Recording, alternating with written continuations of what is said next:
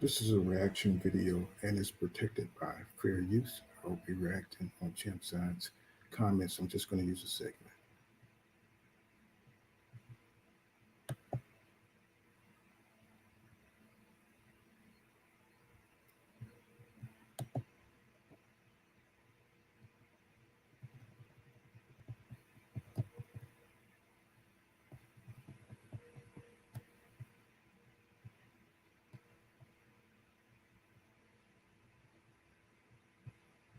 Oh, well, everybody know who I want next. I want Terrence Crawford next. You're going to make that happen? Huh? You're going to make that happen? Oh, definitely. That's the fight that I want. That's the fight everybody else want. Like I said, I'm going to get these straps that I'm going to go over there and take his shit too. All right. Errol, congratulations. Terrific fight this evening. Thank you, man. Now, strap season, I know what time it is, baby. Terrence, I'm coming for that motherfucking belt. All right.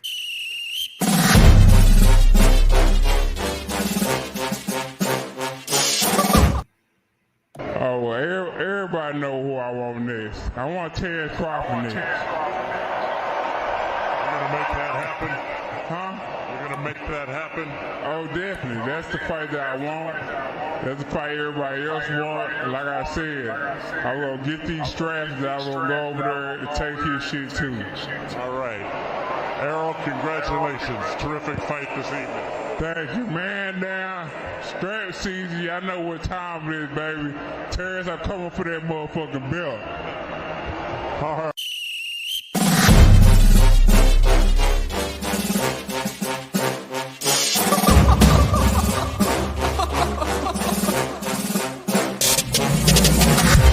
I'm not catching fades anymore. Gotta keep my hands clean when they come for the board. Keep it smooth like a dawn, making moves in the dark. Cause I learned how to swim in the pool full of sharks. Now they coaches, cause they can't read all his motions. How the kid never switch codes, but he codes with focus. Staring down your team with a frozen, ice cold look that could end the summer solstice. Cause I'm more like the top dog. Keep on running game and the gang will accost y'all. I be calling plays from a plane while I'm off court. But we ain't the same, you a lame, I'm a mob star. I'm a top dog on a stat sheet. Off court, but I call plays for the athlete. Laughing when the cop cars try to catch me. Cause I rolled off in a taxi. Put my feet up, I'm relaxing. Singing Figaro with no accent. While I pull strings from the streets in. Do it all with a straight face, I'm the kingpin. Top dog, top flow, boss mode. I'm the kingpin. Showstopper, top dog, God five.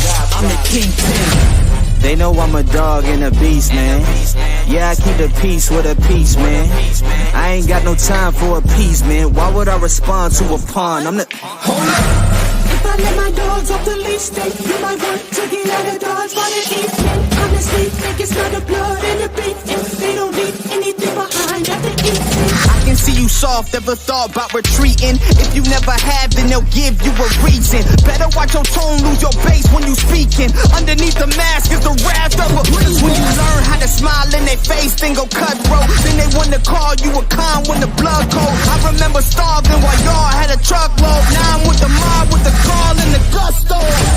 I'm a top dog on a stat sheet. Off court, but I call plays for the athlete. Laughing when the cop cars try to catch me.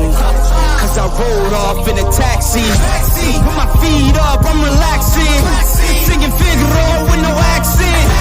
While I pull strings from the streets in. Do it all with a straight face, I'm the kingpin. Top dog, top flow, boss mode. I'm the kingpin. Showstopper, top dog, God five. I'm the kingpin. What's going on? What's going on? Hope everybody's having a great weekend, man. You know what I'm saying? Of course, we know that Terrence Crawford will be fighting that. What's going on, Kevin Ringo out there? What's going on, bro? You know what I'm saying? We waiting on this bullshit to begin. I'm streaming that shit, of course, because you know what I'm saying? You know, we don't watch this nigga cap on more interviews. But that's not what I want to cover. I was watching Champside, you know what I'm saying? And so I've been subscribed to Champside for about 6 years, you know what I'm saying? Because we know that's the baddest brand in the land. And I reached out to Champside, let them know I was going to react to a part of this video, but I wanted to react, you know what I'm saying, to a part of the video because he did a call-in show, right? And you know how we be talking about these Bud Crawford fans, right? And he had some emotional motherfuckers on there. I think this was last night. I'm not sure, but you know what I'm saying. I just couldn't believe the fucking delusion that they was trying to attack Champside on. I was like, man, you know what I'm saying. These dudes live in a whole nother goddamn reality. You know what I'm saying? It's like, bro, I mean, the way they was coming at him saying that he was perpetuating, you know what I'm saying, this hate towards Terrence Crawford. No, Terrence Crawford, he did this to himself, bro. You know what I'm saying? He did this shit to himself by doing this bullshit ass fight when all these years this nigga saying that he was down with the smoke. You know what I'm saying? And when the smoke came to him and shit, this motherfucker turned around and do what he did. So they think that nobody should look at that and give this man no motherfucking smoke. They out they goddamn mind because we're real boxing fans and we want to see the best fight the best, right?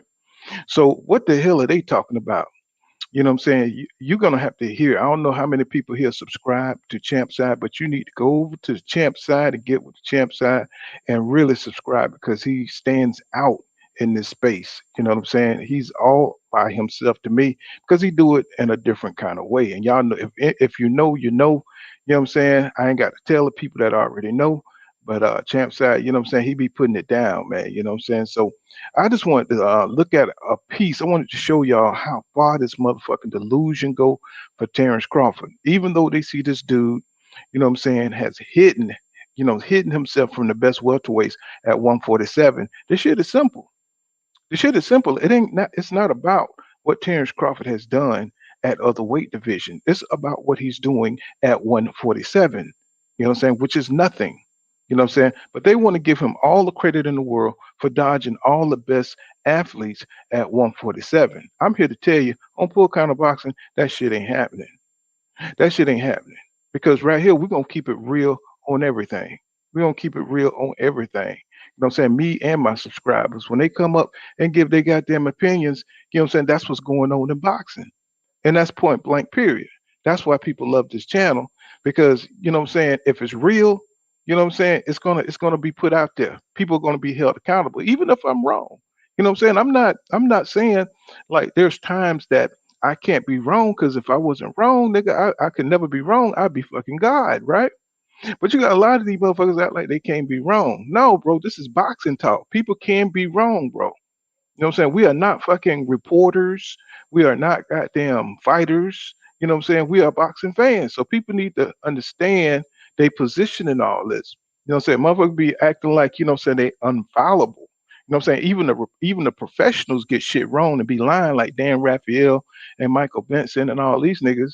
You know what I'm saying? They be lying, they be capping all the damn time. But because they wear a suit and because they get paid to lie, motherfuckers be all up on their nutsack, right? And because they represent different networks, you know what I'm saying? On YouTube, we represent ourselves, bro. So sometimes we're gonna get it wrong too, but we're gonna talk about what's going on. You know what I'm saying? Because we paying for these damn pay-per-views, right? We are the people that pay for these pay-per-views. So I don't give a fuck how big people get. They need to understand the truth is the truth. You know what I'm saying? And you can't hide the truth. And you know, when you play this pretend game like you don't know that this nigga's ducking, then I got a problem with that. You know what I'm saying? You can go on your channels and all this shit, and you can put out all this propaganda and all this bullshit. But the real people know they saw this nigga just say he signed and agreed to everything, and then he went and fought a whole nother nigga, right? So that ain't no propaganda, bro. That's what happened. You know what I'm saying? That is what happened. So you're not gonna pull no bullshit over the boxing fans' eyes and say, well, niggas wake up in the morning thinking about Terrence Crawford. No, nigga, you gotta fight today. You know what I'm saying? That is the kind of bullshit I'm talking about. Right? Nobody would be thinking about your ass if you hadn't ducked Errol Spence Jr. after talking all that bullshit. So you want people to just forget about all that. You want people to forget about the last fucking 5 years that you've been capping on this man, calling this man gay, calling this man a drunk, calling this man all everything but you know what I'm saying, everything in the damn book. You know what I'm saying? So you want everybody to forget that shit. No, bro, the boxing fans are here. It's documented. You know what I'm saying? This shit is sizzled into our minds because we've been waiting for this matchup. You've been building it up, talking all that shit. So now when the fight comes, here you go bitching out. Bro, it ain't no bitching out once you've been selling out that big, bro. What's going on, Erica? You can't motherfucking back out now. You know what I'm saying? You supposed to be pound for pound, and especially not the pound for pound number one fighter that they say is the best fighter in the world. Nigga, stop calling yourself that. Nigga, you are not the best fighter in the world. Nigga, you ain't even number six in the day. You should be where David Avenesian is, in my opinion, because you haven't proved yourself against nobody, and it's obvious that you didn't want no smoke with nobody. So you running a little fucking hustle game scam over there. You know what I'm saying? You're running a little scam. You know what I'm saying? And you still skating the best. You know what I'm saying? Because you had the best in Errol Spence Jr. And see, like I've been saying for all these years, every time Terrence Crawford get into a matchup, a 50-50 matchup, or you know what I'm saying, a matchup that's going to be competitive with one of the PBC fighters, that shit never get made. And they don't want to motherfucking address that. You know what I'm saying? All they care about is Bud Crawford pockets, that Bud Crawford wins. That's all the fuck they care about. Man, that ain't boxing, bro. Boxing is about finding out who's the best in the division, not who can dodge the best in the division. You know what I'm saying? If it was an undisputed ducker, that would be damn Terrence Crawford. That's what I call him. I would say he's the fucking undisputed ducking ass nigga at 147. That's what it is. You know what I'm saying? Good morning, bodywork boxing. Let me see. Ringo say, who has blood Crawford fought in a professional league that he lost to in the amateurs. Nobody he ducked competition if he knows. Let me see who has fought in the profession that he lost to in the country that he ducked competition. You know he can lose. Yeah, exactly. You know what I'm saying? If he know lost to him in the amateurs, he didn't try to get those fights back. You know what I'm saying? Because them guys, he already know his style. They already know his confidence level. They probably seen him around at the Olympic trials trying to bully people, and they saw Gary Russell slap the shit out of him. You know what I'm saying? He didn't do shit. You know what I'm saying? That's what the fuck happened. You know what I'm saying? He got exposed and shit. What's going on? What's going on, bodywork boxing? You know what I'm saying? He got exposed and shit. What's You going there, bro? on, bodywork boxing? Yeah, What's probably. happening with you? I'm getting up early. What's going on? Can you hear me? Oh yes, sir. What's Yeah. happening, bro?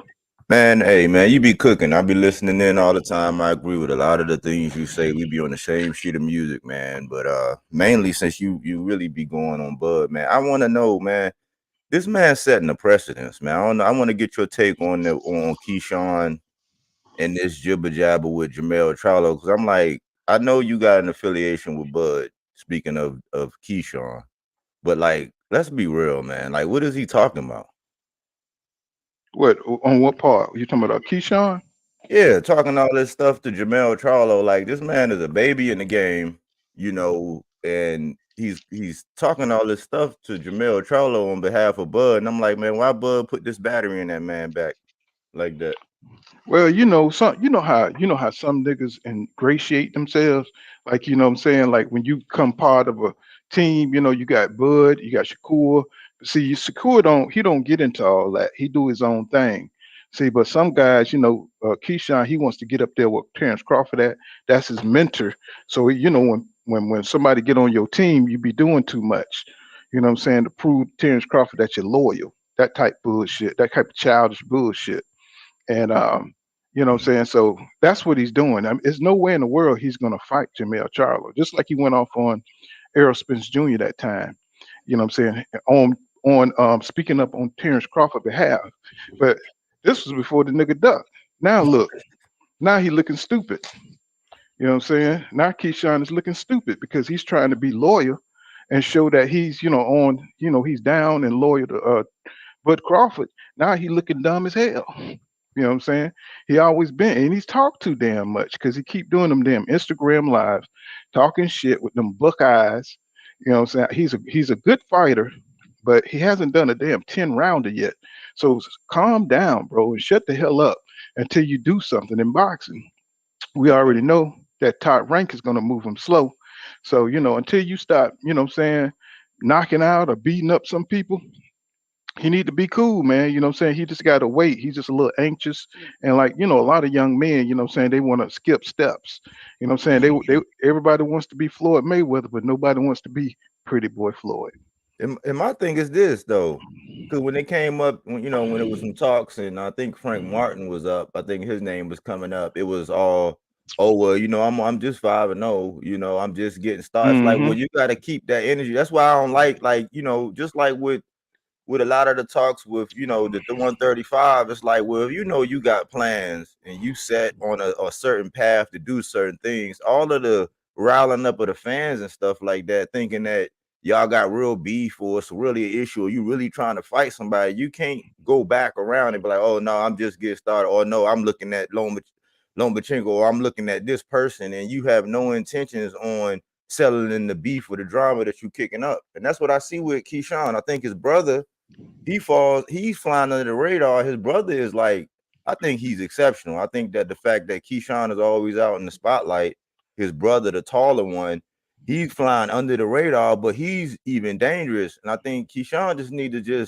I ain't gonna say be quiet, cause speak and promote. Don't be like Bud and be a recluse as far as before he got on his little tour that he's doing with the diarrhea of the mouth. Don't be like that, but Mm-hmm. like you said, settle down, calm down. You know what I'm saying? Like, look at what's in front of you. Keep promoting yourself, but be respectful of, somebody like of a caliber of like Jamel Charlo, because he's a stone collector. This man went Mm-hmm. around and collected the stone one by one by one. He has a right to actually say whatever he wants. And Bud thinking that he can just jump up there and fight Charlo, that's ludicrous to me. Yeah, it is because nothing in his past shows that he'd be willing to do that. Nothing. You know what I'm saying? If you watch how Bud moved over the last 5 years, nothing would tell you that he would go fight. Look how much trouble it is to get him in a Spence fight. Look how trouble. But if you ain't nobody, somebody he can just dog out, he'll make that fight lickety split, right? And Yeah. that shows you that he ain't no Hearns type killer. You know what I'm saying? Hearns, he ain't give a damn. You know what I'm saying? Marvin Hagler, they ain't give a damn. They was gonna fight you. You know what I'm saying? Sugar, you know what I'm saying? That killer instinct. You know what I'm saying? You don't see that in this dude. As a matter of fact, he don't even look like he want to box no more. He You know what don't I'm saying? sound like it. He don't Nah. give off the energy. I call him the benefit of the doubt champion. That's what Bud stands for. I just make a U instead of a O. He's the benefit of the doubt, because every time it's like, how long are we gonna give him the benefit of the doubt? It's like, what you did at 140, that's cool. We don't take nothing away from that. You move up, you got one belt, but this is a what have you done for me lately? And I think that the conversation around 147 is off centered, because Earl's walking around with 3 of them. It's like, okay, so you think he gonna go get 3 of them and then be like, oh no, I'm a pussy for the round. I don't want the last one. No, like, and then when you hear, I don't know if you heard Bud when they asked him about Boots, and he said that name was never brought to me. I'm like, hold on, now you Mm-hmm. a free agent. That you so used to rehearsing that same excuse. Now you're a free agent. You saying, what you mean brought to you? Ain't you a killer? Like, this man Mm-hmm. see food, like he Exactly. see you like food, like there's no energy. You know what I'm saying, to go see Boots. Mm-hmm. That's right. So I'm like, man, it's this. I don't know, man. I think it's more people that don't like Spence. And people don't have to like Spence, but That's I right. would like for Spence to get the same respect that Canelo had. Because remember when Canelo had the 3 belts, everybody was saying, oh man, Caleb Plant better come in, and then Ginger walked away from the table, right? Mm-hmm. So then they was just shitting on Caleb Plant, and I was just like, well, hold on, man. This man is coming in. He got the last piece. He just wants some bread. So he came in. He got his 10 million, but everybody was on Caleb. It's not the same energy right now with Earl having them 3 belts. Everybody is giving Bud the benefit of the doubt. They just say, oh nah, well, and then it's like, well, y'all don't do that with everybody else. We don't keep the same energy when it comes to Bud. Mm-hmm. The benefit of the doubt is like waiting on Adrian Bronner to throw his hands in each fight he failed to do, right? I mean, Right. everybody give Adrian Bronner the benefit of the doubt because we saw what he did beforehand, right? When he was Mm-hmm. down at 35, you know what I'm saying? So we know he's a dynamic fighter. But Each fight, everybody's rooting for AB because he could sell, because he talked trash and he's exciting, right? Right. And so, but he's never going to move his hands after that damn Marcus Madonna fight. We all know that, but he still gets the benefit of the doubt because he got a lot of love from the black community. We're very loyal in the black Mm-hmm. community, and Mm-hmm. so even now, AB is a bigger star than damn Bud Crawford. You know what I'm saying? Just because he got other, you know what I'm saying? He's got other intangibles in his personality. You know what I'm saying? He's very charismatic. He's very niggerish, and people love that shit.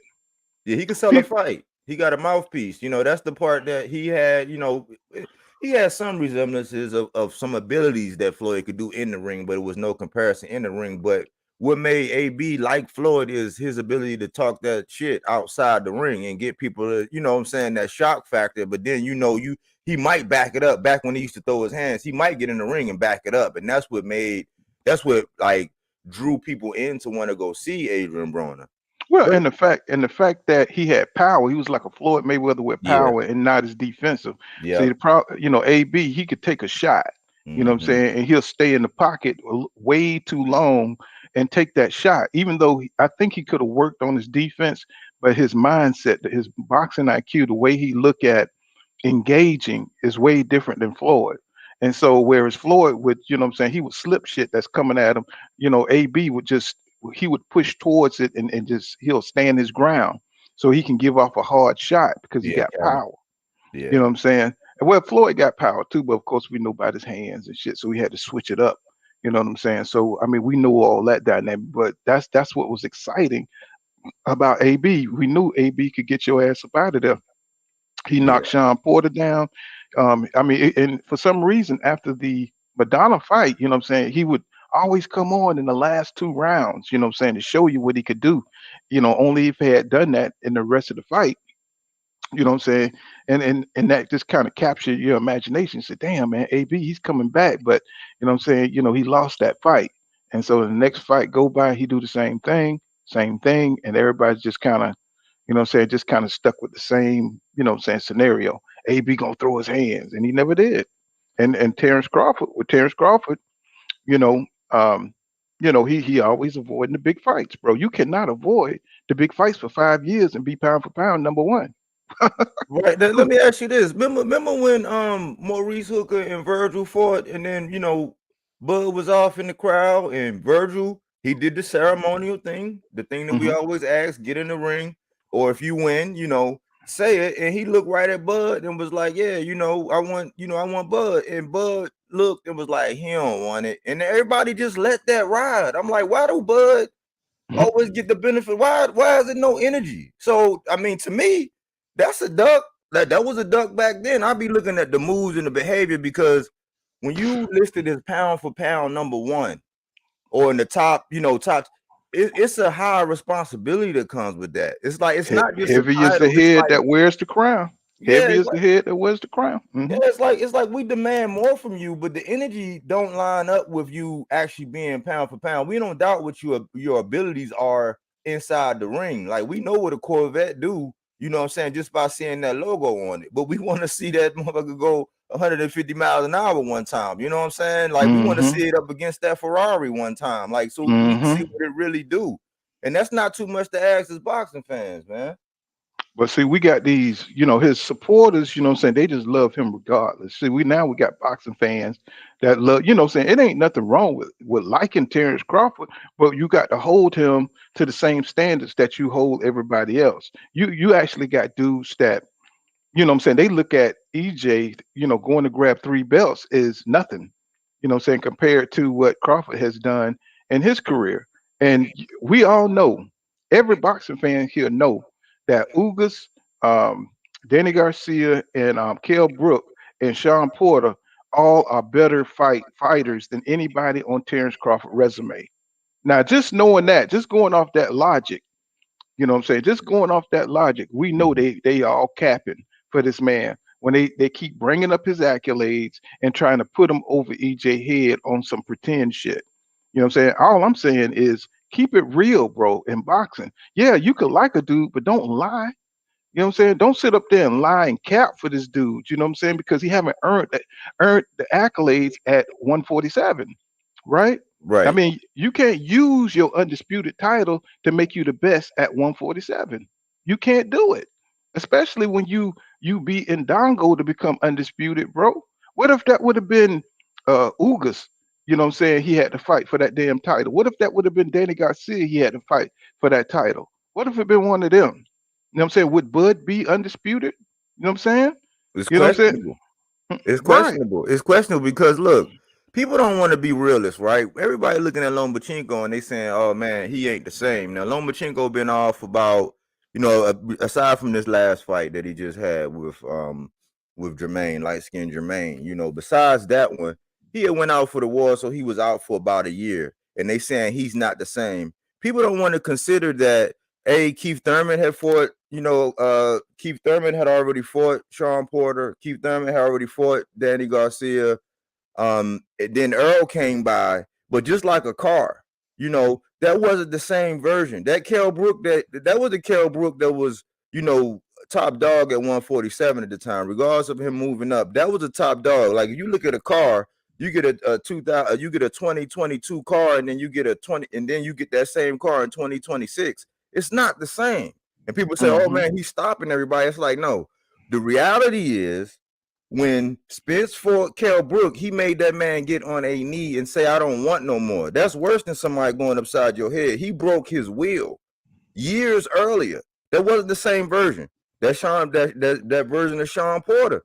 And Mm-hmm. whenever you heard Kenny Porter saying they had discussed throwing in the towel and all that, I know at some point in time in a boxer's career, you say, "Hey man, if it ever get too bad, we're gonna want you to live to fight another day. You got children, you got mouths to feed, you got a wife. So if it get that bad where you just down on the scorecards, you getting hit upside your head, you looking at brain damage, I'm gonna throw it in." But Mm-hmm. never have you heard a Kenny Porter or somebody like that say, "Oh yeah, we talked about throwing in the towel." That was not the same version. So yes, we give him credit for finishing the job and being a good closer. But let's be real, when he fought them guys, those was not the same versions. You know what I'm saying? He got the dub, but those were not the same versions of them guys. Mm-hmm. And So see we all know the facts, man. You know what I'm saying? I'm just so tired of hearing all this alternate fact shit, you know what I'm saying? All this alternate reality, going to these if you're a real boxing fan, be a real boxing fan, bro. I mean, we don't have to agree. You know what I'm saying? But we got to agree on truth, what's real. And yeah, that's the problem that's going on in these channels. You know what I'm saying? You got motherfuckers trying to spin shit just because they like a fighter, man. Fuck liking a fighter because those fighters ain't gonna be here all the time. You know what I'm saying? Fighters are gonna keep on moving. Terrence mhm, Crawford is on his last 2 years, bro, in boxing, or 3 years or whatever. EJ is moving on. But one thing you got to have is integrity. That's something you got to have if you're gonna have good boxing discussion, right. right? So you know what Mhm, I'm saying? If I'm wrong on something, I say, oh damn shit, you know what I'm saying? I thought it was this or that. Oh, you right, man. My bad. That's it. That's all it is. It don't mean you don't know shit about boxing. It don't mean nothing. It just means you was wrong on some facts, right? But right. you got motherfuckers on here that act like they can't be wrong, that everything they do is right, and nobody else knows shit about nothing, right? Right. We gotta stop moving these goalposts, see, because we got a lot of power. It's just that we can't. Everybody want their own little, beacon of light in the truth. Like it's like if we all on one accord and we all say, "Hey, look, this the standard. This man ducked." If we all got on one accord and said this man ducked and that was the standard, we could use our voices to actually get these fights. But when you got a whole bunch of people saying, "Oh man, you mad at him for getting the bag?" I'm like, getting the bag, we got to be careful because Jake Paul, people are giving credit to Jake Paul, which he's making this novelty boxing bloom because he's giving people a bag. Now he hasn't fought a real boxer yet, but we got to be careful what we say of people doing things for the bag. We all know that's what you fight for. It's prize fighting. So that's just an excuse to me to Yeah, say, it "Oh, is. yeah, I'm doing it for a bag," or "Oh man, you expect him to turn down a bag?" It's like, no, we didn't expect him to turn down no bag. We expected him to make the fight like everybody else before him. Who gave up the kind of resistance that he gave were undisputed, and then who is going to paint somebody with 3 belts looking to get the last, who did the ceremonial thing, got in the ring and said, "Hey, I want your shit next," and we say that man ducked. Like we got to be on one accord with saying that, man, that This man want all the smoke. He want that last belt. He want that last piece. And how pathetic is it to have the WBO champion be this kind of nigga that's gonna block the fight and dodge the fight and try to stall out until this man has to move on. You know what I'm saying? To me, that should block him from the Boxing Hall of Fame. You know what I'm saying? He should not be considered because that whole attitude is pussy punk ass to me. You know what I'm saying? What's going on, H Money? I see you out there, Miss T. What's going on, Queen? I see y'all out there, and Greeks with Fire and Cash Crypto. What's going on, y'all? So yeah, I mean, he's changing the whole dynamic of the shit, bro. It's like they're trying to get away from traditional boxing because they tired of seeing niggas on top. You know what I'm saying? Every time you look around, there's somebody dominating each division that's black. You know what I'm saying? So people are tired. You know what I'm saying? They're tired. You know what I'm saying? People want to see other ethnic groups at the top. And if they can win, I mean, they're trying to get away from the regular boxing model. That's why Canelo ain't have to fight no goddamn body. You know what I'm saying? We would have never heard of no goddamn Canelo if he would have had to fight Laura again, if he had to fight Austin Trout again. You know what I'm saying? Yeah. In a rematch, which those fights should have been ran back, right? Yeah. Even old ass Cotto, you know what I'm saying? An older Cotto, you know what I'm saying, gave Canelo almost, you know what I'm saying, gave him a good ass battle. You know what I'm saying? And you know, Cotto had one foot out the damn ring at that time.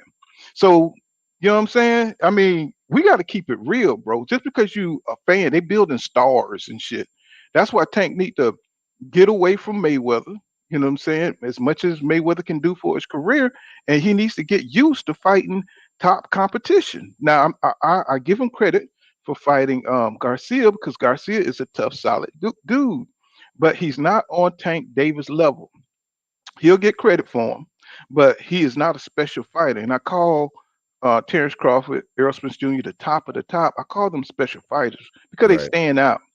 Mm-hmm. And we know what we're talking about, but they act like you don't know what the hell you're talking about just because they try to tear him down. They try to tear down Danny Garcia. But one thing about Danny Garcia is he'll knock your ass out. You know what I'm saying? He would knock Yeah. your ass out. And Kell Brook, they act like Kell Brook wasn't shit when he had that belt. Kell Brook was a rough house, bro. I mean, you seen what he did to Sean Porter. It was a lot of cheating going on in there, but he was able to do it. Yeah. Who's ever been able to hold Sean Porter like that and win? You know what I'm saying? That nigga is strong, bro. You Yeah, know, that but time he was the man. But let me talk to that point you just brought up. You notice how mhm, on the pound for pound list abroad, they have a lot of, like, I'm gonna say others for lack of a better, like, outside of us, you know what I'm saying? Outside of black people, they always put so Asian or German or whoever they got on there. They put a lot of others on there.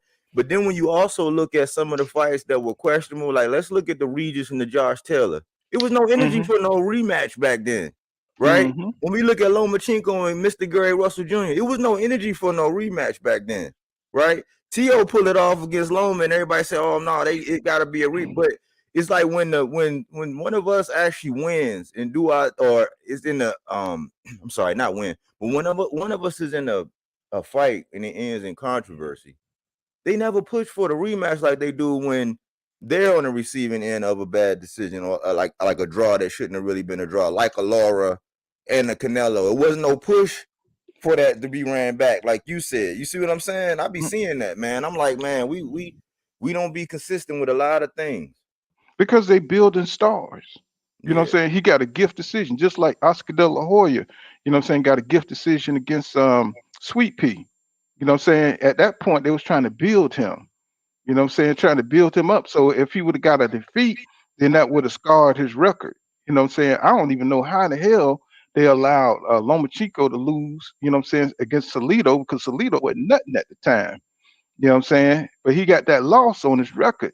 You know what I'm saying? But they try to keep that from happening. You know what I'm saying? We see this in boxing too much. They put too much emphasis on being undefeated, right? And I think boxing would be more exciting if, you know what I'm saying, they just go in there and fighters didn't have to worry about a loss. You know what I'm saying? It's the marketability of being undefeated is that killing the sport. You know what I'm saying? You know, it's nothing wrong with taking a few losses and going back and correct. As long as you go back and you correct that loss. Like Teofimo Lopez, right? He could have went back and fought Cambosos, right? But he right. didn't want to do it. I mean, and that's like, bro, to me, that counts to you as a fighter. You don't want to get that win back. That shows where your competitiveness is. You don't want to go back and get that W, bro. This man whipped your ass, had your split your head, bro. Now, bust your head down to the fucking fat meat, bro. You know what I'm saying? Had you leaking, knocked you down, and all that shit you was talking that I'm undisputed and talking against calling Devin Haney the email champion, bro. That makes you look stupid. Yeah. But you don't mind moving on with unfinished business. You know what I'm saying? So we've gotten used to this. It's become a norm.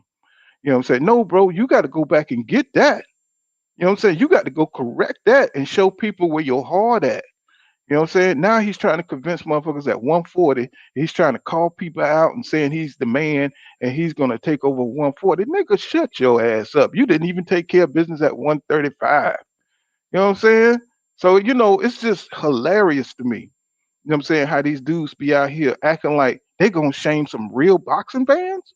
You know what I'm saying? And we know what's going on. I mean, we live in everybody trying to Fox News everything. You know what I'm saying? What's that nigga on Fox News that be always lying and shit? What's that nigga name? I mean, you know what I'm saying? Just always capping. Come on, that bitch with the propaganda. I said that's how these damn channels are.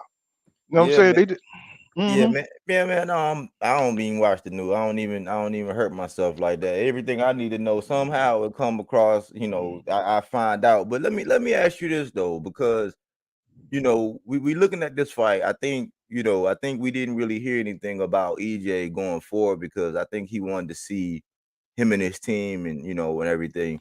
They wanted to see what was going to happen with the results of this fight. Do you think Earl should subject himself to sit back at the table with this man? Now, I say that because he already gave 147 a hangover. And I did a video, it was a minute ago, where I put up a quote from Bud where he said, if I don't get this fight, will it hurt me? No. But will it hurt the rest of the 147 division? Maybe.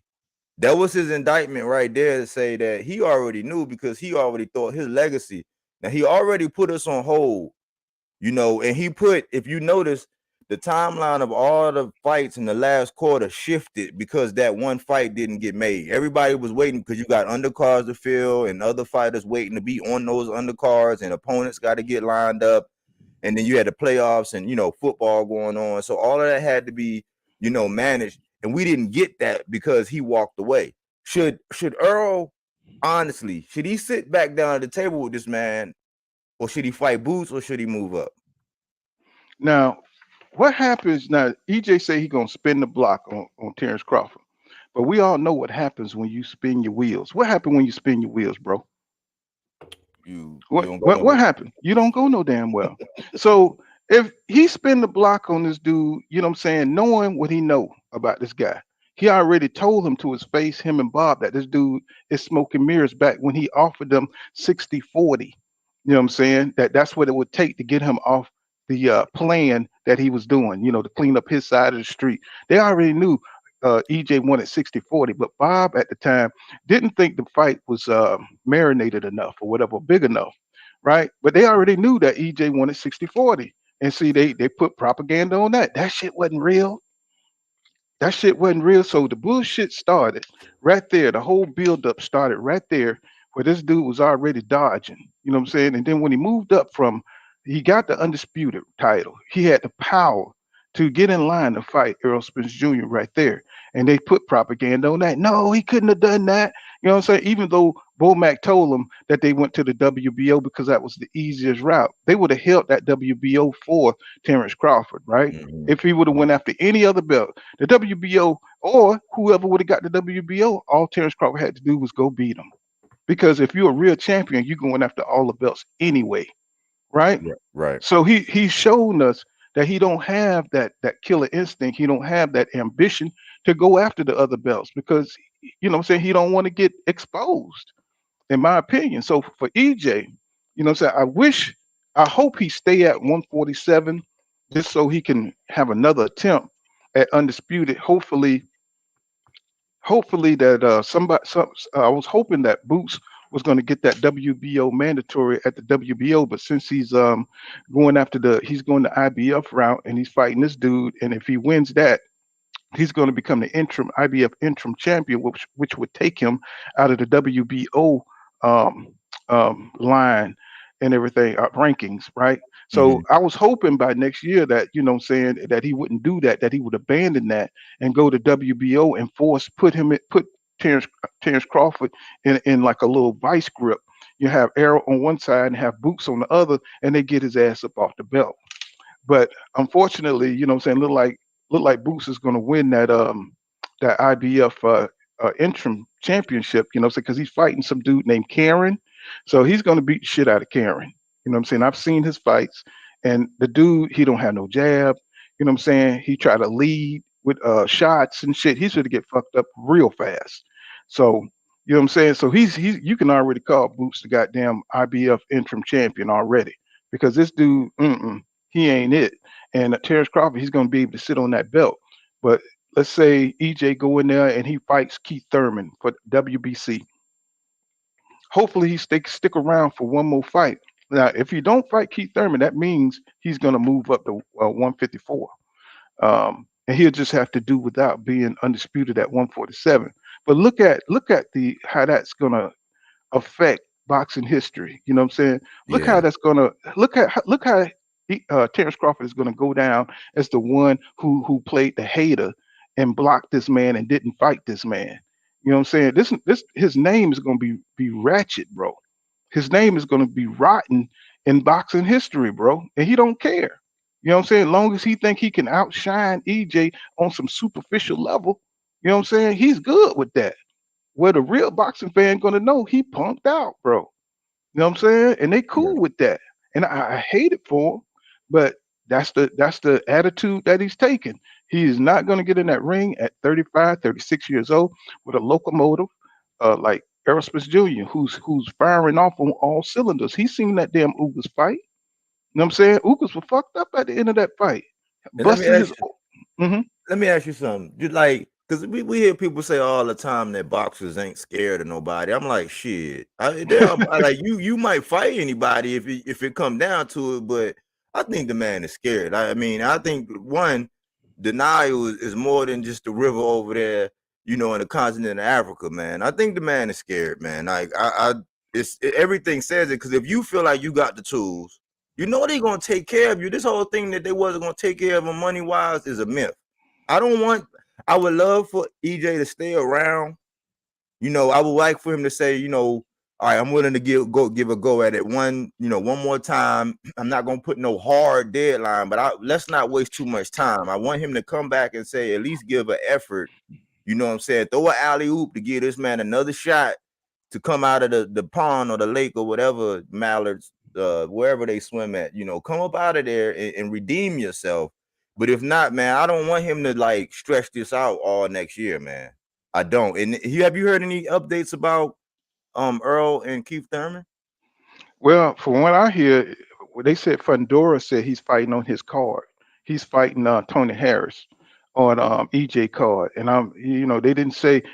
So I'm thinking he's fighting Keith Thurman in February. You know what I'm saying? And Fundora said he's going to be on that card. So that's what it is. You know what I'm saying? So that's what a lot of boxing insiders are telling me. And so, look like he's going to go through with it, and he's going to get a lot of backlash on that, on some petty ass dumb shit, because it was Terrence Crawford that left him hanging. You know what I'm saying? He wouldn't have Right. to fight Keith Thurman if it wasn't for his ass. And then he gonna turn around, and this is the shit that make you really upset with Terrence Crawford is, EJ he duck his mandatories. I said, man, boy, I said, please.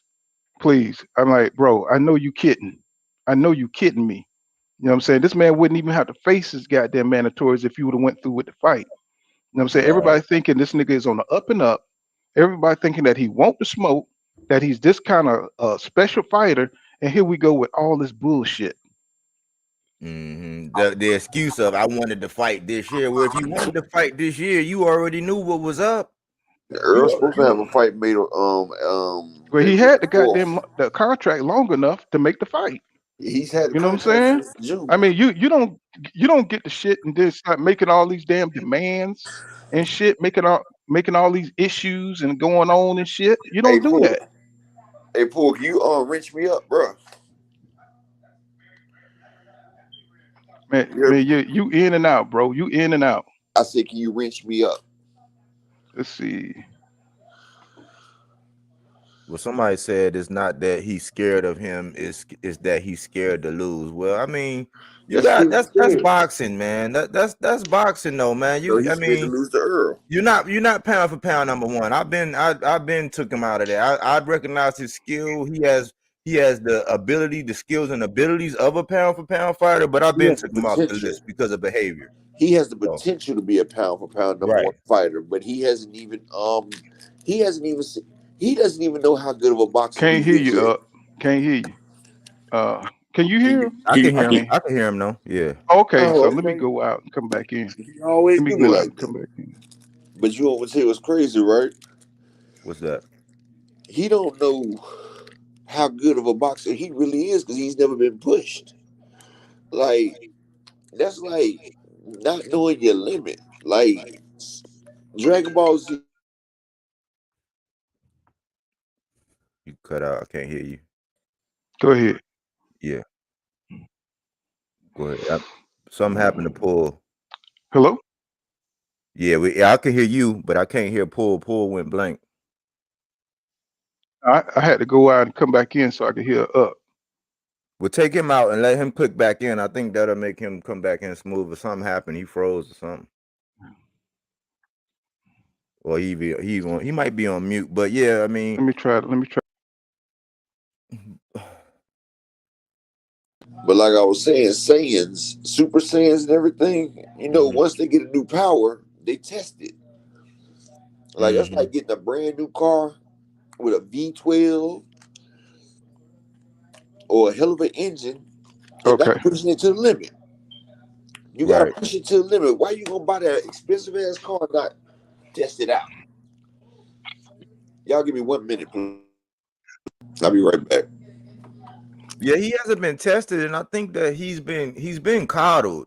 And see, this is why I was upset when he first made the move and he said he dropped the mic on Bob. Reason why I got upset is because the boxing community all of a sudden was like, "Oh yeah, bud, and you really did this and that." I was like, "Man, look, man, it wasn't just Bob, because we pick and choose when we want to believe Bob." And I always say, Bob, he loves to talk. Sometimes he's telling the truth.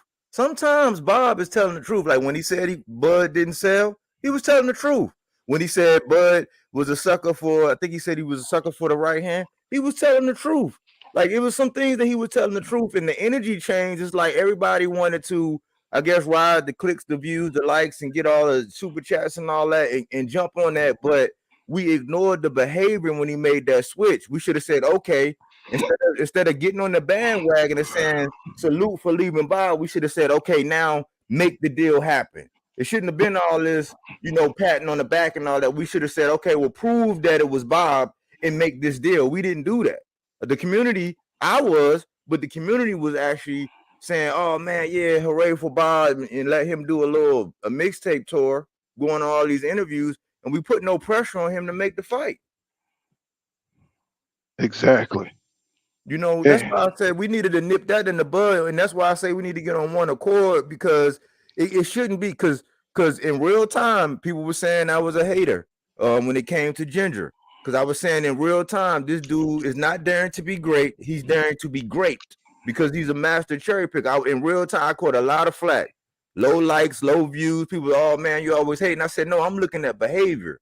And I had him and Bud in my age well games, meaning that the shit that they were doing was not going to age well. And look at what we're doing now.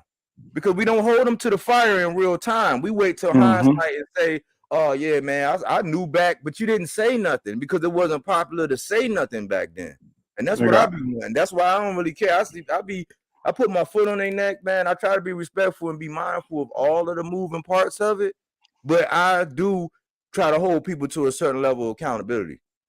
And that's what we need to do, because this is where we wind up at. Because now in hindsight, people saying, oh man, Ginger ain't been the same for this, and oh yeah, he ducked this and he ducked that. But no, y'all was riding the bandwagon in real time when he was doing it in real time. Like when he turned down that PBC deal and took that the zone deal.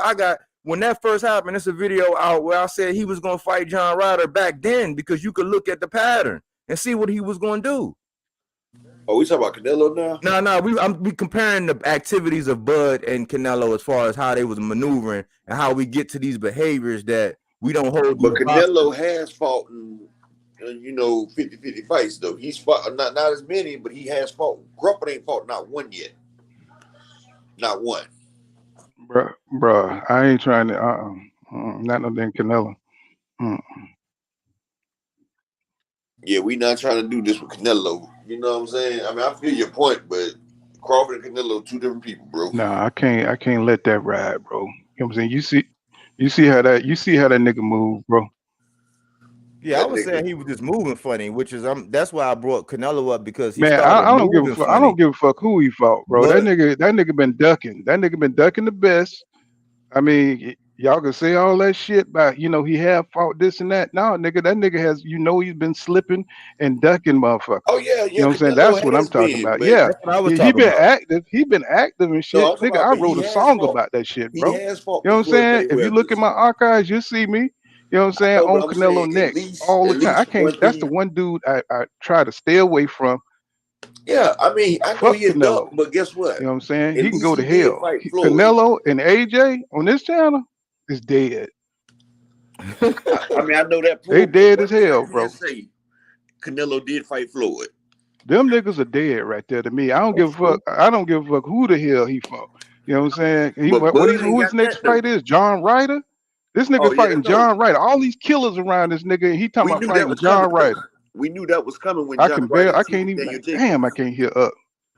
I said when Daniel Jacobs got cheated by Damn, it's like my John shit. Ryder, we Let knew me see. Let me that change. this shit was coming.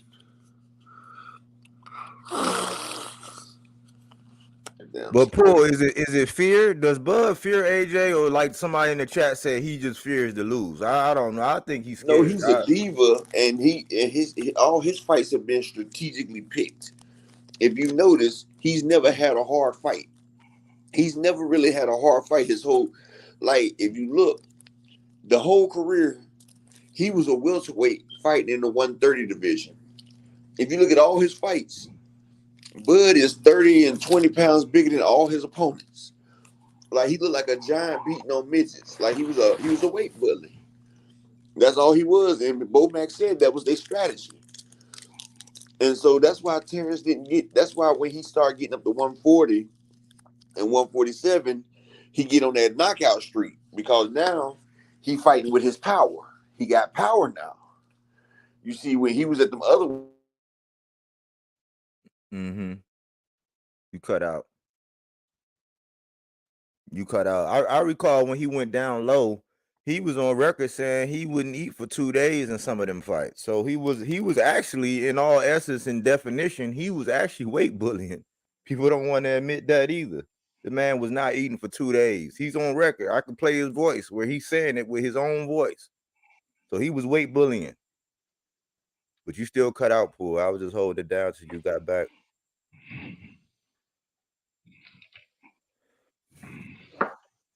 But yeah, man, I don't know, man. I just think that, man, if Bud want to retire or he want to go over to the novelty boxing side, go ahead and have at it, man. But don't hold the 147 division held hostage, man. It's like a sea of piranhas right now. They waiting for Undisputed to get satisfied, get settled, and then for Arrow or Bud, whoever the victor is, to move up, and then that school of piranhas at 47 will go ham. That's what I want. It's bigger than Bud for me. It's bigger than just Bud. It's bigger than just EJ. It's the 147 division that is being held up by this. And some great fights that could happen. But I can't hear anybody. I mean,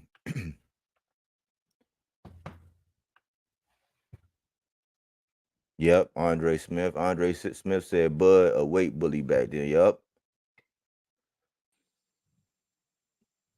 Let's see. I can hear you. Yeah, so can y'all hear me? Yeah, I can hear you. Have a little internet problems going on here. I don't know what the hell. It's like every time we get to cooking pretty good. Time we get to cooking pretty good, this goddamn internet. Somebody tried to shut Canelo, trying to shut our ass down and shit. They don't like what's going on, T Wood? He said Softies don't want to get back. He said they accept losses laying down. What's going on, Pedro Torres? What's going on, Cash Crypto? Cash Crypto said EJ said he wants all the belts, so that what he said, so that's what's EJ going to do. That's what EJ's going to do. And what's going on, Yoshi? Yoshi Divine. What's going on, Queen? And Pedro Torres says he says Spence should not waste more than a week trying to get a fight with someone who doesn't want to smoke. Man, I agree totally. And Brian Bradley says, I know it's not just me. He said Crawford looked small and weight drained. He said after a whole year, this is how he shows up. Where's the discipline? And John Norrie says he said it's a shame Boots rather target EJ because the boxers know he will actually fight them. And Pedro Torres says Crawfish has the body of a 15-year-old kid. Spence will crush him like a bug. No doubt. And what's going on? Upper echelon man. You can say, oh, he says, Pool, give me a wrench. You ain't got no wrench? That shit don't what? Let me see. Let me see what's going on here. Let's see. I got to watch my phone. Let me see. I'm surprised. I mean, I don't, saying I don't really like take it off or nothing like that. Let's see. Damn, I don't even see him in here. Let me see. I got to look through this real good. Let's see. Yeah, my man ain't got no wrench. That's crazy. Oh, there you go. Okay. Yeah. So you should have a wrench now up. Let's see. You should have been had a wrench. I mean, I don't know. I mean, sometimes I get to cooking, I forget to look at my phone and see what's going on. What's going on, Queen Georgia Peace Denise? She said, good morning, Pool. Salute to the panel chat. It's a fight night. Of course it is. You know what I'm saying? The most bullshit fight in boxing history. It says Levance Turner says propaganda is a tool that smart people use to control fools. He said, how can your first fight at 147 be a tune-up for a belt? True that. Let me see. I'm gonna drop that link again. Up. See, I see you done fell off. I don't know, something going on with the internet today. It's like real slow, y'all. So bear with us. And let's see, PS says, and he knows if he lose the EJ, all the shit he talks is going down the drain. Exactly, bro. And that's a big point right there. You know what I'm saying? All the shit he's talking, and that's why he's got to stay away from EJ because he know he's built everything that he got going on at 147 off of EJ name. So he's got to keep it all intact. If he goes in there and fight EJ and get his ass palumaloom, then all that shit, all the whole legend, the whole myth, even the undisputed, everybody's gonna look at that. His fans, anyway, we already know, but his fans are gonna look at that and say, this nigga wasn't all that, bro. You know what I'm saying? What's going on, Marvin Banks? I see you, my brother, and my queen again. Georgia Peach Denise. She says, when you go to the gym, he says you challenge yourself. He said, why stay with the 5-pound weights? Right. You know what I'm saying? As you gain strength, you know what I'm saying, you challenge yourself to get stronger. You know what I'm saying? And I think Terrence Crawford said this in I forgot what's the name of that interview was. He said that, he didn't expect to make it this far. He said he would have been retired, bro. You know what I'm saying? He would have been retired if it wasn't for the responsibilities that he's taking on for other people. You know how motherfuckers get rich, and then all of a sudden, you got all your family members and everything trying to leech off you and shit like that. So, he got a lot of stuff going on with outside his, extended family probably and other business partners and stuff. And he's got to keep that up for him. You know what I'm saying? He's got a whole industry of hands out around him that he's keeping up. You know what I'm saying? And so, if you listen, that's something that he's got going on. So he probably would have been retired if it wasn't for those people that, he feel like he got to keep up their lifestyle.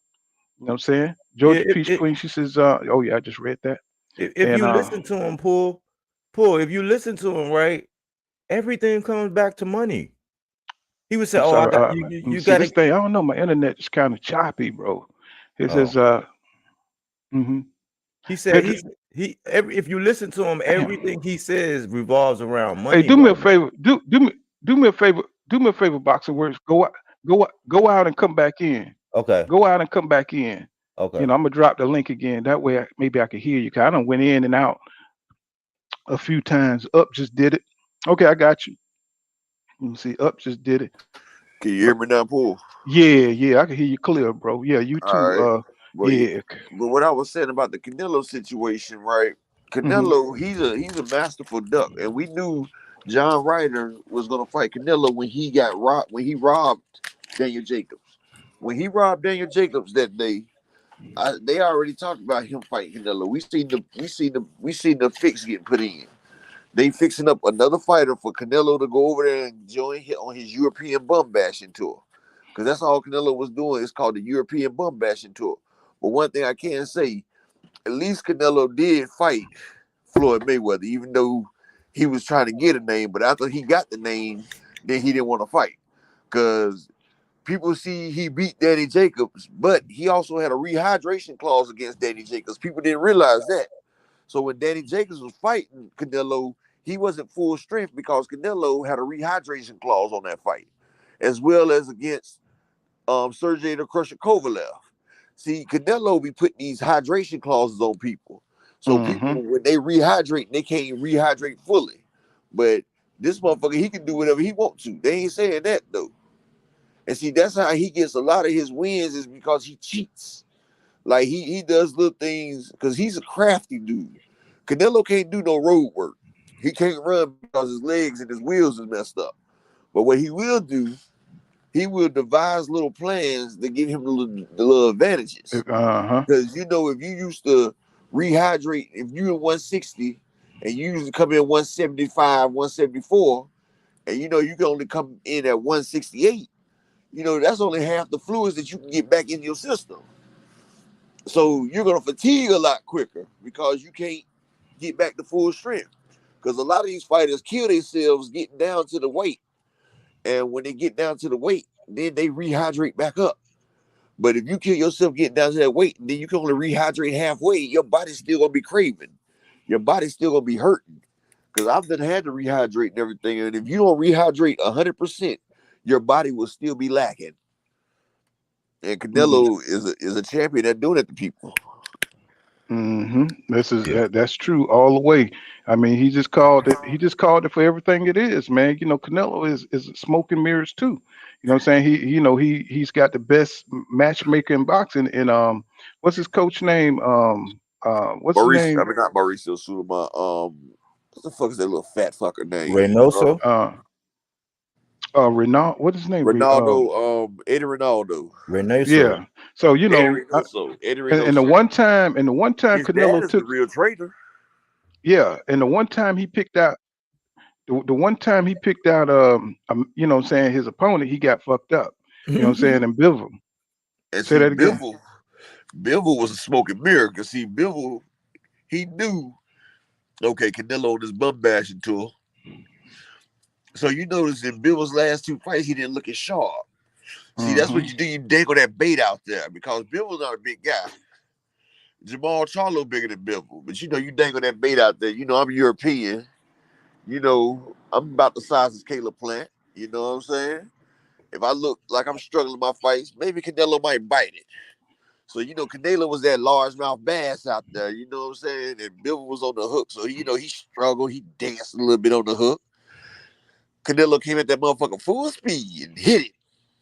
Now he's sitting there looking like, damn, he on that dinner plate now. I Hmm. think it was Let me get more of that exposure. $10 super chat. Ricky D, thank you for that $10 in the super chat. He says Bud is going to retire after this BS fight. I And hope man, so.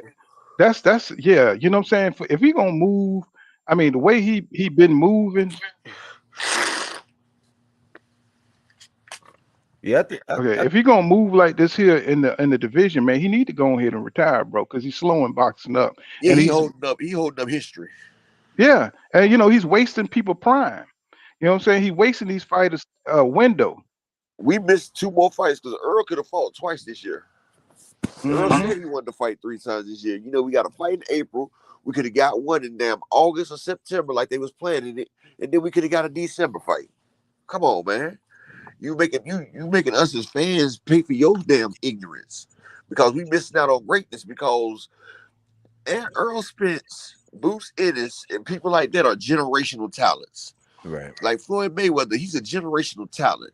Mhm. And when you have the privy to get there and watch them live and in person and watch it when you're in there, like Jordan. if you had the time, or Kobe, if you have the time to watch them live, it hits so much harder than looking at it on damn videos. To have the live experiments of greatness, when you be like, I was there when greatness happens. Now, Earl don't have that much longer because he's 32. He's starting to get older in the tooth. You are denying us different experiences of watching great fights. Like, we could have seen the fight versus you. We could have seen him go up fight Fundora. We could have seen him versus Castano. You're taking great fights away from the fans.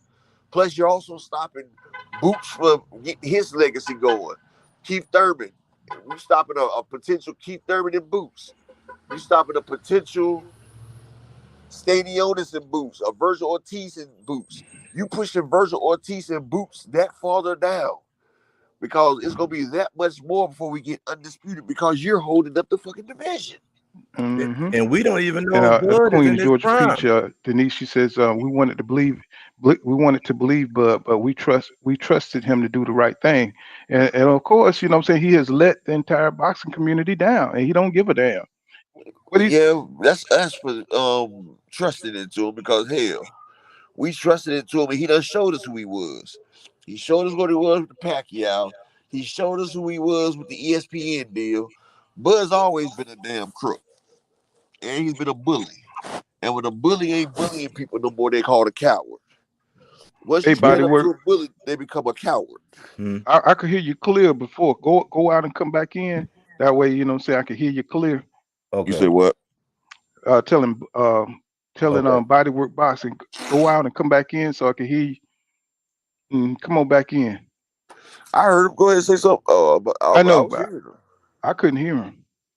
Yeah, Come I on know. I back went in. out a couple times for you too, because I'm like, okay, Yeah, cause I'll be going when out your and come internet back ain't, out. Hmm. when the internet is not connected, I go out and come back in too. So we can hear you clear. He was making some. He was cooking good, man. But yeah, that's the shit I be talking about though. And see, Bud, even though people try to compare Bud to Canelo, you can't do that for one reason. Because one thing we can say, eventually Canelo did take a Daniel Jacob fight. He didn't want to, but he did. And Canelo took a Floyd Mayweather fight. That's before he had lost. So he ain't had shit to lose. But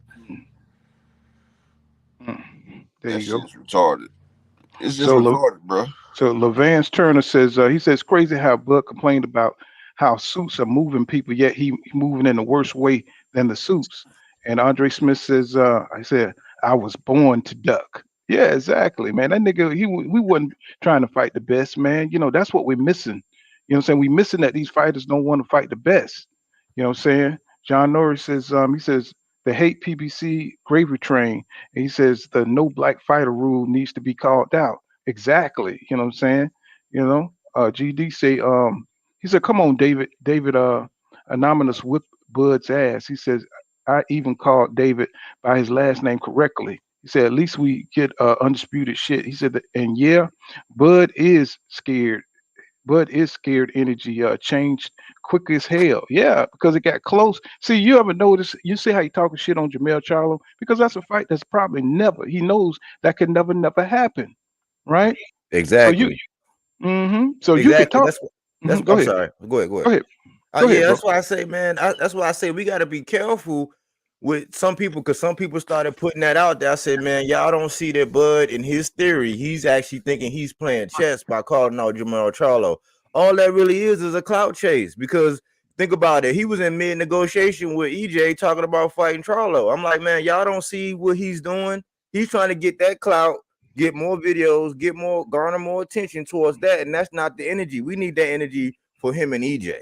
So that's all that really is for Bud, man. We don't even know. I was going to ask y'all, is Bud even in his prime? Do we know if he is in his prime right now? We about to Shit. see today.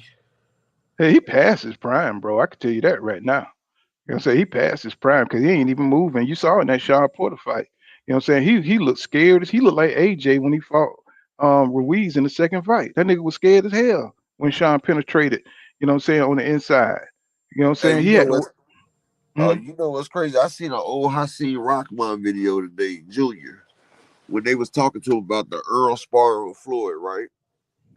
and Hassan Rockman, he said the best fight at welterweight will be Sean Porter and Earl Spence. They said the Bud fight would be all right, but he said Earl Spence and Sean Porter be the best fight for Earl.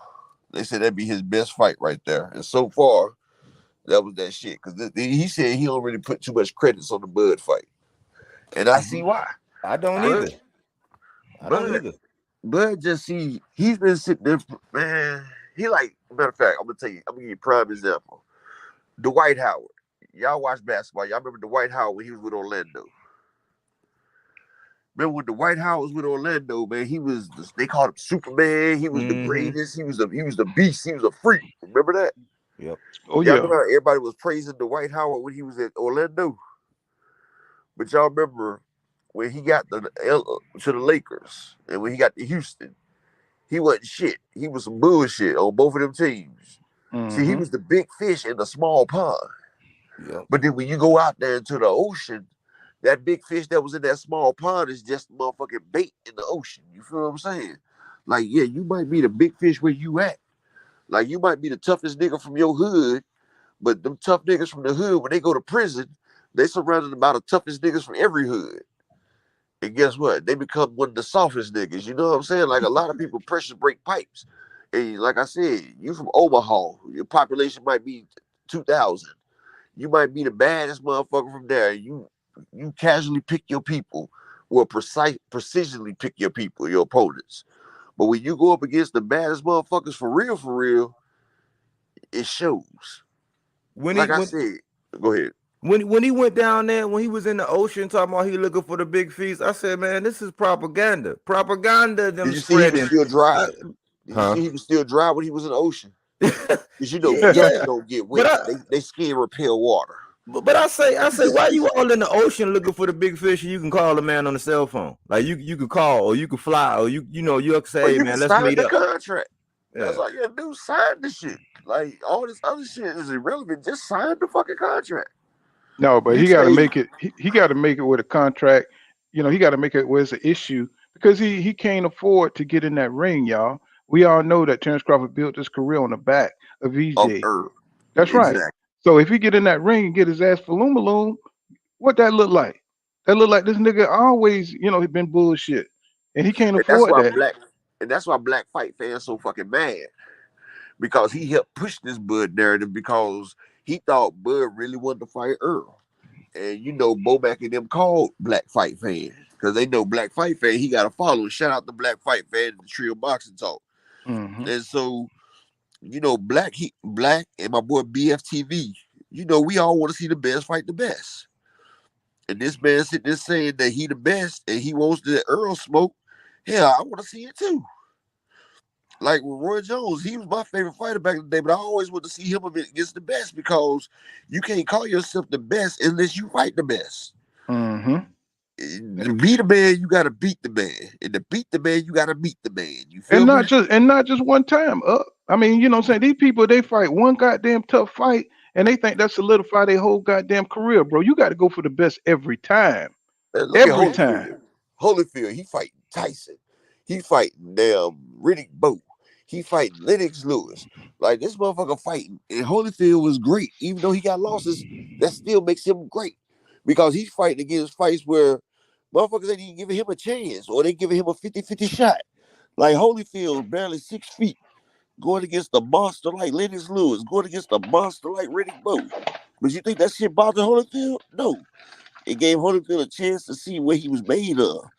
It gave Holyfield a chance to see if he was great. That's about achieving greatness. Exactly. Mike Tyson, short as hell, going against Lennox Lewis. Tyson didn't care. He wanted to achieve greatness. You know what I'm saying? That's why I say the shit is simple, bro. They try to make it complicated. They try to make it like it's all about all kind of shit about getting the bag and shit.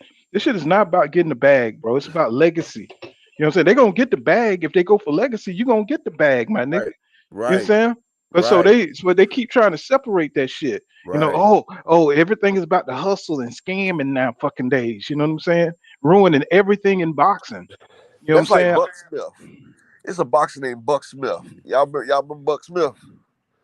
No, I don't remember that name. Well, he was in he was in late 80s, early 90s. He lost. He was like middleweight and shit. Buck Smith have 186 wins, 20 losses, 120 knockouts. This man was fighting 3 times a week. He would stay in his car and go from venue to venue, ride and go to fight. And at first, he had lost his first fight. He had got all the way to 97-2. And, you know, he lost like his last 10 fights, but shit. Buck Smith was he didn't get that much sparring. So, you know, a lot of his fights was, you know, a lot of them was padded, but, you know, he was learning on the job. And, you know, he had a title shot and he almost won it, but, you know, dude pulled it out in the end and got it, and that was the end of him. But Buck Smith, he would fight anybody, any place, anywhere. Man had over 186 wins and 20 losses. Hey, Paul. Let me ask you something, man. What happened if David Polynesian Sauce? What if he cracked Bud Chin, man? What if? That's what I've been saying. Like, what if this man cracked Bud Chin tonight? If he crack his chin, it's gonna be an uptick. You know what I'm saying? As far as his goddamn numbers, because that's what everybody gonna look for. That's the only reason motherfucker want to see that fight, to see what Bud got left. If he got anything left in the tank, everybody, because you know Green Machine, when he cracked Bud, nobody expected that, bro. Nobody expected that. So now that we see how he's been dodging competition, shit, he dodged Manny Pacquiao, he dodged all the PBC fighters. Now we looking at Bud like this nigga ain't he probably soft. He lose it. Some people look. Some people basically saying, look, this win is in the bag, and I'm like, man, the way I see it, it's a lot of pressure on Bud. Not only do he got to win, but he got to look good, because you know he gonna get crucified if he don't look like pound for pound number one, or if this man go in there and wobble him or drop him like Green Machine. You know, it's gonna be bad for business, and them numbers and everything he was basing it on, all that shit gonna come crumbling down. Y'all subscribe to G5 Gabe over there at the Winning Team. You know what I'm saying? If you like this kind of content, man, G5 Gabe, you know what I'm saying, he's a sage in the game. You know what I'm saying? He's got that great early morning show, you know what I'm saying, where he be taking you down, you know what I'm saying, and talking some boxing and talking about some life, you know what I'm saying? Y'all subscribe to G5 Gabe. Most of you guys already know who he is in the Winning Team and just do boxing, you know what I'm saying? So, you know, when I get back on the road, that's who I'll be listening to. Hey, y'all also give me a subscribe on the Upper Echelon, man. I just dropped the link in there. It's gonna be some fire ass content tonight. I'm dropping the video the Simp Academics. I'm dropping the video that just because you got money, it don't make you an alpha. It just means you a trick with a bag. Y'all go ahead and subscribe to me. I got a lot of hot content coming on there too. I'm gonna subscribe. Hey, Greeks with Fire says Canelo trainer ain't shit. Say he was telling Canelo tried hard and that's it. He said the guy was a horrible trainer, and Canelo's a horrible duck. That's how I see it, man. I can't stand when motherfuckers be trying to act like Canelo is the face of boxing. That he is not the face of boxing, not the face I want to see. That's an ugly ass face. I thought he was Irish. When I first saw it, when he first came out, I said, "That is an Irish motherfucker speaking Spanish." You know, Canelo could do what he want to do. You know, Canelo has put in enough work. Yeah, he fought over the hill champions that had a name, bro. You know what I'm saying? Floyd was not even in his prime when he beat Canelo. Floyd was right. He thought he was gonna go in there. He thought he was gonna dust Floyd off, but Dust had something for his ass and shit. You know what I'm saying? Beat his ass 12 rounds straight. Now, you know what I'm saying? Floyd while Floyd was in his 20s.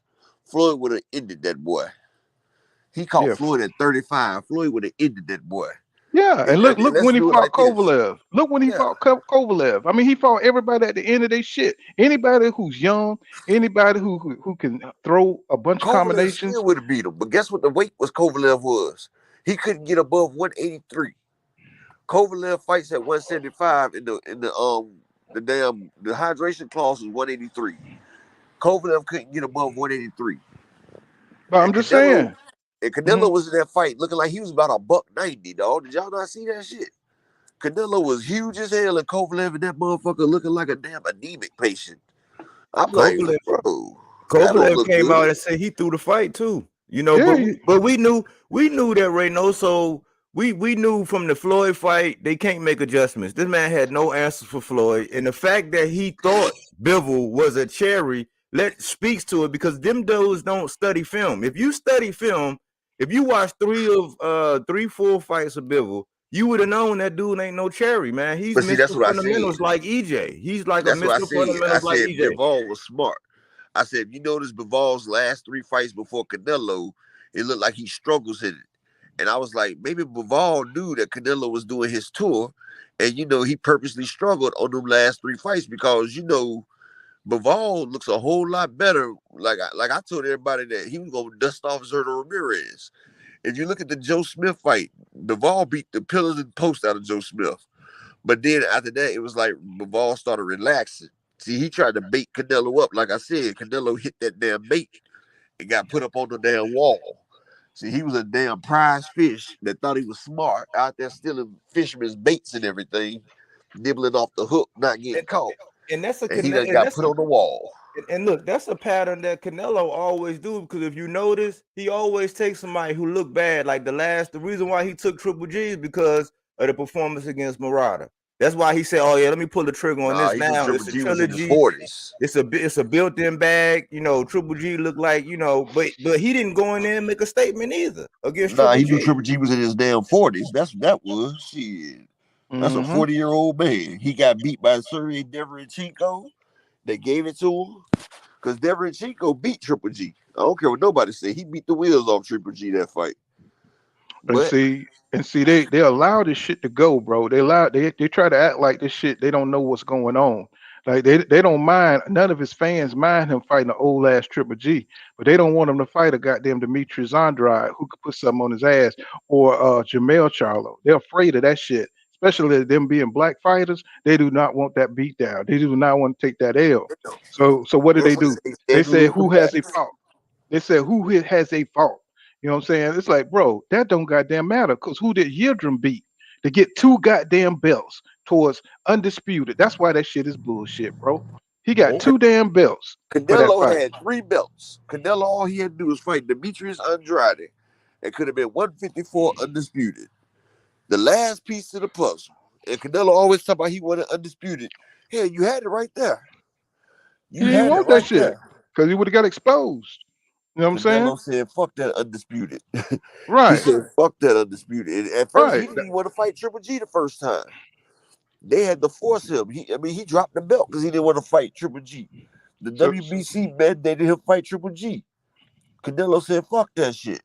And you got motherfuckers going here researching and shit, trying to twist him out. Why didn't he fight that for that last belt? You know what I'm saying? I've been to different channels and shit, motherfucker. Well, the WBO, he didn't push for it. And I'm like, bro, shut the hell up, bro. Canelo did not want to fight Demetrius Andrade because he was going to get his ass whipped. And he moved up to an easier division to fight Billy Joe Saunders. And they made sure that Billy Joe Saunders had a potential fight with Canelo. That's why now I know he tested positive, but he probably tested positive to get out of that fight so he could fight Canelo because it's bigger money. Exactly. And that's what I'm trying to tell y'all. I was about to say that shit a couple months ago. I said, man, it's surprising that Billy Joe been passing all these clean tests. And then when it's time for him to fight somebody else, he loses it. Then he passes for Canelo. Come on, bro. Right. I mean, we already know what it is. Canelo bring that bag. You know what I'm saying? So he didn't want to go out there. Fat as hell now. He done made that damn Canelo money, bro. Right. Right. So they willing to take a big fight and get big money. You know what I'm saying? And I understand. But as far as boxing goes, don't say that Canelo fought the best at 168 because he didn't. He connived his way. He connived. Yeah, he skipped right over Benavidez. He wasn't even looking. Benavidez lost that belt again. Right. Shit. And see, when I saw that shit left such a bad fucking taste in my mouth. And this fan's like, yeah, Canelo, he's undisputed at 168. Well, he's just as fake as Terrence Crawford, in my goddamn opinion. That shit is weak. Fucked up. And Suleiman, I blame him because y'all took that man's belt and gave it to Canelo, and he ain't even fought at 168 yet. Like, come on, how he just get the? It's not like the WBC got that mandatory like the WBO. Y'all sat there and be making rules for Canelo. See, the Right. WBC is Canelo's belt. That's why Canelo is still the franchise champion at 160 right now. If y'all go Mm-hmm. look at the 160 belts, Canelo is still the franchise champion of 160. He'll never fight at 160 again. Long as Jamal Charlo down there, you know what I'm saying? He might fight Munguia or some shit like that, or somebody who weak, but he ain't never gonna fight nobody But strong. That's if Triple G was ever get one more belt, because he got two of them, if he was ever get one more belt, don't y'all know Canelo could come down there, activate his franchise, and get the fight with Triple G and become undisputed at 160? That sounds like right up his alley. I'm so just people ain't. I'm not saying it's gonna happen, but it's still in position to do that though. So this is supposed to be hate talk right here, telling you what reality is. You know what I'm saying? Like we can't look at Canelo and how he move and don't want to move on a traditional boxing path. You know what I'm saying? Fighting his mandatories, fighting. How many times David Benavidez is going to have to take a step aside fight, eliminator, fight an eliminator because Canelo don't want to get his ass beat, right? Or David Morrell or somebody who's challenging Dave instead of Morrell, fighting. though. Instead of W- fighting, let me finish up, bro. And instead of fighting somebody, you know what I'm saying, that he want to fight somebody who ain't got no chance to beat him, bro. You know what I'm saying? And they were, what about Bivol? Well, he thought Bivol was soft, bro. Yep. He miscalculated. You know what I'm saying? And he got his ass beat real bad if you go back and watch that fight. He Bad. got his he got his ass bad. He got his ass beat up real fucking bad. He Like got So embarrassed. Pacquiao. Like Pacquiao from Ugas. He got one of the Pacquiao ass Yep. whoopings. Yep. I bet you he wish he would have fought He was Zerto too. In depressed. hindsight, yeah, I And bet look, you he he was wish. depressed as hell. If y'all remember that, Canelo was going through some shit. That motherfucker was that nigga was depressed. drinking. You saw that video where he was drinking and singing and Now shit. Canelo drinks. You remember Canelo used to be clean boxing. You know, Canelo used to treat his body like a temple. Now Canelo's an alcoholic. Canelo having problems with his lady. He's drinking all the time now. That's what happens when you get washed in two fights. Floyd Because washed him. the jig is up. Yeah, Floyd done washed his ass. And then the fact that Canelo lost on the cards, I think that's what hurt him the most. Like, he lost to Bivol on the cards. And then he seen that they tried to give Triple G the win on his ass on the cards. So he knows that people are tired of him. And people are willing to put somebody above him. And that right there, that fucks with Canelo more than the ass whoopings. That everybody's not blindly loving you no more. Like, you not Mhm. loved unconditionally no more, Canelo. No, people know you some bullshit, nigga. Mhm. And you And been that bullshit. what's going on, Yolanda? What's going on? This is Don Sapansky. She said, why don't you come on in the evening no more? Because right now I'm sitting down handling some business with my truck and stuff. So now I'm coming on in the morning, so I don't have to stay up late at night. But I'll get back to evenings. You know what I'm saying? I'll switch it up once I get back on the road. But Yeah, the that's all fight that is. start around 5 o'clock today.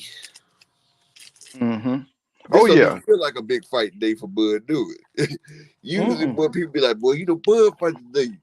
It was people. I was on Champside last night. Shout out to my boy Champside, but Yeah, I was just about. I'm glad you said that because I wanted to pull that up it was a to dude where. that was from Nebraska. He was talking all this shit about Hold Bud on, and how we don't, need to hold on. Let support me let me Bud. let me let me pull. Cause I had that in here when you guys came in. Cause I wanted to look. I heard you on them, and I was talking about when I started. I was talking about how emotional Terrence Crawford fans are and how they just talk any bullshit. And if you know anything about Champside, that's the baddest brand in the We've land. been going If in on it the last 3 nights. We've been having phone calls for the last 3 nights on Champside, bro. We've been going crazy. But okay, this nigga talked all this shit about Bud and how people need to support Bud and this, that, and everything. And this nigga not even going to the fight. He going to Ashanti.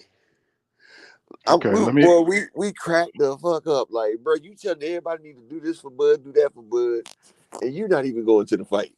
I was like, bro, you So from let me let me let, Omaha? let me get this Oh, go off. ahead. So Champside, he stands alone the way he break down this boxing stuff. So, if you're not subscribed or you're not, what I'm saying, a paid member of Champside, what I'm saying, if you're a boxer head, go over to Champside, man, because he gives you a really great perspective, what I'm saying, not on just boxing, but everything. So let's get into it.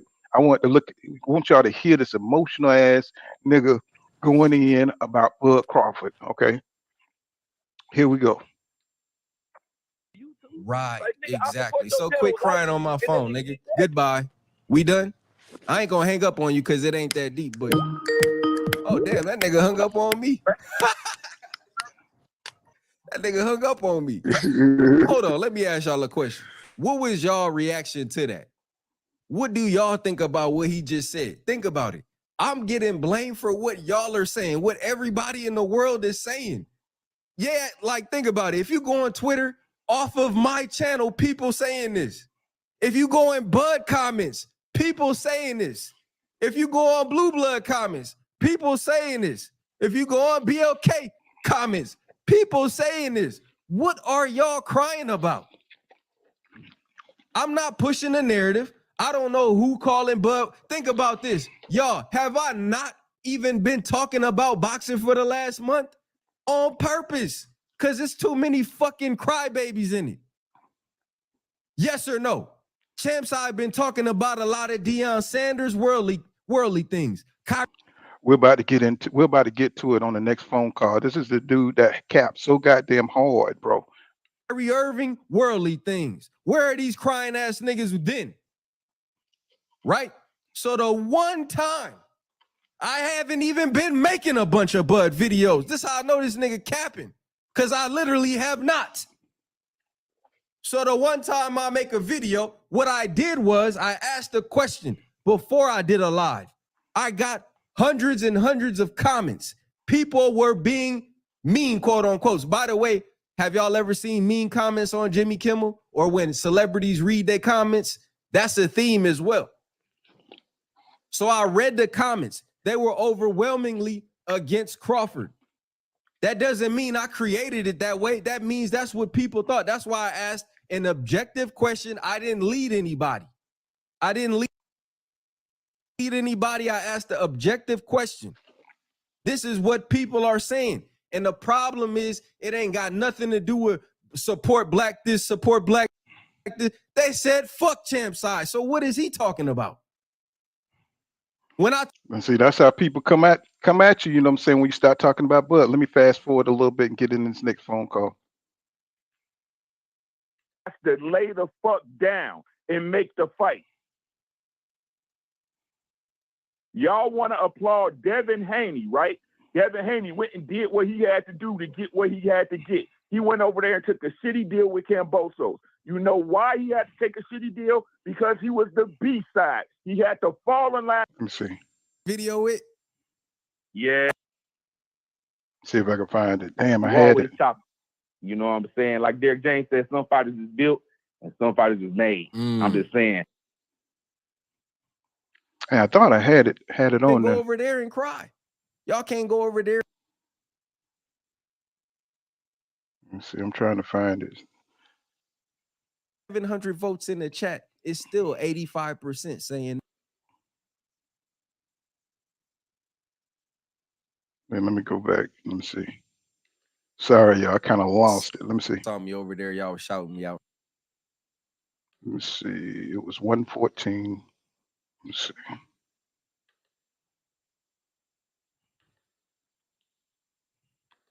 Okay, here we go.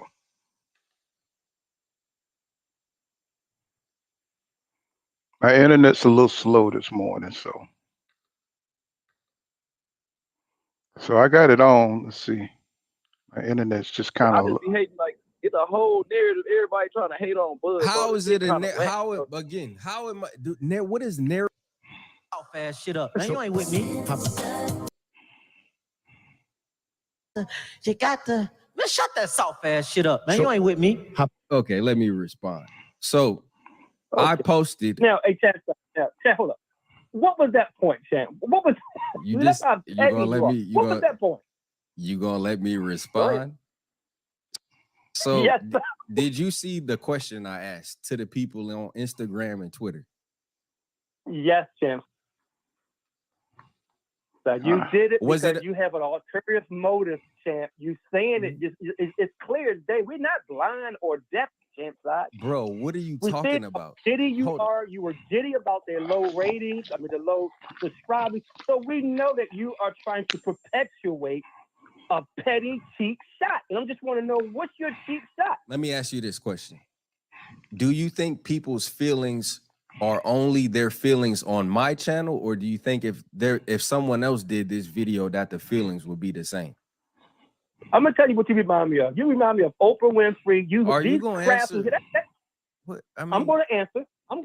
You see how motherfuckers be getting emotional and shit, man? You ask them a damn direct question and they come off with some bullshit. Answer. It's a simple that question. Guy who before me almost was in tears of saying how he's so hurt. But Crawford but brother, did I say that or did he say that? But look, man, you should have said, look, man, stand up, stick your chest out like a Marine. Man, you're a man. Damn boy. You want me to police the feelings and reactions of the people? No, you are perpetuating these feelings. Let me tell you why I'm not perpetuating anything. Because if I ask, listen, I'm a talk, and I hope that you don't cut me off again. Because really, you're not really saying nothing that's that profound. Okay. But I will break this shit down for you because clearly you don't know what's going on. Okay. So please don't it. Please let you even while you doing this. Yep. Please don't say nothing else. Just let me talk real quick and then you could respond. You notice how I got quiet even though I knew you was finna say some. So you got to shut their ass up because they're not trying to hear the truth. You know what I'm saying? That's one thing about Champside, man. He's good at breaking shit down logically. Shit against me. Even though you watching my subscriber count, how humble I am and all of that shit, policing me as well. Now let me talk real quick, okay? I don't need no Young Jeezy ad-libs in the background.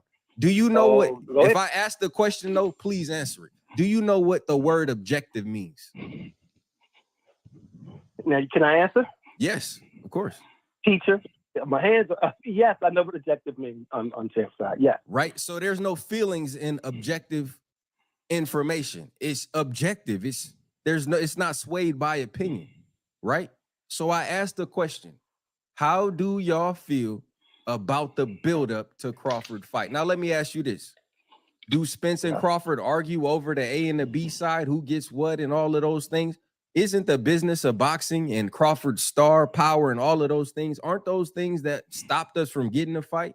Aren't those things that ensure guarantees? Isn't that why Canelo is out here getting offered big bags to fight Errol and Benavidez and Charlo? Meanwhile, like they said, they don't have guarantees for fighters like Crawford, right? So the buildup is important. Even if he's on a startup app, there's no excuse, even if they have 800 subscribers, why they haven't posted one video in the last year. And we know bars. Those are bars. You know what I'm saying? He can't answer that shit because he just want to come on there and he want to peddle that goddamn bullshit, bro, of his little hurt feelings. Let's continue. Known about this fight for over a month. I don't care how many subscribers you got. The comparison you made is not the same because all they got to do is post. Okay? So the second thing is that I posted this on Instagram, Twitter, Facebook, YouTube. I have a poll in here with 500 votes. Do you think I can vote 500 times? Do you think all of those comments was me? That is what the people are saying. So Champside is doing a video on Bud Eve about what the people are saying about his fight. Okay?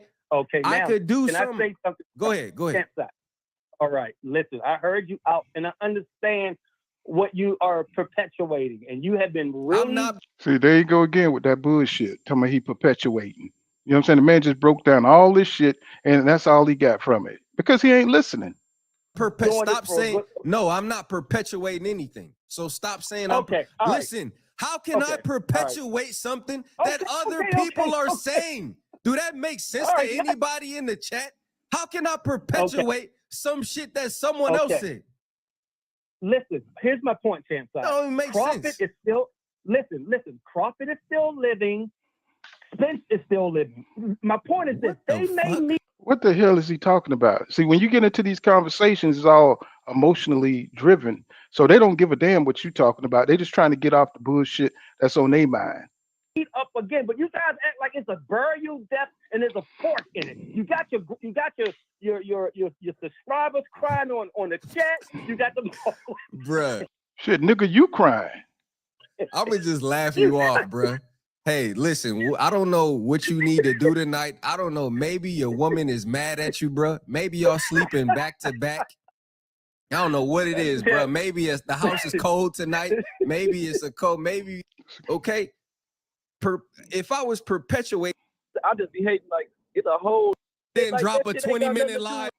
You me in the chat because I say shit you don't like. Can you produce one time where I don't do this to no other fighters? It's a whole. What do you think? Oh man, sound like you calling from space. Here we go. This is the one I really wanted to cover. Bluetooth / speakerphone, my brother, and get a little bit closer to the microphone because we want the audio so we can hear you good. Go ahead. Can you hear me? Yes, sir, I can.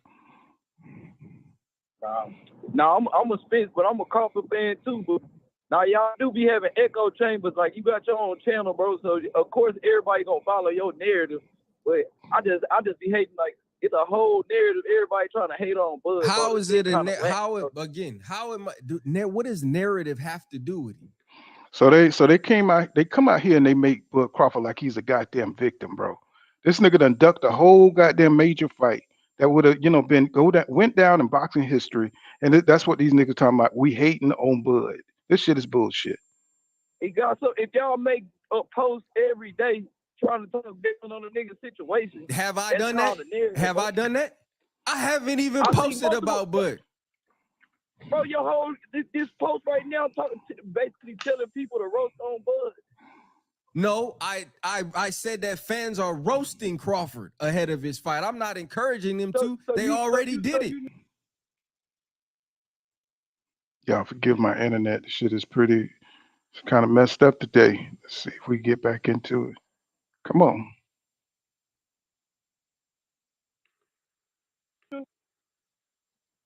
Man, bro. I read the comments. Obviously, ain't nobody gonna be able to prove you wrong on your channel, but I'm just saying. What do you mean, bro? What do you niggas be talking about? Bro, this is why I share my screen with y'all. I went through my comments. Bro, it's an echo chamber, bro. It's YouTube. People gonna follow. What are you talking about, echo chamber, nigga? This is on Instagram. This is on Twitter. This is on Facebook. This is not on your own channel. So people only saying this on my channel, right? No, I'm saying they gonna push whatever y'all push, bro. Like that's what the shit about. No, like, they gonna that's how you think. That's how you think. But guess what? You're wasting time. You're wasting time. Now let me ask you some questions. Why you gotta disrespect the people that come on you? I'm not disrespecting anybody. No, I'm not disrespecting. You won't even let a nigga see you. Because you trying to pump bullshit on my channel. That's why. And you're not gonna do that. Again. See, I like how Champside, he chomped his ass off. You know what I'm saying? He shut that bullshit down. Shut that soft shit up. I'm going to ask you the objective question I ask everybody in the world so you can spin the narrative however you want. What do you think about the buildup leading to this Crawford week now that it's done? Good. I think it's actually been good. Y'all niggas been hating on him. Y'all been pushing it forward. Tell me what was good about it. Been good. It's been good, shit. What you mean? What's been bad about it? The nigga got paid. What's bad about it is this nigga ducked a major fight, a fight that he been saying he wanted for the last fucking 5 years. What do you mean? What do you mean what's bad about it? The nigga got a beat. Like what else you want from Crawford the dude? got like, paid. Why you what other fight do you look up talking about the build up? It's only this nigga fight. Everybody got something to say about. It ain't nothing he can do good. Did we not get Spence Crawford because of politics and splits and all of that stuff? Wasn't Bud's fault, but I didn't say it was his fault. I asked you. You said of course, didn't you? Before you said, but it what? But you said of course, right? You said of course, right? Niggas don't even listen to what the hell they saying. They just trying to get their damn feelings. You know what I'm saying? They, just like saying a female that want to be hugged and shit. They just want to get all that hurt out. You know what I'm saying? Because everybody talk about Bud. Did you say of course or not?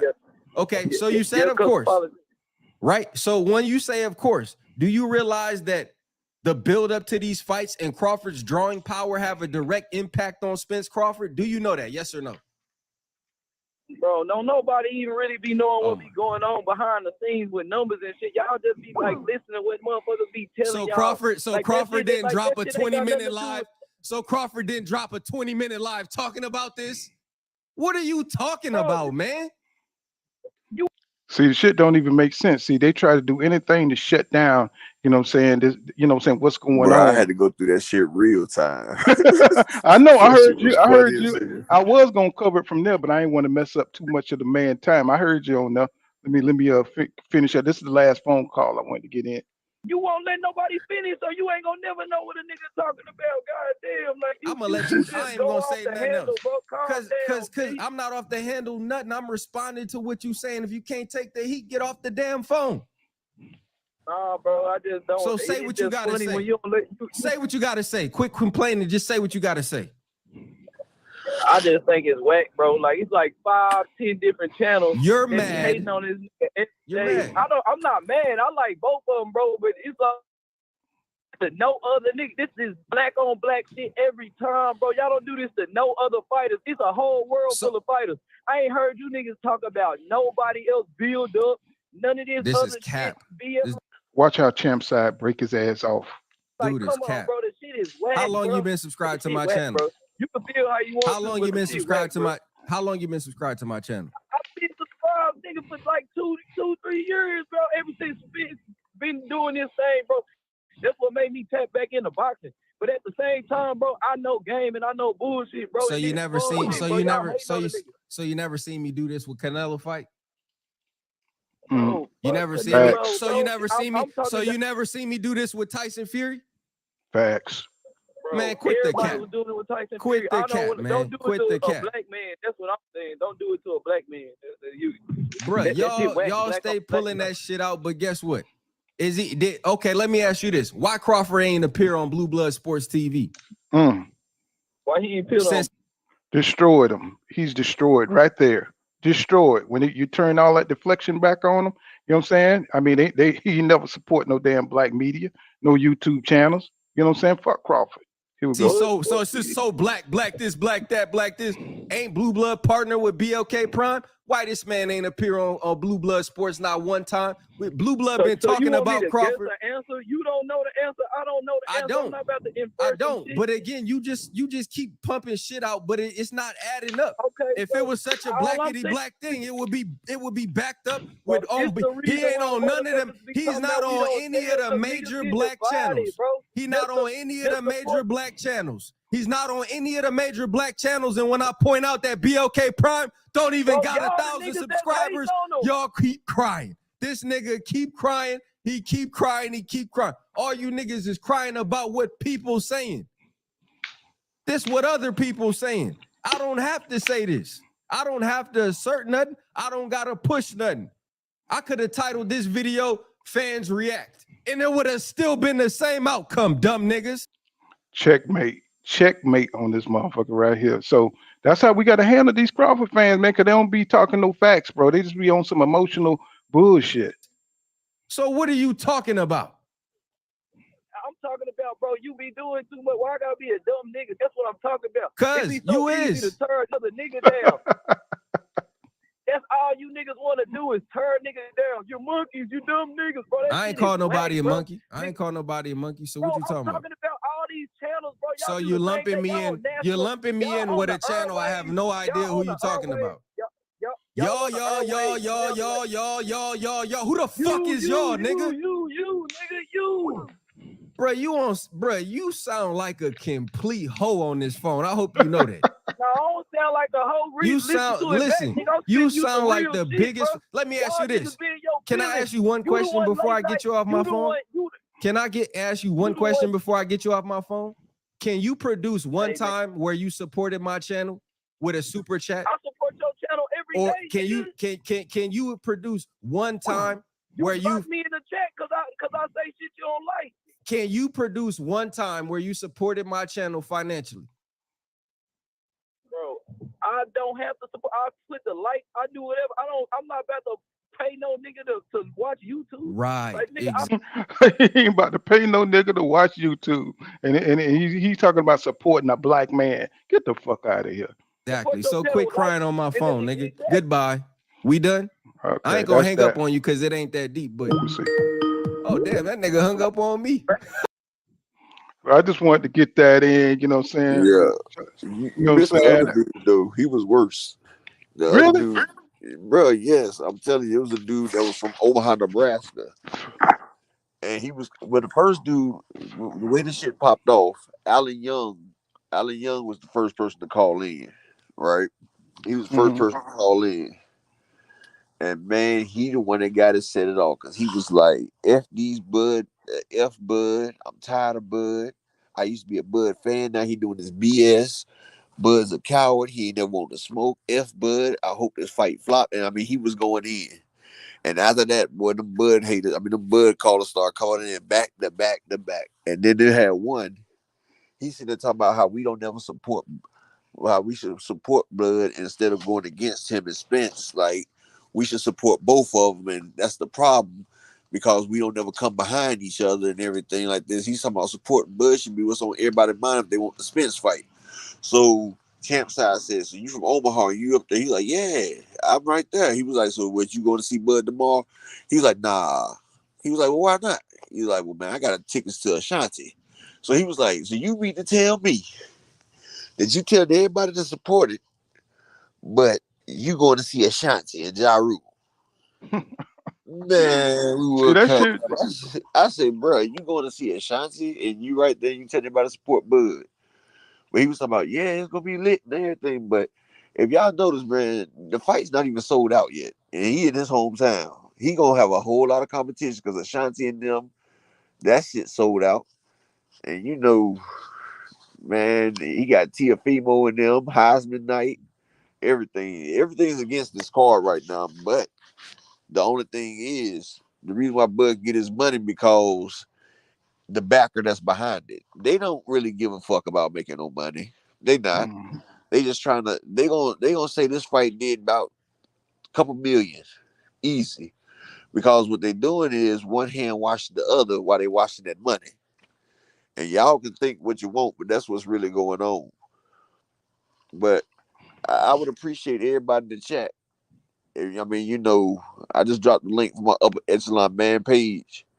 I mean, I know a lot of y'all, we've been together today on my Upper Echelon Sports Bar page, but I would like a lot of y'all to subscribe to Upper Echelon Man. We can grow that right there. It's going to be man talk right there. You know, we got a boxing place, we got pool counter, we got my other page, but you know, this is where us men can talk. You feel what I'm saying? Because there's a lot of stuff out there. People frustrated and they thinking that the world's messed up and they thinking that, I'm going to tell you like this, we got a lot of self-help pages where we got these boys up here talking about that they alphas and how people be simping and all this stuff right here, which is true. But just like a woman can't really raise a man the way a man's supposed to be, a simp can't teach a man how to be an alpha if they're not an alpha from the gate. And see, me, I was always in the alpha realm because that's where I was from. I came from the hood, you know what I'm saying? But I elevated myself and went a different route. And see, women, all they see these simps, all they see these so-called high value men, they just see them with simps with a bag. And they still getting them. But me, I'm gonna teach you how to make yourself a better person. And confidence is key. If you project that energy and your confidence, you can get anything you want, bro.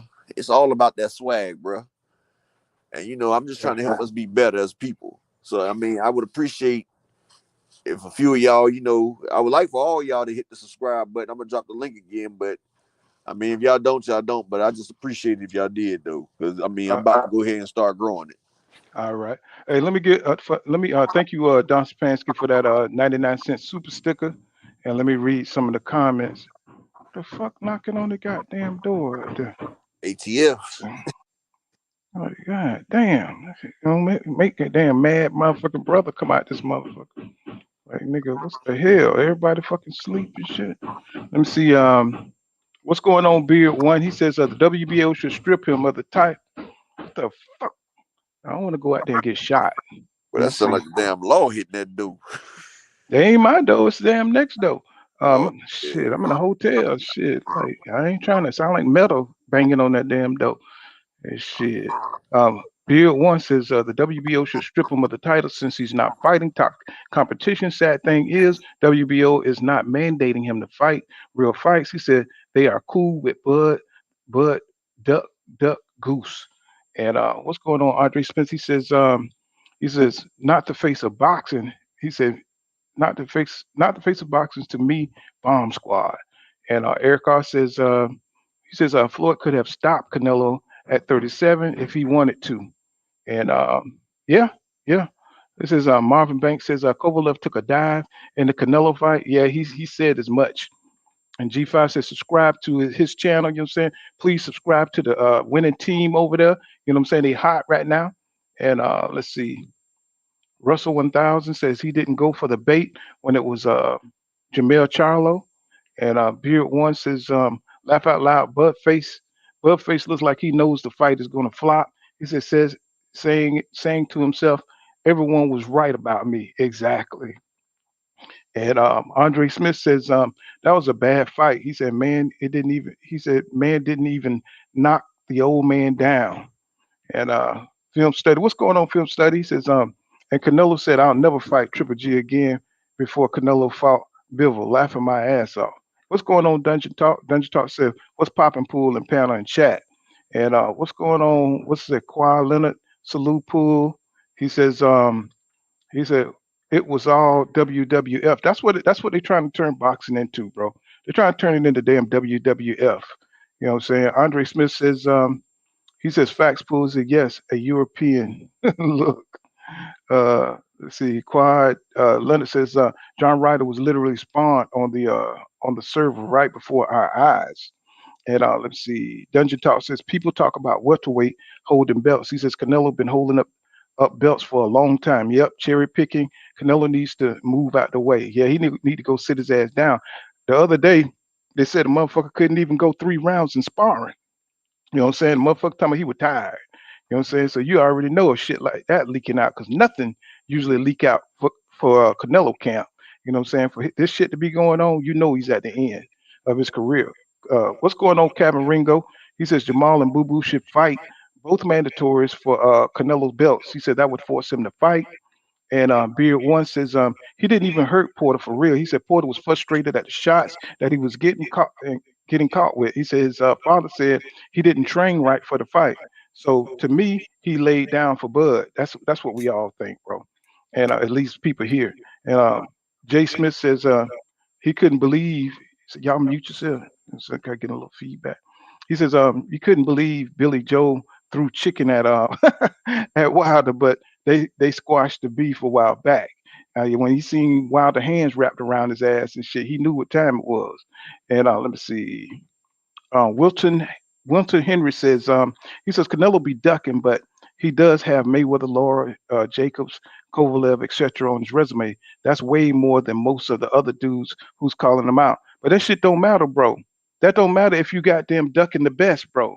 And see, we're not talking about strategically fighting motherfuckers. That's what I'm trying to tell you. See, you try to let the dude off. That's why we got so many bullshit champions, you know what I'm saying? Because you're letting them off the hook.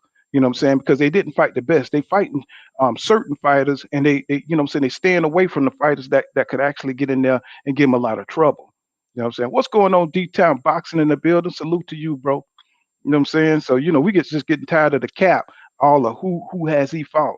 And, especially when you duck that 160, bro. You know what I'm saying? You could have been undisputed down there. Why didn't you do it? Because you didn't want to fight. You wanted to fight Yildirim for that belt. You know what I'm saying? He would have been undisputed today at 160 if Yildirim had that last WBO belt, right? So it is what it is, man. Stop the cap. You know what I'm saying? Stop the motherfucking cap right now. What's going on? What's going on, Mac World? Y'all subscribe to Mac World Media. I just watched his videos. You know what I'm saying? He's getting his boxing groove on. You know what I'm saying? Y'all make that happen for him, man. Check out Mac World Media. Great videos. And let me see. Beard One says Bud lied about transparency. The Muhammad Ali Act would have gave him all that. He said he's just trying to keep Spence from being undisputed because he's a Spence hater, and that's what it is. You know what I'm saying? Really, you know what I'm saying? That's really what it is. He's just trying to outmaneuver Spence since Spence got all this stardom at 147. You know what I'm saying? Some people, you know what I'm saying, you come across, they don't want you to shine, bro. They don't want you to shine. You know what I'm saying? They rather, because they can't beat you, you know what I'm saying, in the ring, they want to beat you outside the ring. And that's what the Crawford team is doing right now. You know what I'm saying? They trying to hold on to that belt. They're trying to wait out EJ because they know he's having a hard time making 147. You know what I'm saying? That's hard work. The man been at 147 for 10 years. You know what I'm saying? So it is what it is. And let me see. Eric R says Champside be cooking like a motherfucker. He sure do. And he be bringing them damn receipts too. You know what I'm saying? He be bringing them receipts. Aaron Ben Judah 38. He says he says I've heard a lot in the past of Bud getting smoked by sparring by many different prospects. I don't believe he's an elite boxer. I think he's an elite athlete. Me too. Yeah, I've been but hearing. Shakur Stevenson popping his ass in sparring now. See, Shakur Stevenson even came out and said it because Shakur, he's not a humble young boy. I mean, he's a young man now, but you know, Shakur, he let it be known. He sit there and said everybody that he spar against, he be giving them the business, except for Boots. He said Boots take it easy on him, but he said everybody else, you know, they be going full pace with him. And you know, him and Bud the same height. They both 5'8". So you know him and Shakur going at it, even though Bud a little heavier. Shakur got that impeccable defense, and he can sit right in front of you while not getting hit because you know he got them cat-like reflexes like Floyd did. And Shakur sitting there, and that's why I really think the reason why he wanted this touch-up fight with Avanesian, because you know he stays in the gym. Bud stays in the gym. We can give him that. And he been sparring them little young boys, and they said them little young boys been getting at him. But you know, boxing is a young man's game.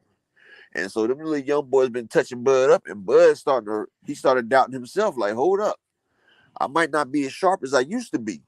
So, you know, Bud had to go back in. He was like, man, maybe I need to take me a tune-up fight. Because when you got these young boys that you used to taking it easy on, they going full speed tit-to-tat for you.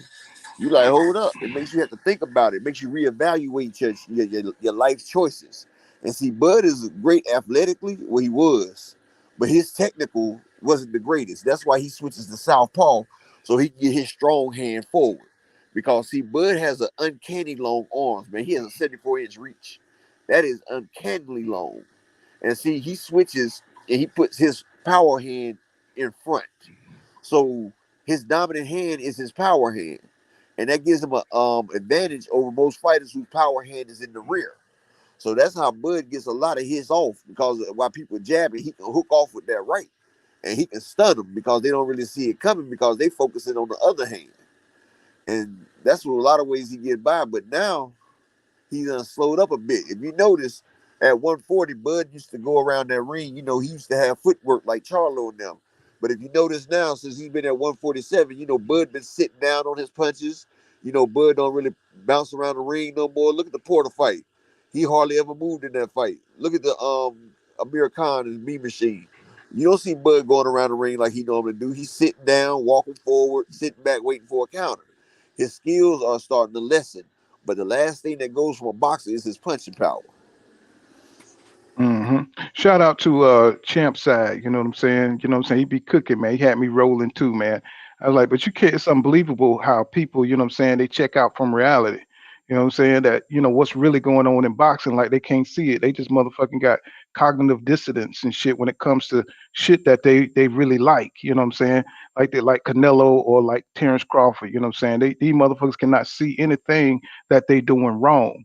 You know what I'm saying? If the motherfucker's ducking, he's ducking. You know what I'm saying? You don't get to fight the fighters that you can just beat and be considered the best. And that's just point blank, period. It's just that simple. Motherfuckers be trying to make it, be trying to spin shit, you know what I'm saying, to where it's, you know, it favors their favorite fighter. But if your favorite fighter ain't fighting the best, bro, that's bullshit. You know what I'm saying? It's because of politics or because of whatever. You know what I'm saying? You go straight for the best, bro. And that's all it is. You know what I'm saying? So all this other, you know, algebra shit, you know what I'm saying? That, you know, that he fought the most, he's the most active, you know what I'm saying? He fought the most undefeated fighters. All that shit is bullshit. That shit is garbage, bro. That don't mean nothing. Because you didn't fight nobody that could possibly give you trouble in the ring. You didn't fight a 50-50 fight. That's what we're looking for. Exactly.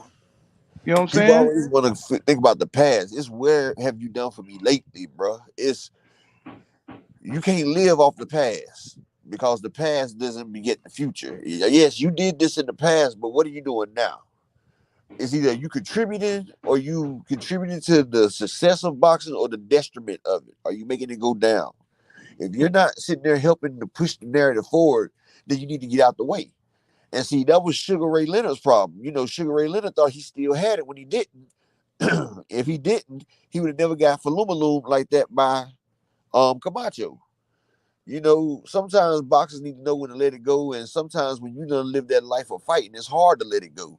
And some people got a lot of pride, and like they say, pride comes destruction. And Bud has a lot of pride. I call him Don Diva because Bud knew this was his chance to get back at the world because he felt like in his career he hadn't been given his just due. He haven't been put as an elite fighter like he should. And y'all can check it out. They don't even respect him because if you notice, when Vasily Lomachenko lost, they jumped Canelo over Bud because they feel like Bud doesn't have the fights to rank him as number one, but they keep him there to keep Spence down below him because they saying if Spence don't beat Bud, he can't go above him. That gives them the right to put people like Inoue and stuff above Bud, though. People ain't looking at that right there. They using Bud as a placeholder. But all Bud has to do is go out there and make the fights. But his best fights, go back and look. I'm not trying to hate on Bud because, you know, I liked the brother. When he beat Gamboa, he became somebody I like to watch because Gamboa was my guy, even though Gamboa came up 2 weight classes. Any fight that you seen Bud in, Bud was at least 20 pounds heavier than them people in the fight. Hank Lundy didn't have a chance. Bud looked like a welterweight fighting a lightweight. Bud was always a weight bully. Bo Mack and them let you know in the interview, said, look, we decided to take Bud on the lower weight class because we thought it'd be better fights for him down there so they could make his name. So when Bud came out the editor, he shrunk from 147 on down. So, you know, he had to stay in the gym and work hard, which that right there shows patience and dedication because, you know, he was like a Devin Haney. You know, he was fighting to stay in the low weight classes. And then he started progressively moving up as his body matured. And he started getting back to where he's normally been at. That's why when he got to 147, it didn't take him much time to fill out because, you know, this was his original weight. But now he's got the smoke right there. He can't keep picking no cherry picks. All the cherry picks is gone. And when it's time for him to fight, now it's a problem. He had a problem with the Mean Machine fight. Bob had to damn jump through hoops to get him to fight the Mean Machine fight. And we see Evis Kalganowskis knocked him down in the fight. So Bud he ain't stupid. He knows what his opponents have. And is willing to get that man in there if it's worth the reward for the risk for him because he thinks money first, boxing second. That's what he thinks. And if the money ain't right, he's not going, regardless. And since we didn't give him the attention that he needs, he know everybody waiting on him because of the Earl Spence fight, because you can't make the greatest fight without Bud. Because if Bud don't sign to it, then you got a whole bunch of fans like it is now. Millions of people sitting here wondering, is we going to get the fight? Will we get the fight? Come on, Bud, make us the fight. And until he decide, we won't get it, honestly. So he controlling the narrative. Mm-hmm. Bill one says, I think Spence should spin the block and watch T Bud 100%. He said he wanted to be undisputed at 147, but yet he's fighting someone that don't have a belt that's ranked number 6. He's killing the sport. Exactly. That's exactly what I'm talking about, bro. So he be trying to have it both ways. You know what I'm saying? You can't say that you want to be undisputed and when the fight come to you, you know what I'm saying, you haul ass and duck. See, that shows you what you all about. That's why nobody believes in you, and that's why he's getting all this goddamn smoke right now. You know what I'm saying? Nobody believes in Bud Crawford no more. You know what I'm saying? He built himself up off all these years, and now he's showing his hand. Now he don't care what the fans think. Now it's all about grabbing a bag. You know what I'm saying? And that's just total bullshit, bro. That's just total bullshit.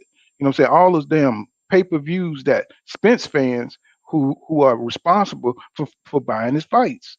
You know what I'm saying? He don't care about that shit. He shit on the fans. He shit on the sport of boxing. He shit on boxing history. And he talking about going to the damn Hall of Fame.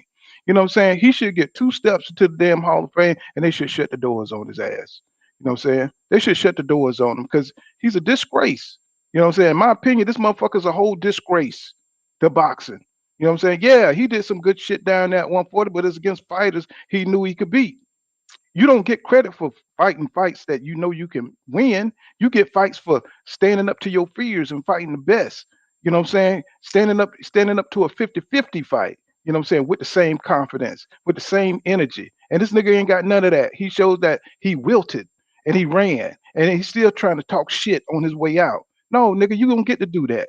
Not for real boxing fans, because we gonna hold you to the standard, you know what I'm saying, that we do when we consider you a special fighter. If we consider you a special fighter, you got to keep that status up, right? You know, you got to show what you're made of, bro. And Bud right now, he's showing that he's a whole bitch out here. He's a whole bitch out here, bro. That's what he's showing. You know what I'm saying? So, his fans could miss me with that bullshit. Like, they can't spin this no kind of way.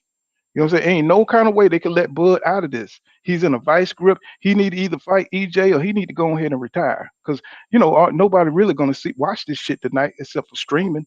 You know what I'm saying? Hopefully they, you know what I'm saying, the shit is so janky, it may not even be on no damn streams. I mean, y'all saw the press conference. You know what I'm saying? That shit was ghetto as hell. You know They what don't I'm even have saying? it in the bet. The only thing they got is Bud bet. They ain't got nobody else on the damn bookies. Like, you can't go to Right. no betting site and bet none of these other fights. Because You know, hell, they they got they one dude fighting a damn crackhead off the street. I'm like, what the fuck? right. And they're gonna be serving, they're gonna have a damn ramen noodle concession stands. You're gonna have his damn cousins there and shit. You know what I'm saying? Prison commissary. Overpricing goddamn Roman noodles and shit on the side. You know Cheese what I'm doodles for $2 a bag. saying? $2, nigga, that shit gonna be $10 for a goddamn bag of Roman noodles, nigga. They're gonna have You know what fried I'm saying? corn. They're gonna have grilled ears of corn out that bad boy. And that shit is so janky, you know what I'm saying? Motherfuckers gonna be hungry.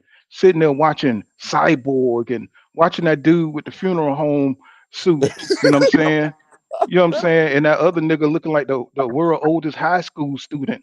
You know what I'm saying? It's like, bro, that shit look like a two bad actors in a motherfucking high school play. You know what I'm And that saying? heavyweight fight, that nigga gonna pass out before he get to the damn ring, bro. That I'm motherfucker was telling you, almost 400 damn pounds, bro. bro. I'm telling you, you can't make this shit up, bro. You just can't. You know what I'm saying? So all the people who talking about they supporting this fight, this not even a great production, bro. You know what I'm saying? It's clearly this is just a front for something else. It's a We front for all them. know It's we a ain't front for stupid. them washing money because they done took all the money out of the damn production. They sitting up there on stools and shit like they homeboys under that goddamn shade tree. But you know You know what I'm something saying? though?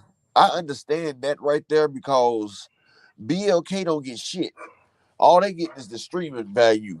So it was up to Big Bang Productions, Bang Brothers Productions. That was up to them to set that up because they the ones that's getting the gate, the commission, and all that shit right there. Only thing BLK is getting paid off of is the streaming. So that production company, yeah, it's probably one of Crawford's damn cousins and shit. But those the ones that's getting the gate. These the ones that's get because BLK Prime has went bankrupt over 11 times. Some people say 13, but I know it's been 11 times at least. So they couldn't host the fight. They could only get the streaming rights for it. So another company had to do the gate, the venue, and all that right there. So BLK Prime's not even getting the access to that. So I understand why they're not doing nothing about that right there, but I would at least did some internet marketing or something like Champside said. They ain't even posted on that page in over a year. Like, come on, man. Like, people don't even know it was a fight this weekend with Bud. Most people didn't. Because it don't matter to them. Because they washing money over there. They don't give a fuck. Exactly. You know what I'm saying? All it is, just like a drug dealer that buys stove. You know what I'm saying? He put food in it, but they just need the business. They just need the business so they can run money through that. That's all this shit is. I mean, it's obvious because the shit is just so low production, right? All they want to do is just, it ain't meant to make money. You know what I'm saying? You know what I'm saying? So it just is what it is. You know what I'm saying? The mafia has always been in boxing. You know what I'm saying? And we see this, hopefully them niggas don't get caught up and get fucked up. You know what I'm saying? And end up being in court or being in some kind of justice shit because if they do, I hope DJ could whip his ass before he go to jail. You know what I'm saying? We looking at goddamn Bob Arum all up in this federal indictments, you know what I'm saying? Because of all that shit he did with Tyson Fury and Kenny Han. Cooperating. Right. You know what I'm saying? So, they need to watch themselves. You know what I'm saying? Instead of trying to go for a trick bag and try to get a little that extra money from Kinahan, that's why he got $10 million. People looking at this fight and say, this shit is not gonna make no $10 million. The company ain't even worth goddamn $10 million, But right? as niggas, we out for that fast money, man. You can't tell a nigga shit. And you can tell a nigga that the feds out there, he still trying to hustle his pieces off, man. Everybody, see, that's our problem. We think we smarter than the system, bro. And they don't realize the system set up there to make you fail. Like Tyson Fury and them can't even come back no more because him with the Kinahan hand job, shout out to BFTV. But they don't wash millions of dollars off Tyson Fury because his fights don't do nothing unless he's with Wilder. You know what I'm saying? They was out there. It's been reported that they give away tickets for them fights. but they keep putting them in the big venues just so that they can run the numbers up and run the masses. But the government ain't stupid. You know what I'm saying? They care about finance. The government cares about money. So they're going to count everything down to the dollar. They're going to count it down to the dollar. True And that. people True don't that. realize that. True that. True that. So Eli Peters, what's going on? Jonathan Parks. He said this man actually in love with Crawford. He said these Crawford girlfriends are crazy. Yeah, like goddamn Crawford done got their ass pregnant or something. You know what I'm saying? It's like Eli Peters TV says, ironically, dude is speaking from a Bud fan's echo chamber. Right. I mean, they doing the exact same shit they're accusing everybody else of. You know what I'm saying? You not even bringing no real facts. You're not even bringing no real logic. All you doing is crying from an emotional stance that everybody hate Bud, bro. But you're not acknowledging why everybody hates Bud. You know what I'm saying? So that's the whole bullshit of it, bro. And get that emotional shit out of here because we real boxing fans. And what we talking about is the way boxing is moving. This nigga ain't moving right. You know what I'm saying? Ever since this motherfucker turned around at top rank, you know what I'm saying? We knew this nigga wasn't on no shit. He didn't go in there to mix it up with them guys. They were all in the same class. And Bud, being his age, he was the head of that shit because he had to get them fights in before the nigga got too old. And what did he do? He turned back around to the top rank so he wouldn't have to face them dudes. And people act like they don't know that shit. They act like they don't know what's going on. It's like, no, bro, you go towards the fray when you the hero, when you the best. You go towards the fight. You know what I'm saying? You go towards the smoke, nigga. You turned around and went and fought Jose Benavidez. That's what you did, right? That's what you did. You thought nobody was gonna catch on to that shit while everybody else was knocking each other off. You know what I'm saying? Kell Brooks, Sean Porter, you know what I'm saying? Danny Garcia, while they all rumbling, going into the fray, your ass over there safe. You know what I'm saying? Fighting generic goddamn welterweights. You know what I'm saying? You don't get no credit for that, bro. You only get credit when you fighting the best up in the division. You know what I'm saying? And you haven't done that. So you got 38 goddamn wins. You got 29 KOs because you fought shitty ass competition, right? So I'm sorry. You know what I'm saying? I don't give a fuck how much propaganda that they come up with. You know what I'm saying? That does not prove that you are a great fighter, bro. You know what I'm saying? Until you fight a 50-50, you ain't even fought a 50-50 fight, bro. It's insulting. That is very insulting, bro, to the mind of a hardcore boxing fan that you could even be considered pound for pound number one. That shit is a joke. That shit is a whole joke out here. You know what I'm saying? That you think you're gonna be considered the best at 147 and haven't fought the best at 147. No, bro, we can't do that. We can't do that. I'm sorry. It is what it is. You know what I'm saying? All his blood fans can kiss my ass. You know what I'm saying? You're not gonna change the standards and rules of boxing just because you like this black ass motherfucker. Fuck him. You know what I'm saying? If he don't want to go out here and fight the best, guess what? He can go ahead and retire. You know what I'm saying? And I wish him the best in life after that. You know what I'm saying? And I don't want that motherfucker to go to the Hall of Fame. Fuck that. Hell You nah, know, because that's what I be talking about right there. Jermaine Taylor was undisputed. He didn't make it to the Hall of Fame. Hell, at least he beat Bernard Hopkins twice. And that was a real 50-50 fight right there. Jermaine Taylor fought Bernard Hopkins, beat him twice. He got in a fight with Winky Wright. You know, they got a draw, but you know, he beat Caleb Truex. He got a lot of good wins on his record, but he didn't make it. And see, it's a popularity contest for the Hall of Fame. Hell, Rocky Balboa is in the Hall of Fame. This is a fictional character. Sylvester Stallone made it to the Hall of Fame.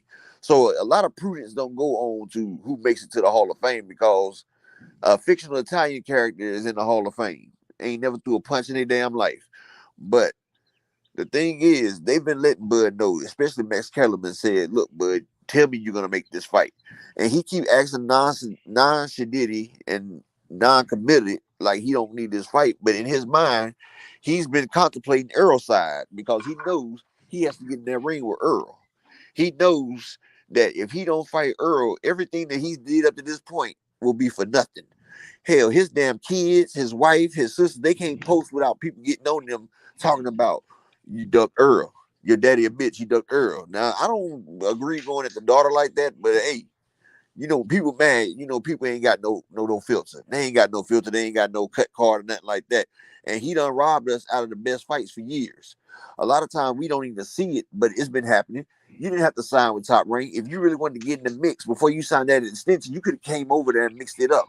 Because over at the PVC, they was mixing it up. You got Sean fighting Danny, Sean fighting Keith, Sean fighting Earl, Sean fighting Ugas, Danny fighting Keith, Danny fighting Earl, Ugas fighting Earl. Ugas fighting Pacquiao. You got Sean and Danny fighting. Everybody was mixing it up. We was having great fights versus great fights. And he was the odd man out because he chose not to go over there with that smoke. And he seen that they was over there getting it in. Because at any given time, you in a fight where you could win or lose. And see, Spence, he went against Kell Brooks. Didn't nobody want to fight Kell Brooks? He just came over here and took Sean Porter's belt. He was ranked the #1 welterweight. Earl Spence had a true fight. And just like True Grit, Earl Spence went over there, went through a whole lot of adversity because he was down at the 6th round. Earl was down 4-2. They were throwing chocolate brownies at the man. They were calling him all types of slang words. You feel what I'm saying? Them boys was over there. Earl Spence, that was his first title fight. That was his first time fighting a fighter like that. And Kell Brook was a seasoned fighter. And he had a superior jab. And you know what happened? Earl went there. He was down and out. And then Earl dug inside himself and found that extra strength. See, when you have to dig inside yourself and find out who the real you is, that's what makes you great. You can't be great if nobody's pushed you to your limits, because you have to be pushed to your limits and see if you got a little bit more. That's what all greatness comes from, is seeing what more you have left when you feel like you have nothing else to give. When Jordan winning the championship sick, you know, he gave a little bit more. That's what makes a champion. That's what makes you great. Not beating up placeholders for damn belts that they're holding on to that they didn't even win from fighting. Earl beat every champion to get his belt. He didn't have no belts given to him. He didn't fight nobody that was placeholders for the belts. And Crawford has not been in a fight where he's had to dig in and see what type of man he is. We don't know whether he will fold under pressure or will he break or will he rise to the occasion. That's what we all want to see. We want to see, will you rise and show how great that you claim to be? Now, some people say they think that you're great, but will we see that? Or will we see you do like Chris Colbert? Chris Colbert, he was fighting Hector Garcia. Everybody thought he was great, but he didn't rise to the occasion. He faced adversity, he got dropped, and he ran the rest of the fight. Just like Teofimo, he got his ass whooped by Cambosos, but he dug in a little bit deeper. But he was a hype job. But Bud, they say you the best pound for pound. Show us. Show us. No, show yourself. Because you can lie to us out here. And you can walk around like it don't matter to you. But if you a real man, it's got to weigh at your heart. And it's got to eat at you. And you got to wonder, am I really better than him or not?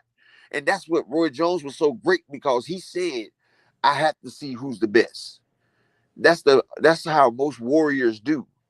Warriors have to find out who is the best. That's why warriors back in the days' lives didn't last long, because the greatest pursuit is to see who is the best, to achieve that enlightenment of being the best. And they say it's always somebody out there better than you. And the journey is to try to find that person that's better than you. And if you learn the skills on the way, you can make yourself better. So maybe you can accomplish the feat that can't be accomplished. And but watch this. You know what I'm saying? All Terrence Crawford had to do, all he had to do, you know what I'm saying, after 5 years of talking shit, all he had to do was lock up the division. All he had to do was get a Keith Thurman fight or a Danny Garcia fight, and the nigga would have been good until he fought Errol Spence Jr. But did he do that? No. All he did was sit back behind that propaganda and wait for Errol Spence Jr. to do all the heavy lifting. Now that kind of shows you, that tells you a lot right there. For a man to sit back and supposed to be pound for pound #1 champion, sit back and fight these weak ass dudes at the end of their career, you know what I'm saying? Fight dudes who wasn't even relevant anymore. You know what I'm saying? Instead of going to the best, instead of fighting all the ones that was fighting, which was Keith Thurman, which was Danny Garcia, he didn't do none of that. So that should tell his fans right there that this man wasn't on shit. He wasn't on shit. He didn't want to prove himself. And that's why I think right now today that Bud Crawford ain't as good as everybody think he is. He's trying to guard that secret that this motherfucker could get knocked out. When we say Bud Crawford has a weak ass chin, you better believe it. You better believe it. Because if goddamn Gamboa can wobble him, goddamn it, you know what I'm saying? That's why he ain't fight Danny Garcia. Yeah. She put him down. Go look at the Jose Benavidez. That motherfucker hit him with a body shot and damn near made him do a twipsy or a terpsy or whatever they call it, a pirouette. That man launched Bud across the room with that shit, man. Right. Bud was getting hurt by Sean Porter, and Sean Porter doesn't hit that hard. You know, Yeah. Sean Porter ain't never been known for his knockout power. And see, he's staying away from it, just like Canelo's trying to stay away from anybody who can put some combinations together, anybody with a high boxing IQ, you know what I'm saying? Anybody that's elite. And if you look at how he's moving, you know what I'm saying, he's trying to be smooth and smart about the shit. But man, everybody is up on game now, bro. It's no way you can get away with this bullshit no more. All the boxing fans got together and said, man, we see you, bro. We see you. You know what I'm saying? You can't hide. You can't keep pulling the same hustle before people catch on. You know what I'm saying? You, Bo Mac, y'all can't even look at the camera on these goddamn interviews and keep a straight face because you know you're full of Fat shit. ass. You know what I'm Fat saying? ass You full of you know shit. you're full of shit. You look at him. He has smiling and stuff. Where that Spence fights, hopefully, if it can happen, bro. At this point in your goddamn career, you shouldn't be talking like that. You should be like, man, I'm going to go in here and prove that I'm the best in the division against the best in the division. You know what I'm saying? That's how you should be talking. All this other bullshit, you know what I'm saying? If the fight, maybe the fight could happen. If it's fair, I just want it to be fair. Man, you need to get the fuck up out of here with that, bro. If you wanted something so bad and you've been chasing it for 5 years, why you walk away from the table? I'm gonna tell you like this. If I've been chasing something for this damn long, I'm not gonna walk away when I have it right there in front of me. If you really want it as bad as you said you have, and you've been wanting it like that, it was right there. You had it. You had your Mm-hmm. hands on it, and you let Mm-hmm. it slip away. So we ain't trying to hear that bullshit right there. You Oh, really that didn't nigga want ain't it. let it slip away. That motherfucker, he blew it away. That No, motherfucker what it walked. That man was, ran away from it. Mm-hmm. what it was is he wanted to fight Bud after he wanted to fight Earl after he had that eye surgery. That's the Mm-hmm. problem. He was mad. He wanted to fight Earl. See, Bud like to fight people when they look bad or when they done slowed down. And see, his whole thing is I wanted to fight Earl before he fought Ugas. You just said you didn't want to fight him after the car accident. You wanted Earl full power. Okay, that's fighting him after the eye injury. Make up your mind, bro. Which way do you want him? You don't want it, no excuses, right? Okay, let him get the tune up in with Ugas, which is another person that beat you, bud. Ugas beat you twice. Ugas beat you twice. You got beat by Ray Robinson, Ugas, Denny Garcia. You didn't fight none of these people in the pros. If you beat me, I gotta get my get back. I'm sorry. And you had a chance to fight Ray Robinson. You had a chance to fight Danny Garcia and Ugas. Ugas was calling him out. But we gonna sit there and think, and we're not gonna bring up the fact that you ran from Sergey Lipinets and Rigas Prograis in 140. Because Indongo had Sergey Lipinets and Rigas Prograis as his mandatories. But he went ahead and locked up the division with you, bud. And you know, you didn't even defend undisputed. You hightailed your ass right up out of there. You hightailed it so damn fast, you got the hell up out of there because Reeves was on your ass and Lipinets was on your ass. You don't even have a Lipinets on your record. You don't even have a fighter of the caliber of Sergey Lipinets on your record. But you talking all this crazy shit, bro. Like, you've never really had a championship fight. You don't have no fights that are memorable. Like, I can go Mm-hmm. back and I can watch the Spence fight Kilbrook or Yes, Spence fight sir. Peterson. You could Spence. I don't know if they can hear you, but you're in and out. But thank you. I like to thank Levance Turner. You know, thank you for that cash out, bro. Appreciate that, man. And I want to shout him out. Let me see. That boy, that holy boy. He says, that wasn't a build up to this fight. He said it was a whole lot of clout chasing off them Texas dudes. He said Spence and Charlo for real, and that's what he's been doing. And Trevor Stoker, I seen you in that chat, in Champside chat last night. He says, he said the only build up Dud's been doing is mentioning Errol in every interview, and why he's ducked the fight. Shaking my head. Yeah, see, and everybody see the play now. Everybody see the play. You know, he had the nerve to say that Errol built his career off his fucking name. You know what I'm saying? Even though, I mean, how you gonna have it both ways? You know what I'm saying? The fans keep saying that he's chasing EJ. EJ is ducking. You know what I'm saying? Nobody got time for that kind of bullshit out here, bro. You know what I'm saying? Everybody's hard working and everybody's all about the truth and everybody trying to see boxing move forward. You know what I'm saying? This nigga coming in here with all this fake ass shit. What's going on, Mac World Media? He said this dude hugging hugging his blood dog. And Eli Peters TV says, dude, don't even take a breath between all the crying and rambling. Exactly. And Judah, what's going on, Judah? He says, what's up, Pool in chat? He said, damn, I missed a lot of the show. No notification. You know what I'm saying? You know how YouTube do. They keep you at a certain size. And Beard One says, his mental will not allow him to be great. He says, Bud is getting in his own way. He said, he says, a pit bull fighting a poodle is not the way, is not a way to make that pit bull a killer. He says, so exactly. He says, so when he says, well, when put in front of a killer, he will fold. And see, that's what I'm talking about. See, that's exactly what I'm talking about. See, he built himself up like he's this killer, you know what I'm saying? He had all these easy fights lined up. You know what I'm saying? What they say, Bud knocked out his last 9 opponents, which isn't true. But you know, they'll say that shit, you know what I'm saying, to sell him, to make him bigger than he really is, right? But the hardcore boxing fan look back and say, no, this nigga he didn't knock out Poster. You know what I'm saying? What the fuck are they talking about? You go back and you look at his record, you see it's all hype. It's all fucking smoke and mirrors, right? He said, we can't give that to you, dog. You know what I'm saying? Like I say on my channel, law don't go around here, law dog. You savvy? You know what I'm saying? We ain't buying that bullshit, bro. Law don't go around here, bro. You know what I'm saying? All we hear is the truth.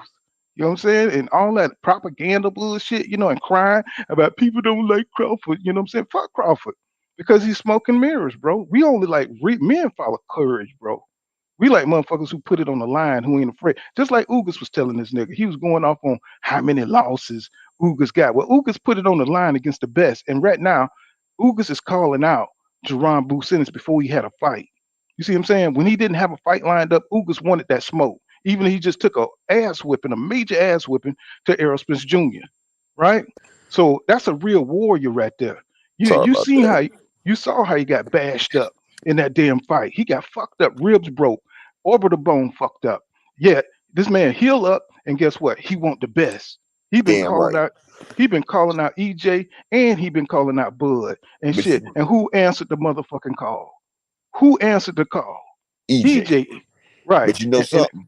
What they say about him before that? They say you're gonna have to kill that man in the ring. Don't you know Ugas went from life and death over 4 times to come here? This man risked life and limb and death to get to America just so he could provide. So you got a man that's risking everything to get here so he can get it.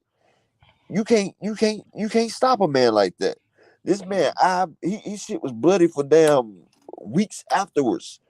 It's been 7 months and he's still seeing double and triple. He said, but he still wants to fight. You know why?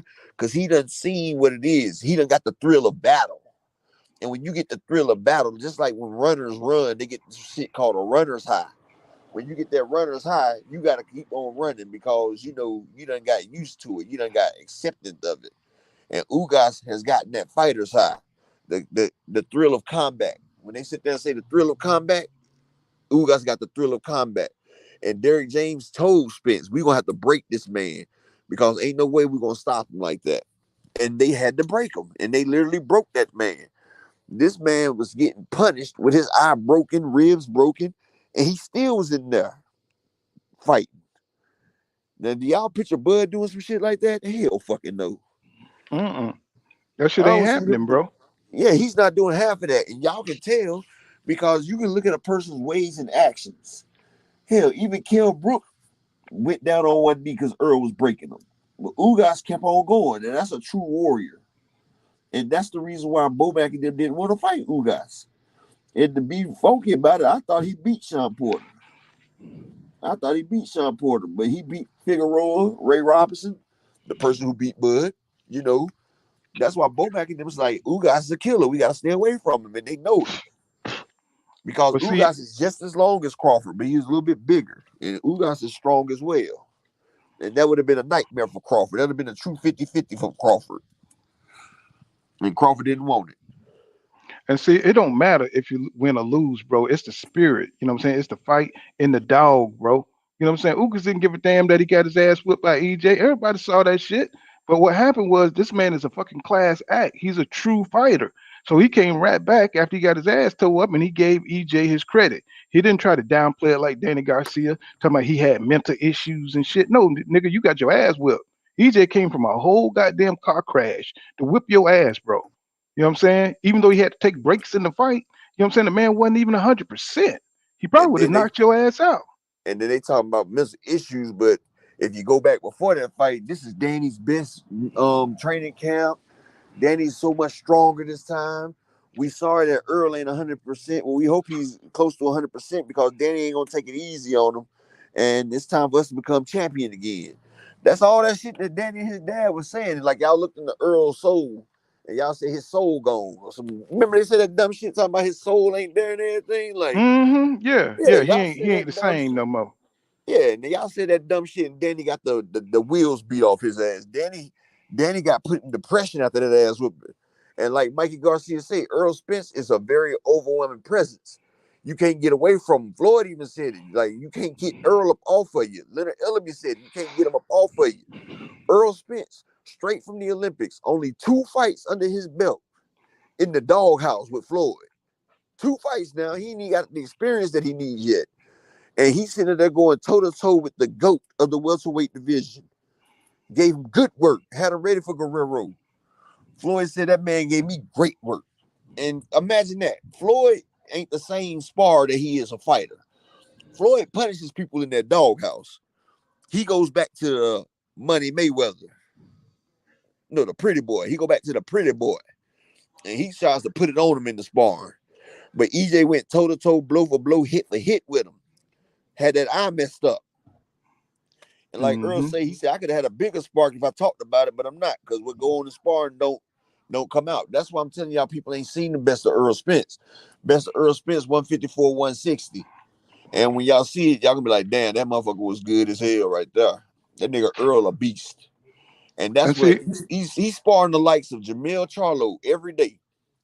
When you sparring somebody like Jamel Charlo, who is arguably a top 3 pound for pound, who's also a future Hall of Famer. Jamel Charlo is a pure boxer that turned into a boxer puncher. He's going against Earl Spence day to day. That's iron sharpening iron. You got 2 powerhouses sharpening each other. And then Earl also tees off on Sir Marcus Brown. This man is getting elite training. When you get somebody like that, that's like Floyd and Zab in the same camp training against each other all the time. Them boys will be unstoppable because one is pushing the other, like Vegeta and Goku.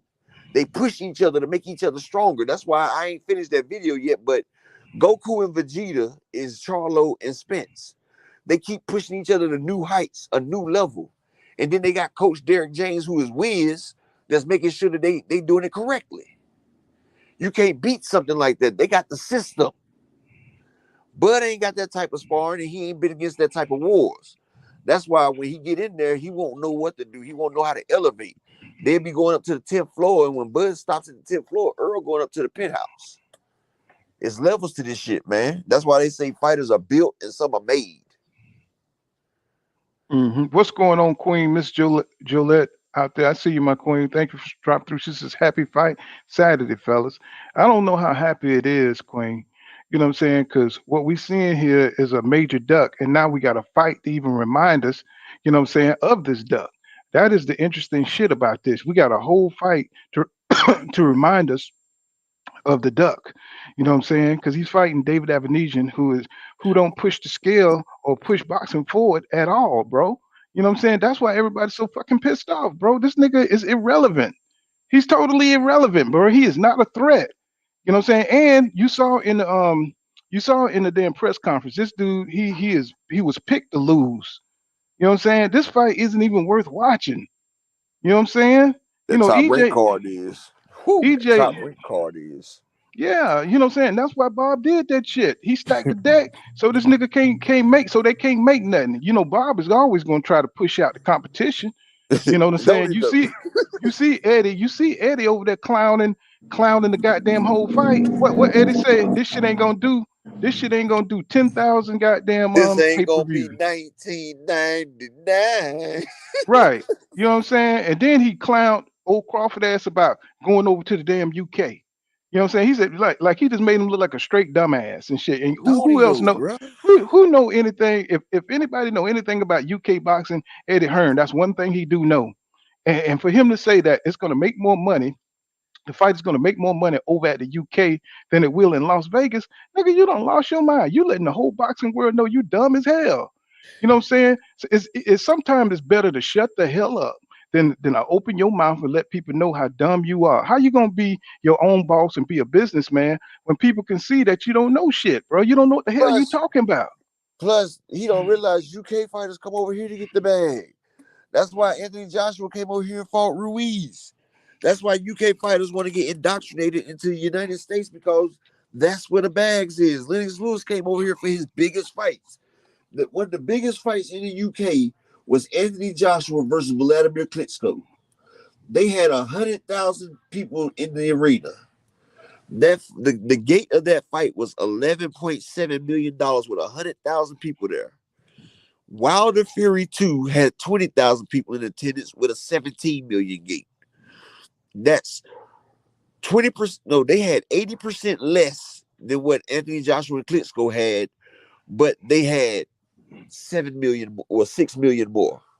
Let that do the math. So if they had 100,000, that's an $80 million gate. Think about that. That's what it is, because 100,000 with $11 million. Think about it now. 20,000, 17 million. That's why UK fighters come over here. The only place that pays more for fights is the Saudis. Over there in the Saudi Arabian shit like that, them people over there, they pay. Now, I ain't gonna lie, they pay. But the UK is not even, you can put the UK inside North Carolina, bro. It ain't that big. You can fit it 3 times in Texas. And they not paying. That's why they fight. They have a lot of big attendance, but they don't have no high ticket prices over there. That's why you have to seat so many people. Their ticket prices are not outrageous. Their pay-per-view prices are not outrageous. Hell, they did a poll to show what they wanted to pay for the damn Crawford and Avenesian fight. They had 2% saying the $40. They had 1%. No, they had 1% $40. They had 2% at $30. It was like 60% of the people thought that the fight should be under $20, and that's in the UK. BFTB did a poll about it, and that's crazy. Now, if Terrence Crawford get in this goddamn ring tonight, if he get in this ring, you know what I'm saying, I want you to answer this question up. You know what I'm saying? I'm going to answer how I think it's going to go first, and I'm going to ask you. Now, if he get in this motherfucking ring, you know what I'm saying, with this low-grade dude, you know what I'm saying, this low-vibrational ass nigga, and he get in there and he look terrible. He get in there and he get falumaloom, you know what I'm saying? Let's say his timing is off. He goes for it. He's a little slow, and this dude clock his ass, or even knock him down a couple of times. You know what I'm saying? That's going to kill the build-up to EJ spinning around. He's not going to be even worth spinning around for. You know what I'm saying? If he somehow lose this fight or just look bad, you know what I'm saying, it's going to kill him, man. You know what I'm saying? Not that he's even going to try to make the fight in the first place, because something's going on in that camp where he's already knows that he is not up to par for that fight, or he would have took that fight, or he would have told the PBC that I'm taking a tune-up fight. I don't want to hear all that bullshit telling some bud told him, because EJ already said that he was blindsided by this shit, right? So, you know what I'm saying, y'all can kill all that propaganda shit. We looking at what's really going on. You know what I'm saying? What's really going on? Crawford look like he ain't that dude. He don't have the same kind of skills he had a couple of years ago. And it happens in boxing. Motherfuckers lose a step. You know what I'm saying? It's just what happens when you turn 35. We saw Roy Jones Jr. get falumaloom at 35, age 35. It's just what happens. You slow down. You know what I'm saying? Floyd Mayweather, he's a phenomenon because all he do is train. All he do is boxing. And, you know, he has an incredible defense. So that is not Terrence Crawford. Terrence Crawford uses his legs like Ali did. And we all saw what happened to Ali after he had that 3-year layoff, right? And if you're not fighting, if you're not active as a fighter and you're not fighting the best, then you're going to get dull. You're going to lose, you know what I'm saying, the thing that made you great. You know what I'm saying? And, you know, Terrence Crawford, I mean, if you just look at it, bro, he goes into this fight. It's a chance that this motherfucker might look bad. It's a chance that even because his skills is degraded and that he's on a sliding scale like Canelo, you know what I'm saying? And he get in there and this shit end up being like Bivol or some shit, you know what I'm saying? And he end up getting his ass clocked. You know what I'm saying? Everybody's mouth gonna be open. All his fans are gonna become Jerron Business fans. they're gonna be vicious because they're gonna be upset about Bud Crawford, you know what I'm saying, not being able to make it happen. So they're gonna jump over to Deron Booth Ennis and hope he could beat EJ. But see, that fight ain't gonna happen to 154. You know what I'm saying? EJ is not gonna fight that guy not at no 147 where he's weak. You know what I'm saying? Because he's hanging on to making 147. You know what I'm saying? It's hard for him to make it. He's been at 147 for 10 years. So it's time for the man to move up. Devin Haney's in the same kind of boat. You know what I'm saying? We saw Shakur Stevenson miss weight at 130. So you can't stay at these weights forever. You got to keep it moving, bro. And you see, it's a lot of great fights he can make up at 154. But you know what I'm saying? I would love to see EJ go ahead and knock off Keith Thurman and knock that big mouth out of the way, even though that's going to be a great build up. See, Keith Thurman knows how to build a fight. You know what I'm saying? All Crawford, he's like that lazy third cousin that's sleeping on your couch. You know what I'm saying? He don't want to do shit. He want everything to come to him. He want the job to come to him. You know what I'm saying? He want the weed man to come to him. You know what I'm saying? He wants you to light up the joint. You know what I'm saying? He wants you to inhale for him. You know what I'm saying? That nigga lazy as fuck, man. You seen him in the press conference the other day looking like a damn dead fish. You know what I'm saying? The nigga look dead as fuck. He looked like a goddamn mummy. I say, somebody please breathe life into this goddamn press conference. You know what I'm saying? I like somebody push somebody do something. You know what I'm saying? Somebody put some gas on the floor and light that shit afire so we can see what's happening, man. You know what I'm saying? It was so dead, and he was just giving them deadpan because he know this fight is bullshit. Number one, it's not competitive, right? It don't mean nothing in boxing if he win. You know what I'm saying? All his fans care about is Bud got the money. Bud got he got paid well. You know what I'm saying? Man, that gap tooth motherfucker, man, he need to have fought EJ because he would have had all that shit. You know what I'm saying? He could have had the money, he could have had the clout, he could have had undisputed twice. You know what I'm saying? But the nigga don't want none of that because he don't want to get exposed. And I will continue to say that. And you know what? I'm pushing EJ as undisputed right now. I will call EJ undisputed. You know what I'm saying? Because that WBO belt ain't shit. You know what I'm saying? It's a way to block undisputed. That's all that shit is right now. You know what I'm saying? It is a way to block it. And then him talking shit to that goddamn Jamel Charlo, that shit is dead, bro. He know that shit is dead because EJ stopped responding to that motherfucker a long time ago because he knows what he's doing. He knows that he's just sitting up there being a hater, you know what I'm saying? Instead of just going ahead and doing what he's supposed to do. Now it's gonna look bad even if he take the fight. Even if he take the fight, now it looks bad because now EJ he got more confidence that he can smoke this guy because he's been running. You know what I'm saying? So hopefully the nigga ain't juicing. You know what I'm saying? I hope that ain't what's going on because he tried to accuse EJ of juicing, right? That's what motherfuckers do when they try to project. You know what I'm saying? They doing the shit. You know what I'm saying? That you know what I'm saying? They trying to put that shade on you and they trying to put that jacket on you because they doing that shit. You know what I'm saying? And it makes sense.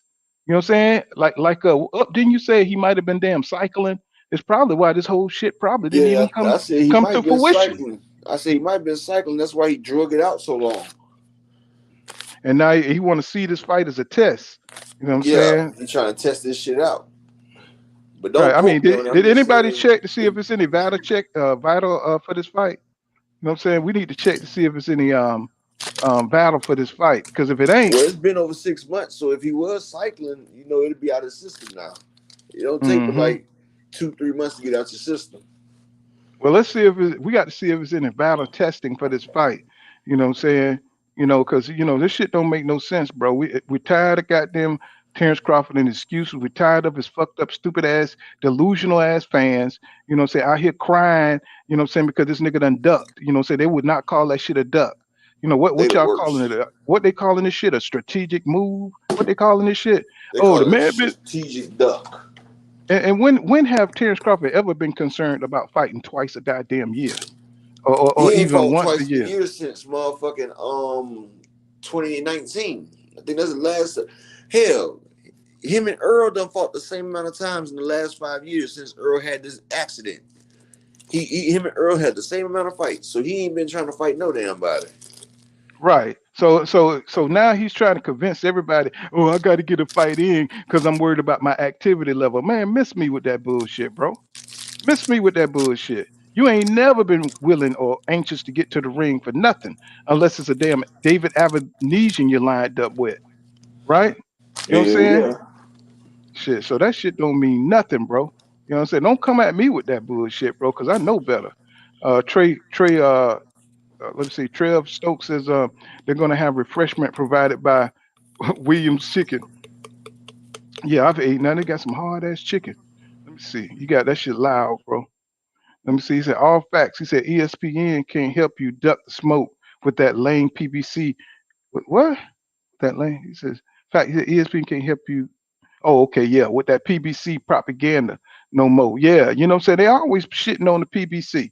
You know what I'm saying? There's a strong hate on the outside, you know what I'm saying, of these boxing communities. There's a strong hate towards the PBC. And you can listen to different channels and you can see, you know what I'm saying, how they downplay certain fighters and they uplift others. You know what I'm saying?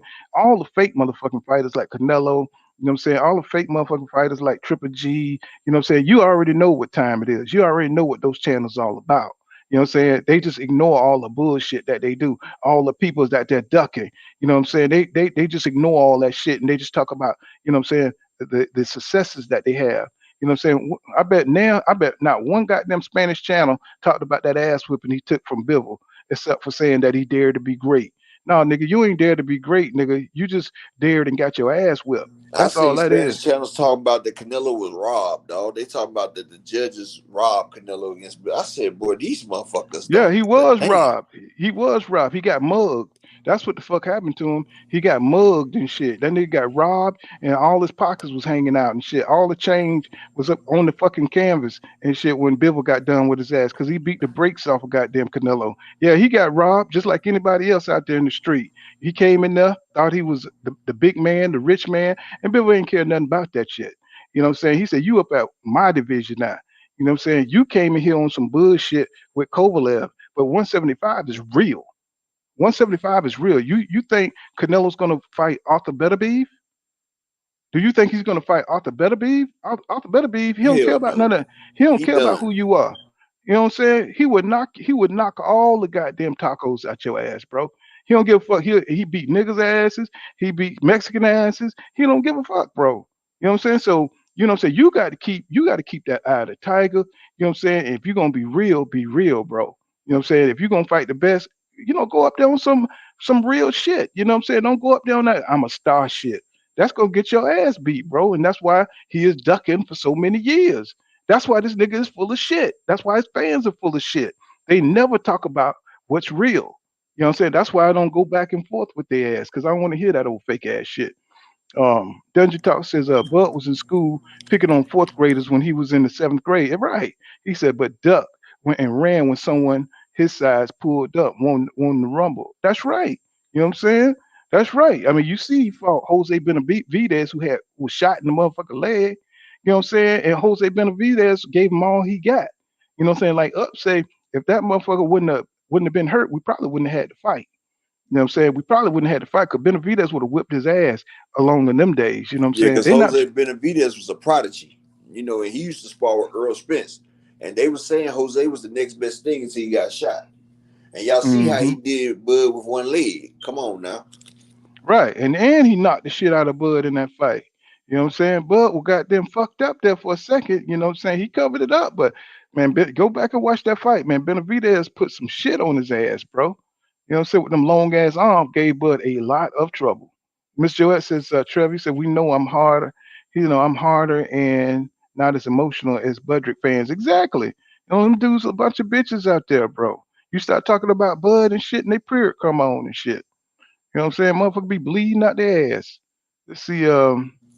See, the problem is Bud's special move won't work against Spence because when he switches to go to Southpaw, he still got to contend with that Spence jab right there. And Spence jab is impeccable. Spence got the best jab in the game. So while Bud motherfucking switching right there, he gonna get popped even quicker.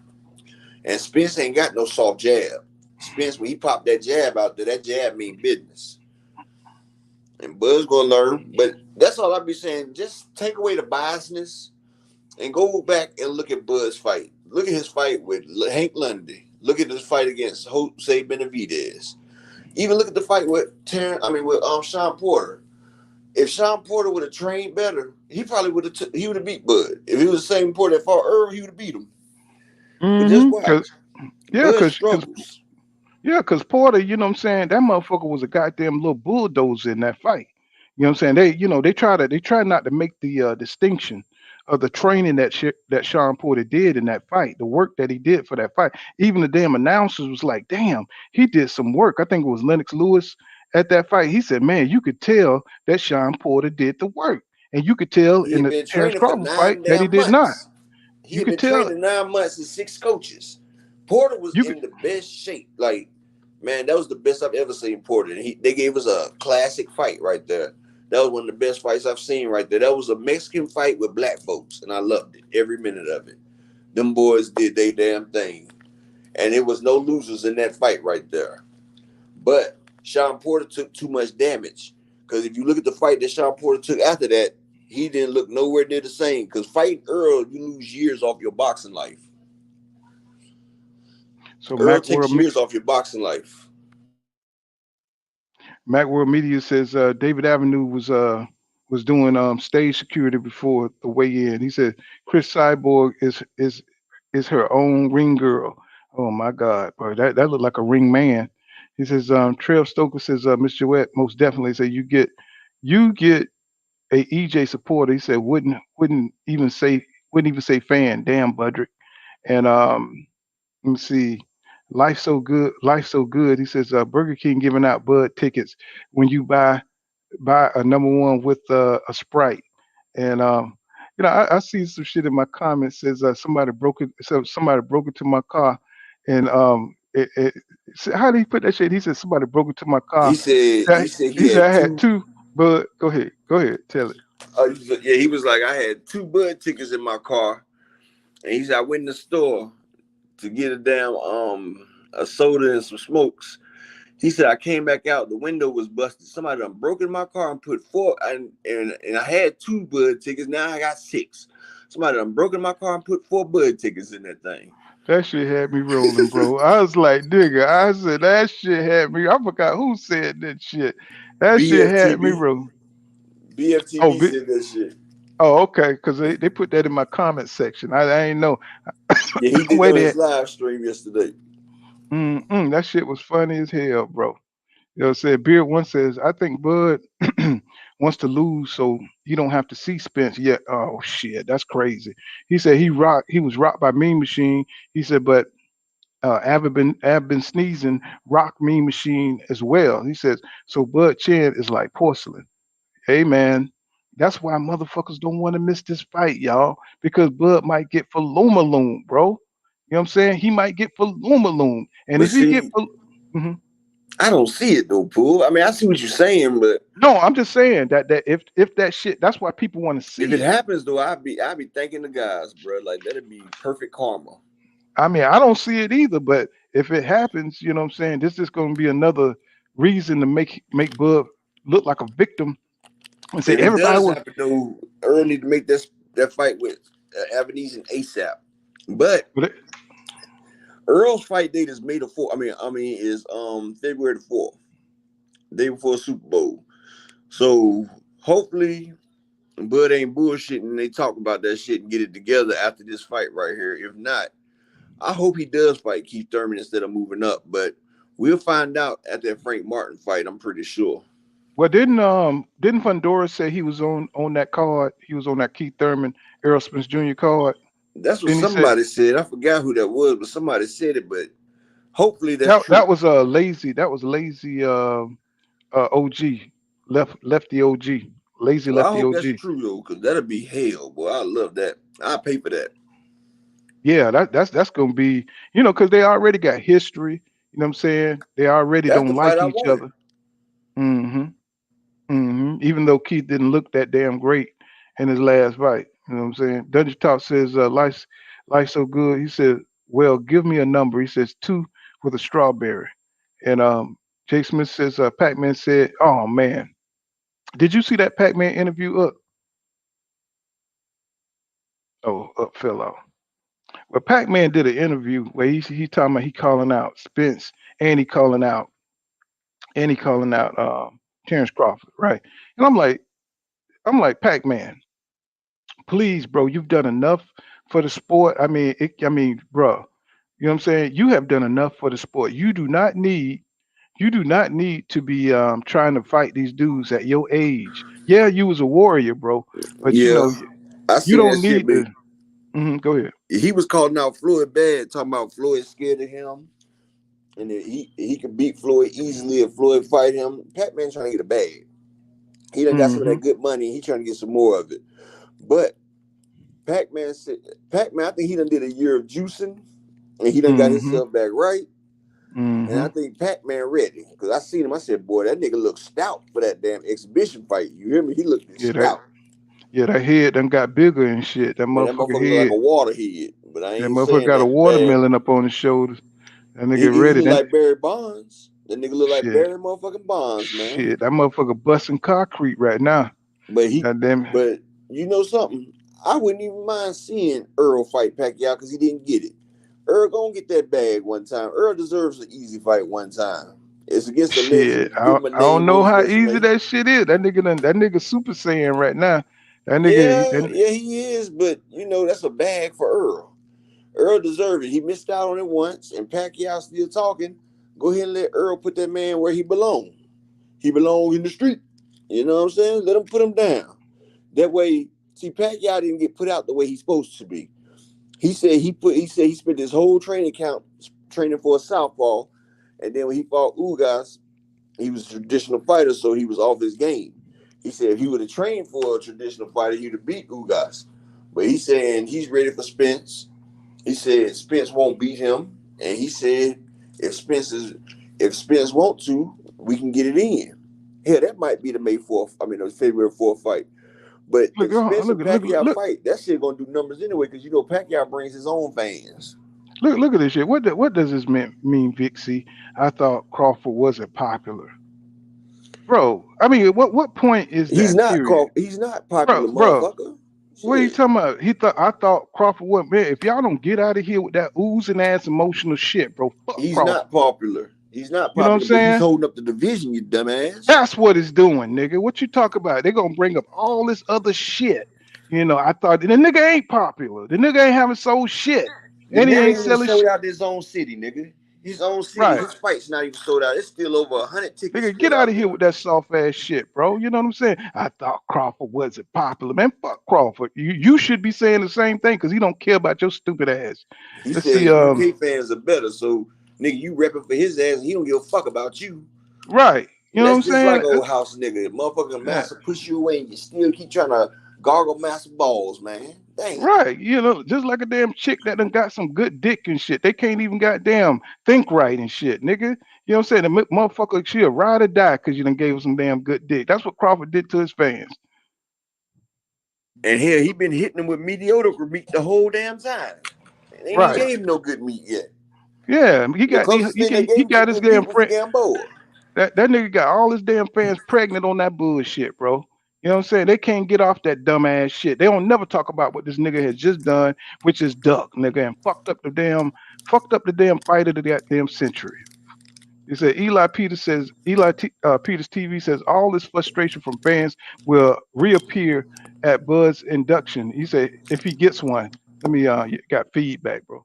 He said all these comments will flood the lives the lives that day. He said he think he's gonna forget and he got us all fucked up. Exactly. You know what I'm saying? I mean, I can't stand that bullshit, bro. These niggas here, I don't know where they come from, man, with that I thought he wasn't popular. Man, fuck that nigga, man. The nigga ain't never been popular. You know what I'm saying? Go on over to Jerron Boots in his page and shit and subscribe to his ass because that's what you're gonna be doing once this fuck nigga get exposed. You know what I'm saying? Hopefully David Avenesian can find the strength to knock this motherfucker ass out, bro.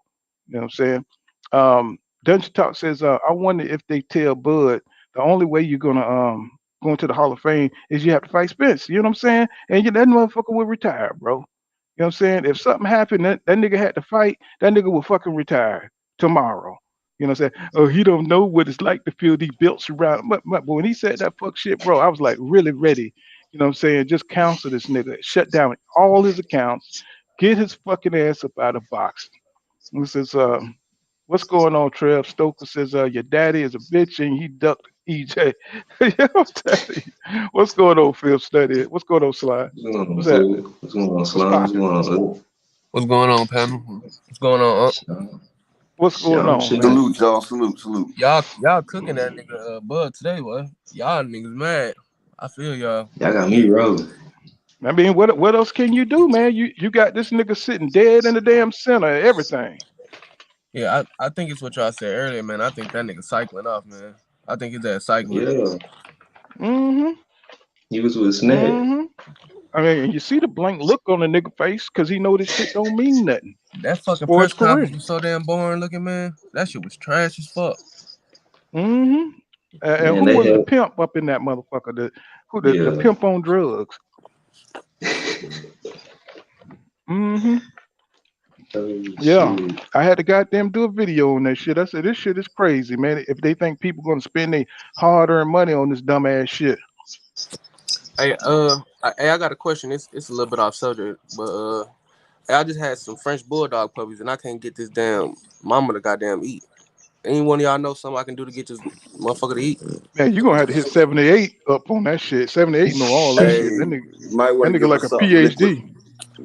Give her like a liquid, or you might want to take her to the vet, because a lot of time when them dogs be having babies and stuff, it's still a part of that. The afterbirth ain't come out, so you might need to go to the vet and get them to push Damn, on look it to this get shit up that on nut. YouTube. Well, you know Look them this shit French up on bulldogs when YouTube. them French bulldogs when they had puppy, they gotta get them. She had to get a C-section anyway, so they the ones who took the damn dog out. Oh, okay. Because I know with my pit, she still had the afterbirth, and then they had to push and get that shit up out of there. But try giving her liquid food and everything, and get her back on that right there, because her stomach probably hurting from being cut open and stuff. Try to get her on liquid food and some vitamins. Oh yeah, I ain't think about that shit. Appreciate it. Yeah, so but it is what it is. What y'all think, man? Y'all think Bud gonna win tonight? Y'all think anything crazy might happen? Man, I think Bug gonna win, man. And like how people saying that Ebenezer might win. I need people to stop doing that, man. We need to call that shit what it is, because they gonna try to make it a big deal if you do win, when it should be a lose-lose situation. Hold on, man. Hold on. Somebody block this motherfucker, man. You talking somewhere if he's unpopular and he's not great while he's in, nigga? How you know he in the Hall of Fame? He How not the in the fuck Hall you of know this nigga Fame. is in the Hall of Fame, nigga? All you saw him do was cast his fist. That ain't shit special. You know what I'm saying? How you know this? And They no, was doing that for all the celebrities that day, you right. dumbass. Right. So what you talking about? You know what I'm saying? So get this I'm nigga talking up out about of here, man. I shit. can't stand that shit. It's like go It's a take Bud your ass fan. to Bernie Page or some shit. Somebody get this nigga up out of here, man. I Why do they can't be even. dick sucking that hard, man? My bad I for don't cussing, know. man. The thing is, this what I be want to know for the Bud fans. Is it anything this nigga can say or do that'll make y'all be like, damn, y'all was right. He is ducking Earl. It ain't nothing nobody can say, bro. Bud came out and said, I'm ducking Earl. They wouldn't give a fuck, man. It ain't nothing you can say to prove to them motherfuckers. Bro, it's just because they emotion. All right, Bud resonates with the emotional ass men out here, like the type of men that get mad about a girl and shit. Like, bro, he's that type of nigga right there. But see, what these people need to realize is this is about you done sit there and pick this girl up. You know, she been talking all good to you and everything. You done took her up.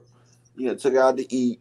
Treated her good and everything. You done took her to a nice restaurant and everything. You know, y'all ate good. Y'all went to go watch a comedy show or took her to the movie or something. You know, you trying to treat her special. You know, trying to show her like, look, it ain't all about that right there. Then, you know, you go to the 5-star hotels, jacuzzi in there, fireplace in there. You know, big king size suite. So you know, you done went and took your shower. She done went, now she in there taking her shower and everything. She coming out the shower dripping wet and everything, and then she tell you, I ain't feeling it. What you mean you ain't feeling what? Like you done did all this right here, and now that this time she done dropped her towel and now she trying to put her clothes on and leave. Talking about she ain't feeling it. Like hell, Blue if that was balls the case, up. you should That let me shit know a crazy. long time ago. That nigga did all that wolfing for all these goddamn years, boy. Yeah, you done did all How that he right. put it? How he put it? You would have thought he'd fight Earl for free, man. He Yeah, thought he but fought Earl for a Yeah. sneaker bar and $30, but boy. look, they done did all that right there, and I done did all this right here, and now you telling me ain't no action. Like, come on, bro. You just sat there and did the. And then what make it bad though is that motherfucker he got footage of him saying the complete opposite of what he's saying now, bro. He got footage of him saying, if you believe in yourself, you should take less. And it don't matter about percentages. I'll take whatever. It Then don't matter. It don't matter what he say, bro. These motherfuckers ain't listening.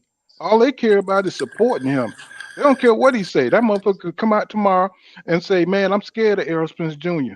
They wouldn't even pay that shit no they attention, gonna say bro. he's scared he gonna hurt her. That's what he's scared of. Nah, they told him to say it. They threatened Bud if he don't say that right there. He had to say that. They trying to push the narrative for Earl. Yeah, man. He goddamn, man. Motherfucker just too deeply invested into Bud Crawford, bro. They emotionally attached to that motherfucker, like you were saying, man. They love that nigga, man. And I don't even I see mean, why they like that nigga. He That's ain't that even. idol worship shit right there. I Yeah, don't know he how he That's got that don't fans. idol even got worship no shit. good Like a personality like motherfucker can't AB. do no wrong. The motherfucker ain't even goddamn entertaining, bro. He just a fighter, bro. He just a straight fighter. He ain't no entertainer. He ain't like and AB. He ain't like Floyd. The motherfucker just a fucking fighter, man. He got a personality of a broomstick. that That's nigga, what she hey, said, Kim, Slim. go See, back they and look come at back. Bud and they see the Go back and come struggle. back here. I'm gonna drop the link so maybe you can get a better connection. Or They maybe see it's just me. Bud, they see the struggle because they see Bud ain't flashy and shit like that, so they can relate. They think he's just a damn nigga just trying to provide for his family and stuff And like that. And he taking care of his homies and everything. You know, that's the American dream for niggas. You know, taking care of their homies and all that shit right there. he trying to perform for his family, but Earl ain't though. God damn, Earl, man, I don't know what's up with these folks, man. Exactly, but Earl doing better. You know what I'm saying? So you know niggas hate when you do better. You feel me? Like when you on the bottom, you got all the fanfare, but when you start getting to the top, that's when you lose your friends. Hey, True did that. we ever figure out if Bo Mac gonna be with Terrence or Keyshawn tonight? Say that again. I said, did we ever figure out if Bo Mac gonna be in Terrence corner tonight or he gonna be with Keyshawn at? He I working don't know. Terrence's corner. They done reconciled. Bomac gonna be there. Bomac gonna be right up there. Keyshawn got that other dude training him tonight. But it's Mm-hmm. like when they say money changes people. No, it don't change people. It changes the way other people feel about you. That shit reveal who you are. No, that's what I'm saying. Money don't change people. It changes how other people feel about you. That's what that is. Because you could be the same person with money, but now that you don't want to do shit, now people are changing. They feel like you're supposed to do something. They expect you to do stuff now. It changes their attitudes toward you. Now you hating on me because I have money and I don't want to do something that you want me to do. You know what I'm Shit, saying? It don't just that change damn people. It money changes make the you ones lazy. around you. That shit make you lazy, just like it made Canelo lazy. You know what I'm saying? And them ass whippings. You know what I'm saying? On top of that, now that he don't have a perfect ass, well, he never had a perfect record, but you know what I'm saying? He thought he was something that he was actually wasn't. He been around all them yes men. You know what I'm saying? Telling them, hey man, you the greatest. You know what I'm saying? You the greatest Mexican boxer ever. You know what I'm saying? Bud got those yes men around him telling him that he's pound for pound number one. He done heard that shit so much. He actually believe that shit. But yeah, but I'm talking about it changes people around you, period, though. Because the people around you, they not around you for who you are. They around you for what you can do for them. They not trying to damn see what's in your best interest. See, people get real shady when it comes to money. The best thing that you can find out if a motherfucker got your back, go broke. When you go broke and you stay broke for about a month, you ain't gotta be broke for a month. But I'm just saying, anybody that ever gets some money, if you really want to know who's there for you, make it seem like you broke for about like a month. Like something happened and you don't went broke. Try that right there and you'll see who's really there for you. You'll see if your woman's really there for you. You'll really see if your partner's there for you. Hey, Because that's you a can't fact. shine with me together if we ain't standing together in the rain. You feel me? Yeah, you If got we money. can't Nigga, change, if we can't get wet in the rain together, we definitely ain't gonna shine together as well. And that's the thing. People shit. always when it's a party, everybody wanna come. But when it's time to clean up that party, boy, you the only one there. Shit, you can ask niggas for a goddamn money for an ice cream sandwich and shit. You ask a motherfucker 2 times for that shit is over, nigga. Niggas trying to avoid you, nigga. You know what I'm saying? I mean, you ask for some, you try that shit. You go out a couple of times with a motherfucker and don't have no damn money. Shit, that shit is a wrap. People do not like being around broke people. You know what I'm saying? For whatever reason. I don't give a fuck if they're your friend or not. You know what I'm saying? Motherfucker, it's just something about money, like you said, that make people look at you differently. You know what I'm saying? We worship money in this goddamn country. You know what I'm saying? That's a damn problem. You know what I'm saying? We don't give a fuck about how nobody is on the real. I mean, look at the women nowadays. You know what I'm saying? I'm not talking about the women in my chat. You know what I'm saying? I'm talking about the women out there that's coming up. Motherfucker they want motherfucker already self-made. They want millionaires already made. You know what I'm Yeah, they saying? not trying to run the race with you. They trying to wait till you at the finish line. And then they think once they get you, they think you're gonna be taking them on yachts and tours around the motherfucking world. No, nigga, you're gonna sit your ass right down there and you're gonna be eating that goddamn churches. You're gonna get that Bitch, you wasn't goddamn eight loyal. piece and you shut the fuck up. Yeah, Huh? you wasn't loyal. See, women say they want a loyal nigga, and they always talking about when brothers get money, they change and all that right there. But when that brother didn't have that money, was you there? See, Terrence Crawford, that's Right. one thing I can respect about him right there, because you know his girl stuck through with him, even though she ain't really know where she can go. But you know, she held that man down when he really didn't have shit and believed in him. So of course, as a real nigga, even though she ain't the hottest, in his eyes, she's the best. You feel what I'm saying? Because she held him down. It's not always about looks. It's about that loyalty. Yeah, It's but about hey, all the other things right there. Looks come and go. A motherfucker get bleach thrown in their damn face or acid thrown in the face, they ain't got no looks no more. you If know you can't Omaha, a see small yourself city. with a person with your eyes closed, then why are you with that person? If you went blind and you couldn't see that person's outer beauty, what would she bring to your table? But That's the what people thing need is to though, Bud understand. didn't got caught cheating though. Like on Omaha, small city. They got I mean, of Facebook course, group, I mean that's and they that's with being a high value that, man. I'm just saying with they a got high on like value Facebook. man. That nigga done got caught cheating so many I mean, times. that don't mean nothing. But where is his money at? I'm talking Where about you is he talking about he located at? loyal and shit. You talking about he Huh? loyal? That nigga ain't loyal, man. That nigga ain't loyal to No, nobody. bro. See, it's a difference. You don't understand the form of loyalty. You feel what I'm saying? What I'm saying is, if I go out and do what I do, when I come home, it's still you right there. You know, you got access to the bank accounts. You got access to my family. You got my last name, all that right there. Because if you look back at it, what was we told? I'm not gonna go to the Bible, but you know, men was told to Uh-oh. go out and procreate. I'm not gonna Here go we to the go. Bible, Here but we go. many religions. I'm not gonna go to religion either, but I'm just saying, you all heard of polygamy. A lot of people, you know, it's a I, lot more. It's a lot more women than men out here, I hear what and you're a lot saying, of but people you know, are bitches allowed these to days have don't care it. about that. They want a nigga Huh? to be loyal to a fault. I said, I understand what you're saying, but you know how bitches be these days. They don't want to hear that shit. No, I'm gonna tell you like this: women would rather share a nigga that's winning than to have a broke nigga, dog. Like if you got money and you winning, you can have one wife, and if man, women will agree for you to have another wife as long as you can take Shit, care just of all of them look at Floyd financially. Mayweather. Look at Floyd Mayweather. Ain't he got a Yeah, harem? Ain't he got a harem? You know yeah, what I'm and that saying? damn rapper, I forgot that rapper name. They got 19 baby mamas, and they all together. You talking about Future? Nah, it's another one. He's a rapper, J Icy or some shit like that. They did a piece on him, but that nigga got 19 baby mamas. God And you know, damn. they all was on a damn thing together, taking a picture and everything. You know, it takes a village to raise a kid. You know what I'm saying? And This as long nigga as Cannon. and these women don't realize, but the upper 20% of men that are worth something is fathering 93% of all the kids. So 80%, I mean 70% of men never passing their DNA on. No, Women are you say hitting the that same backwards. niggas. It's 80% of the man. It's like 30% of the man that's creating goddamn 80% of the babies. It's like the Yeah. opposite But way. see, women will see what they'll do is they'll get see this is how it go. You know what I'm saying? See these women, you know, say they want the security, but they'll sleep with the Pookies and the Ray Rays. You see what I'm saying? Because the Pookie and the Ray Rays, they ain't got nothing else going on but to worship them and you know what I'm saying to give them good sex. So you know, but they want the Nah, we don't security. worship. They No, want that's a the fact. That's a but fact they right want there.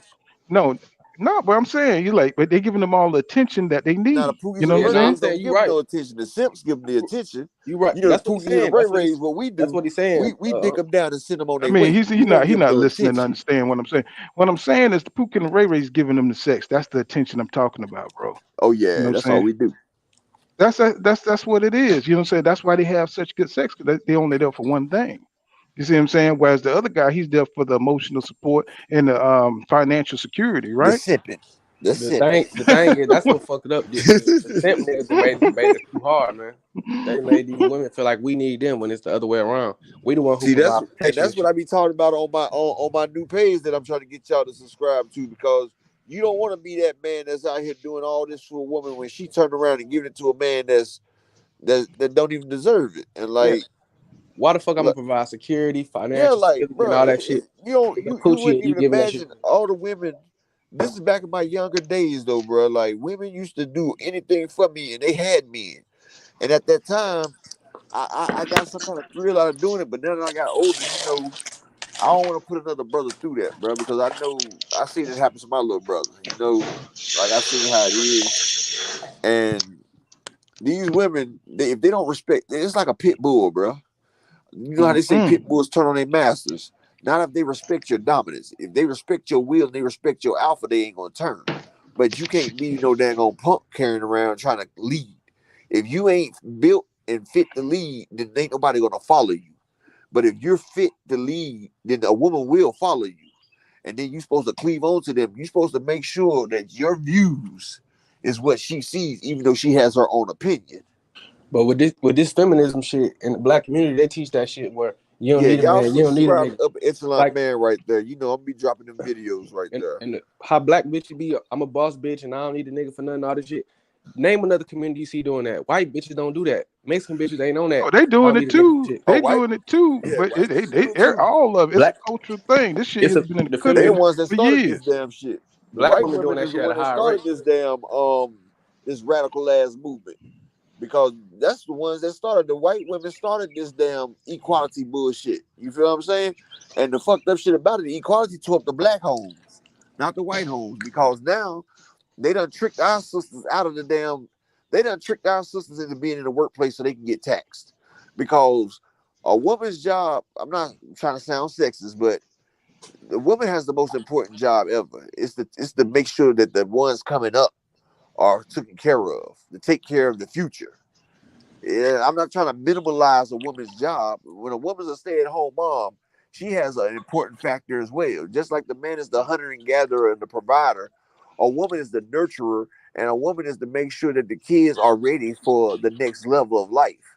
And people don't understand that it's no shame in raising the future, because you instilling morals and values into them kids right there, so they'll be prepared for what the world has to offer them. And see, people don't realize that now that the moms out here working and women are getting incentivized to have kids outside of wedlock and to get divorces and everything, that leaves single moms. And with the moms being single, and that means the children have no father figure and nobody to watch after them while the mom's at work. They're put in daycare cares, they're put in schools. So the schools are indoctrinating and the streets are indoctrinating, and the kids are getting their know-how from the streets in the schools. And they get raised by these celebrities. Yeah, and raised by these celebrities and this damn music. So then these kids grow up, they go out here and start robbing, stealing, selling drugs, and killing. And then now they're back in prison, where the majority of people end up at. And it's like it's a revolving cycle, it's a revolving door, it revolves 360, because the kids are without parents, and then they go up here, they impregnate the girls, they get caught up, they get locked up. Women raising kids by themselves, and the cycle perpetuates. It continues. We need to break the chains of bondage, because that's what this is. So let's get back on the boxing, bro. You know what I'm saying? Because I don't want to piss too many people off out here. You know what I'm saying? we went on a tangent yesterday. It was like boxing, please. Yeah, but that calls in that goes into what I was saying though. But that's what Crawford, he was raised by a woman who paid niggas to whoop his ass. You feel what I'm saying? So Crawford feel like he has something to prove. He always got that Napoleon complex, like a chip on his shoulder. And he's always had that chip on his shoulder. Like, if you don't say he the best, he got a problem. Like, he would want to fight with Trey Songz. Like, why you don't have that Trey Songz energy when it comes to Earl, though? You know got what I'm saying? Like, he's a bully. He's a bully tactic. And when he's got to meet somebody that's just as good as him or better, he ain't got that same energy.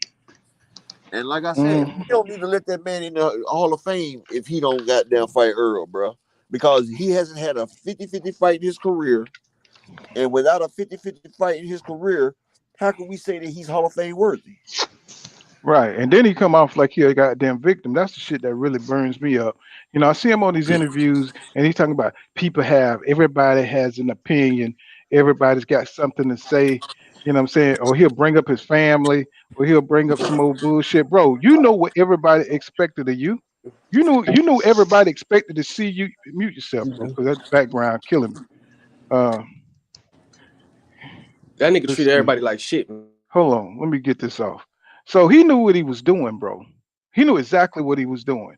You know what I'm saying? He's fucking up the best fight, bro. So you're gonna get some backlash, bro. You're gonna get a lot of backlash. You know what I'm saying? You built this shit up, you know what I'm saying? You built this shit up, and then when you get to the crescendo, you motherfucker let everybody down. You know what I'm saying? So all these pussy punk ass Crawford fans coming in here talking shit, bro. Shut your motherfucking mouth right now. Shut your damn mouth because your boy is a duck. You know what I'm saying? It is a duck. That's why we got 128 people in here. You know what I'm saying? Because this nigga done fucked up one of the best fights we've seen in the last 40 years, bro. And y'all supporting them like some hoes and shit.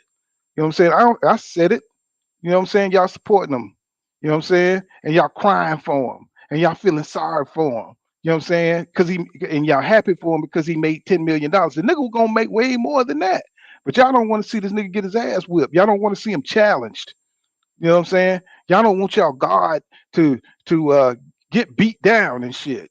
You know what I'm saying? That's what boxing is all about, bro. Sometimes you win and sometimes you motherfucking lose. I've seen the best of them lose. You know what I'm saying? I was the biggest Jones Jr. fan. I was the biggest Ali fan. You know what I'm saying? I was the biggest Holyfield fan, the Yes, biggest sir. Lennox Lewis fans, and they all lost. They all lost. So what Talk you that talking shit. about? Undefeated. Undefeated means you haven't faced nobody. That's what undefeated means. Facts. It don't mean you the damn best. Only Floyd Mayweather can make a case. Only he can make a case because he He's had an anomaly. incredible defense. You know what He's I'm an saying? anomaly. That all it means is you didn't come across that one motherfucker with talent enough to stick with you in the ring. Sweet Pea had many, many great battles, many, many great legends. How you gonna make it to 38 fights and you haven't had a signature win or a signature fight, bro? That's fucking stupid. Y'all stupid to think that this man went that long without fighting a 50-50 fight and say that he's the greatest, bro, just because he knocked out some tomato cans Cab and shit. drivers. Talking about he never had a close fight. That just show that you ain't fought no fucking Yeah, body, that bro. means that you so much better than your competition, like Paul said. All the greats have it. Like shit, Floyd Mayweather is an anomaly. Is an anomaly. I'm trying to say it correctly. An anomaly. That shit don't happen all the damn time. Floyd fought the best, but you know Floyd knew when to get the hell up out of there too. Floyd made way for these young lions. You didn't see him get in the ring with no Spence or no Thurman and shit like that because Floyd knew he knew where he was capable of. He done pushed himself to the limits. And he knew that he wasn't the same. Now, if Floyd was still the same young lion, he would go against any of them boys right there. But you got to realize your body changes. And Bernard Hopkins is a great testament to that. Bernard Hopkins, like Floyd and like Spence, have impeccable technician. They're impeccable technicians. That's a That's fact. why Bernard Hopkins was able to last so long in the boxing because he didn't rely off his talent. He didn't rely off his athleticism. He relied off of pinpoint accuracy and technician. And he was a very technical, dirty, down and rough fighter. And that's what happened. And if you sitting there saying you the best have took losses. Riddick Bowe, he was considered the best at one time, but he lost to Holyfield. Shit, But then Lennox Lewis. he came right back and beat Holyfield. You know why? Because when you fight against the best, then that pushes you to be better. And Right. Holyfield lost the Bowe the first time. He pushed himself. He seen what he did wrong in that fight. He made adjustments. He pushed himself stronger, and he came back and beat Bowe. And then Bowe came back, pushed himself, and beat him. Hakeem Rockman beat Lennox Lewis. Lennox Lewis went in there. He trained his ass off. Lennox Lewis didn't take no breaks, came back in there and destroyed him. Deontay Wilder fought Bermane Stifern, his first championship fight. He went 12 rounds with Deontay Wilder. Deontay Wilder got better because he seen what he was up against. He pushed himself to a different level because you're not the same. If you're fighting better competition, you don't stand stagnant. See, He ain't had Bud's no career has been adversity. stagnant. He has a stagnant career because he's not fighting fighters that are better and better. He's fighting the same level of fighters. He's just fighting in a straight line. He's not building up in a tangent. He's going straight line or down. When you fighting and you're building up a character, you have to fight better and better opposition. Earl Spence fought Kell Brook. Then he turns around and fights Lamont Peterson. Then he turns around and fights Ocampo, Mikey Garcia, Sean Porter, Danny Garcia, Udanis Ugas. He's getting stronger and stronger competition. Each one of them fighters are excelling in something. Bud is fighting people that are washed up and has never been there. He's fighting has-beens and never will be's. And you cannot measure your greatness against that. If you're playing chess against a bum, you will stay a bum. But when you play and you lose against the master, the more you lose, the more you win, because even in defeat, that is a valuable lesson learned and you win. Because I you hear you, won't keep Ho. losing. I You hear you, won't keep Jay-Z. losing and you get better. Huh? I said, I hear you, Jay-Z. The Jay-Z quote. No, I'm just saying, as you lose, you see what you do wrong. It's like playing a video game. When you first start, you play and you might keep losing. But after a while, you see you get better and you can go past that. Each time you can go further. That's just like fighting. That's why they get to spar. When they're young, they spar against champions. Because them champions gonna work their ass out in the ring and they're learning. And the champions don't have to pay them because they're getting valuable knowledge. Like You're she going touched against the you. best. And that best, he's teaching you. He's teaching you, helping you hone your craft. Like in football player, that's why they have practice. Practice makes perfect. That's why they got the 10,000 hours. That's why Derrick James pushes his people the way they do, because the more you practice it, the more you will do it without having to think about it. Your body will do it on its own. And that's when you become a master of a skill, because your body is already imprinted to do it. You won't have to think about it. The way Earl gets in there and fights people and throws shots while he's taking shots, rolling with shots, blocking shots, fending off shots, and still throwing them back, and people are folding and crushing behind it, is because he's put in the work. This man has been doing this shit for years. He's put in the hours. He got the conditioning. When you got the conditioning, you put in the work and you put in the hours, you can't be beat. But when you're running around here fighting the damn bar nuns and the people that ain't did shit, then you will never be shit. You'll just be the greatest piece of shit. It is what it is. I mean, those are facts. Those are facts, man. You know what I'm saying? You can't just fight the lowest competition, right? And then you get all these knockouts and everybody's thinking you great. Hardcore boxing fans supposed to be smarter than that, though. You know what I'm saying? We watch this sports closely. So we know what caliber of fighters that you fought, bro. And you know what I'm saying? To have all these motherfucking sports media outlets acting like going along with that bullshit, like Bud is like something spectacular. You know what I'm saying? Yeah, we see the skills. We see but you can do that on lower competition. We all know that the further you go up, the higher you go up in competition, the less the knockouts you get. But this motherfucker got like what 4-5 knockouts in a row? That tells you something. And they're not real knockouts. They like technical knockouts. TKOs, yeah. They TKOs. So I mean, so it looks good on your record, but when you get in there against some real competition, now It's you gonna got to show. really show. You got to really show, bro. And he knows that he's lacking. He knows that he's lacking. He's old and he's lacking, bro. He get in there with somebody like EJ, who you saw was in the melee of his life with Ugas. You know what I'm saying? He saw how that man broke him down. He broke. It takes what Michael Irvin say. It takes a man to break a man. You know what I'm saying? It takes a man to break a man. You know what I'm saying? And that's what he did. He broke the shit out. And Derrick James he said, man, you can't just beat this. You said you got to chip at this dude. And that's what he did. He took his time, and and you see how big Ugas was. You know what I'm saying? Big as fuck. You think Terrence Crawford gonna get in there somebody who's not gonna be knocked out with a couple of shots or hurt with a couple of shots and shit, and he jump on him? No, Ugas a sturdy motherfucker, bro. You seen how he did Sean Porter? He was throwing Sean Porter all around, even dropped Sean Porter. What you think he was gonna do to Ugas? You know what I'm saying? That man got a very slick style. He got a very slick style, and Terrence Crawford didn't want no part of it. Look at Keith Thurman. He got a slick style, and he got power. If Keith Thurman would have hit Terrence Crawford on the chin, it would have been over, bro. And look at Danny Garcia. If Danny Garcia would Hit have him threw with that one of hook. those no left hook, he would have knocked Terrence Crawford ass out. And he didn't want none of that, bro. He didn't want to take that risk because he, you know what I'm saying, because he wanted to sit back and hold on to that goddamn belt and doing what he's doing right now. You know what I'm saying? So now he's super exposed. Everybody see it, and his fans are crying. He like That's the what they black Jamie doing. Munguia. But see, the thing is, they not fans of boxing. They fans of a boxer. You feel what I'm saying? Like if you was fans of boxing, you would like to see everybody fight everybody. Like I'm a fan of Earl, but if Earl fight Boots and Boots win, hey, that's what happened. The better man won. But people Right. ain't they scared to see Crawford take a loss. Like that's all that is right there. That's why I'm hoping that the WBO go ahead and mandate Boots as the mandatory after Virgil Ortiz go over there and fight Montes Stanionis. And then that way he got either fight Boots or Spence. That's the best place for it. Mm-hmm. Battle Karen says Mayweather didn't fight several fighters because it didn't take hold on, let me somebody got some background here. He says Karen Battle says Mayweather didn't fight several fighters because it didn't make money.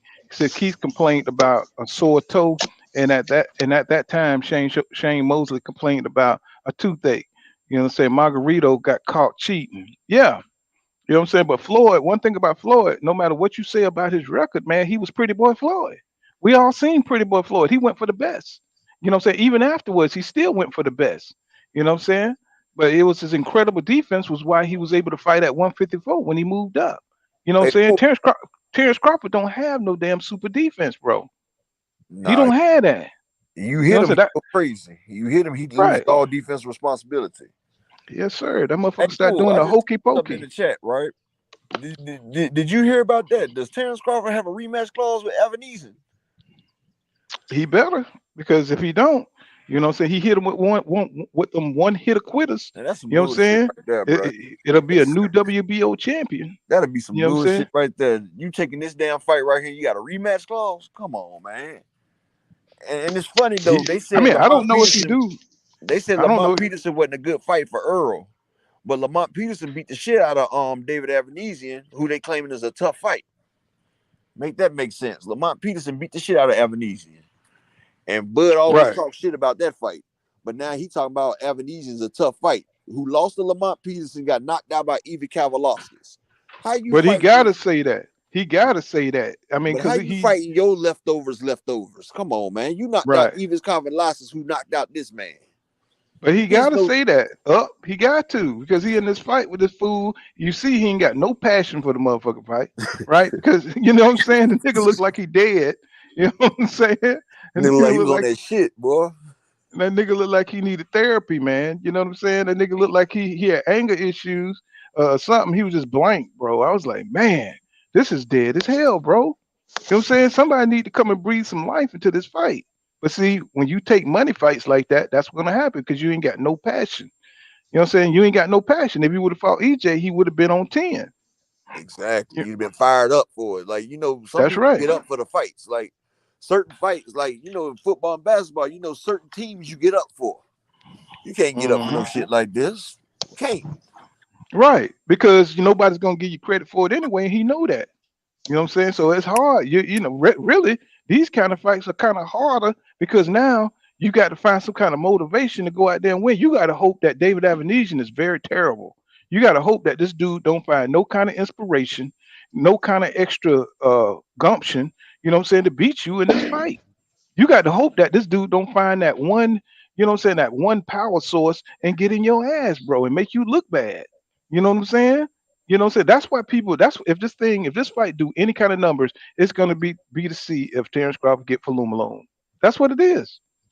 You know what I'm saying? That's what this is gonna be all about. If he get any kind of numbers, which I doubt he do. You know what I'm saying? But Because nobody gonna be able to figure out that fucking cheap ass app.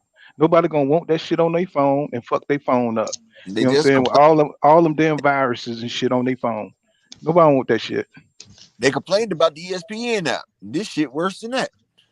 At least with ESPN, that's a damn Okay, Candy Slim, you talking about Evan got a better record and higher KOs than Ugas? Yeah, I mean, okay. Zurdo Ramirez had 44 wins with 30 knockouts, and he ain't fought nobody. Got his ass whooped easy by Bivol. See, y'all see that's the problem. Y'all worried about numbers. When you sit there and fight a whole bunch of motherfucking trash cans, you supposed to win. David Avenese got his ass whooped plenty of times. He been getting his ass whooped. How are you talking about when he fought somebody worth something? He got his ass whooped. He lost to Lamont Peterson. He lost to Eves Kalinakis. He just got knocked out. But you talking about Ugas would destroy that man. Ugas would beat the shit out of damn David Avenesian. You see, Bud didn't want to fight Ugas. And what they be with that bullshit, he talking about Egas Kavalasas. I mean, he's talking about Avenesian got a better record and higher knockout percentage than Ugas. But Ugas will beat that nigga ass, though. You feel me? Pull that shit crazy. Oh yeah, man. You know, it's the cap has no bounds, bro. Real boxing fans got to get back to supporting real boxing, man. You know what I'm saying? And this is just a damn shame.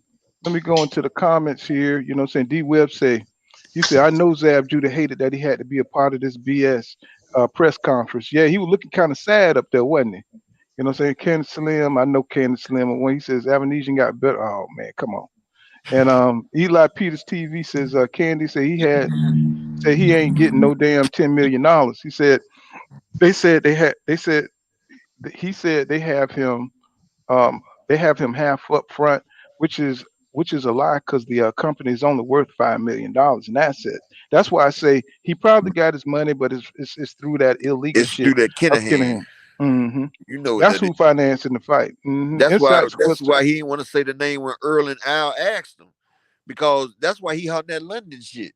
He trying to do as much as he can to get that shit out of there so Earl can be out there. He don't want Earl to be on. He talking about he wanted to be fair. No, he trying to get out there where they can try to falumaloom Earl. The same way they did Wilder and shit, that Kinahan bullshit. Mm-hmm. And then you got, yeah, go ahead. Oh, Dog Money, he said, nobody watching that bullshit show. He said, Asante fine ass in town. You know what I'm saying? She too old for you, bro. Let me see. Georgia Peach Denise, what's going on, Queen? She says, Karen, exactly. I saw it too. He said, when I heard it was the BLK Prime, it all made sense. If everybody putting this shit together, y'all subscribe to Inside the Square Circle with King Judah, man. King Judah got some 5 videos up there. If you like this content, you will love King Judah content, man. He says, real boxing fans will return after the Canelo and Bud Tank era. And let me see. Karen Bowser says George Peach is speaking to George Peach, and Eli Peter says Karen, yeah, Blue Blood was helping Bud spread that BS. He knew what he was doing, making it seems like Arrow and PBC was trying to price Bud out, gave Bud an excuse to leave out the back door. You know what I'm saying? See, But see, when you get into business with people, see, you can't be. That's You what can't be. Go ahead, Pooh. You can't you can't be a YouTube channel, you know what I'm saying? Blue always been fire. You know what I'm saying? And I still support the man, but you know what I'm saying? This is just one area where I have to disagree with him, you know what I'm saying? Where you saw the narratives that he had going on over there, you know what I'm saying, before he got into business with BLK Prime. So we saw the whole thing switch up after he got with them. You know what I'm saying? Now you see the videos is all about pro Bud, you know what I'm saying? But I don't like to spend too much time on that because Blue my nigga, man. You know what I'm saying? I mean, I've been years a subscriber on this channel, but on this here, I gotta call it out, bro. You know what I'm saying? I gotta call it out, bro. You know what I'm saying? You gotta call a spade a spade. I say we keep it real here on Full Counter Boxing. You know what I'm saying? And that's what it is. I don't care if I get a big bag. I'm still have to give it, you know what I'm saying, be 100 on what I'm talking about. Because people notice when you switch energy, bro. You know what I'm saying? People notice when you switch energy. You know what I'm saying? If one point you keeping it fair and down the center, then all of a sudden you just bias as hell for one guy, and you in business with the motherfucker, what you think people gonna say? Now I'm not saying don't support Blue Blood because he talks about more than just Bud Crawford and Errol Spence Jr. But that's just the one area where I disagree with the man. You know what I'm saying? Because I don't believe in, you know what I'm saying, double dipping. You know what I'm saying? It's kind of like the same shit Bud did with PBC and had that motherfucking BLK Prime bullshit in his back pocket. But I don't want to put Blue Blood down because I've been a supporter for him for years and years. You know what I'm saying? You know what I'm saying? But in this here aspect, I have to call it out, Blue Blood. I have to call it out, bro. It just is what it is. You know what I'm saying? You can't hide it. You don't owe me nothing. You don't owe the fans nothing. You move how you want to move. You know what I'm saying? But people are looking at you different. You know what I'm saying? That's all I'm saying. People looking at you different. Get your bag, get your money, but people gonna look at you like you're unreliable in some cases, bro. That's all it is. You know what I'm saying? You're gonna have to accept that that's what it is. You know what I'm saying? You can hate people. You can say people wasn't with you. You can say what the fuck you want, bro. But people gonna look at this shit and be like, bro, are you telling people to their face that they can't call this shit out? You know what I'm saying? They gonna call it out, bro. You know what I'm saying? And it's just one aspect. You got good content, but at the same time, bro, when you got dropped some money and you went into business, you know what I'm saying? You start advocating for a dude that's ducking, right? And you try to cover that shit up. You know what I'm saying? And they came to you, and the motherfucker ain't even interview on your goddamn channel. You know what I'm saying? That shit is crazy.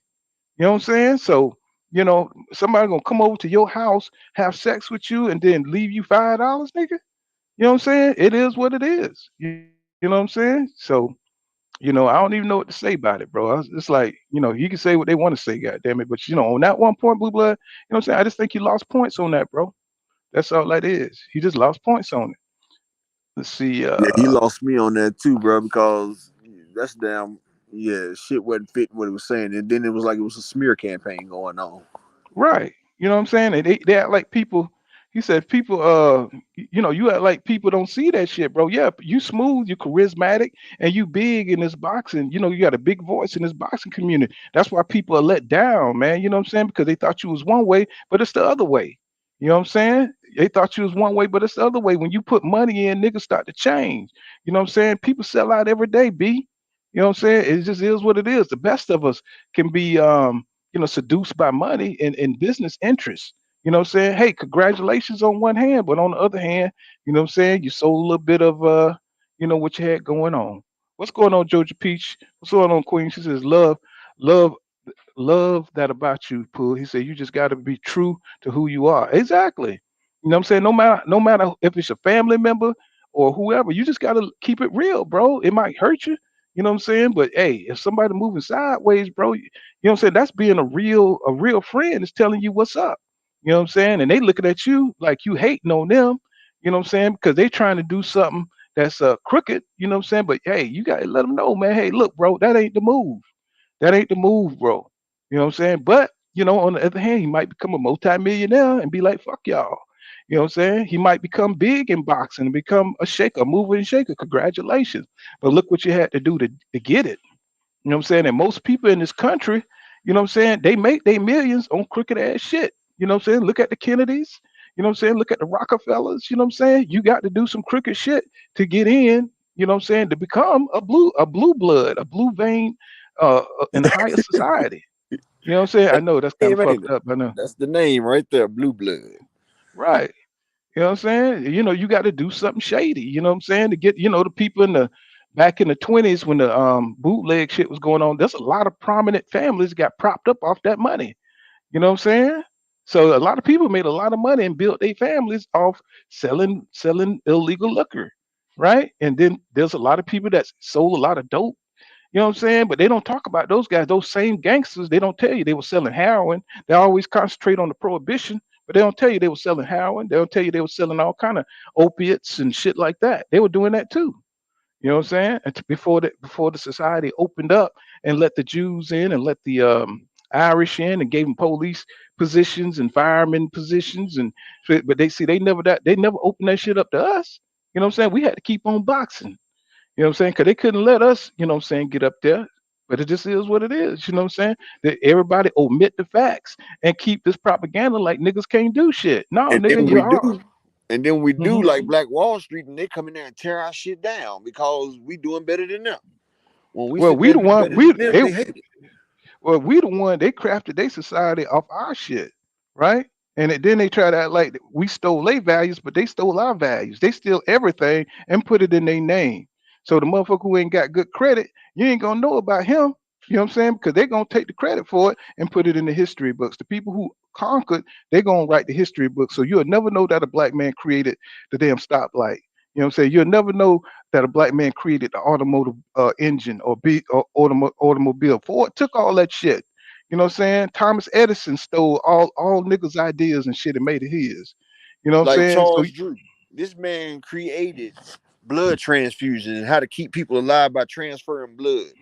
Then this man has an accident and they won't even give him a blood transfusion.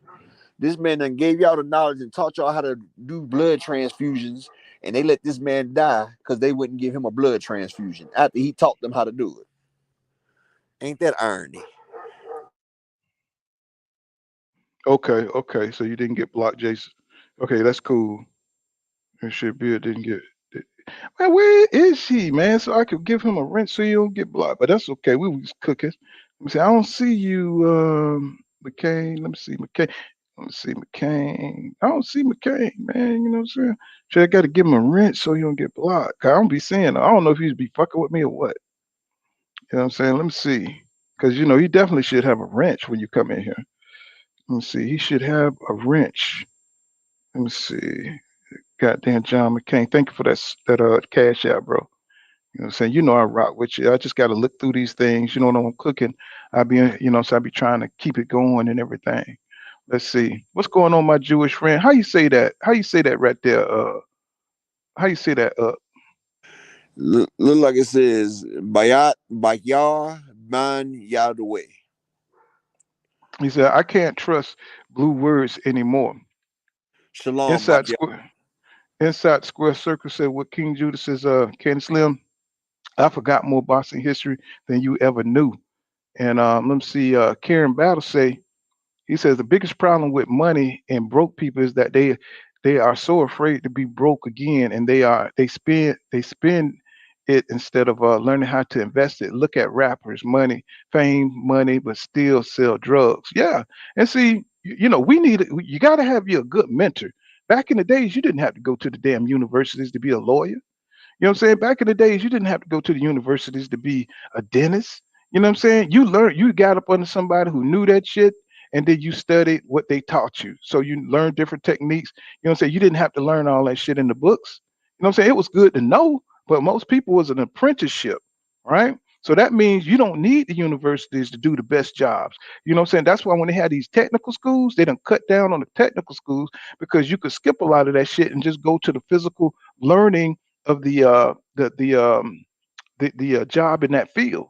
You know what I'm saying? If you want to learn computers, if you was under a good person that did the job and you just learned what the hell they were doing, you wouldn't need no damn university. You know what I'm saying? They always putting obstacles in the way to control certain people. You know what I'm saying? Control us from getting up there. You know what I'm saying? That's why they took out carpentry and shit out of schools because they ain't want motherfuckers knowing how to build shit. You know what I'm saying? They ain't want to put that inclination into their mind. You know what I'm saying? So constantly we being controlled. You know what I'm saying? Even though people don't want to believe that shit. You know what I'm saying? We being controlled. It's just that motherfuckers are too busy trying to make a living.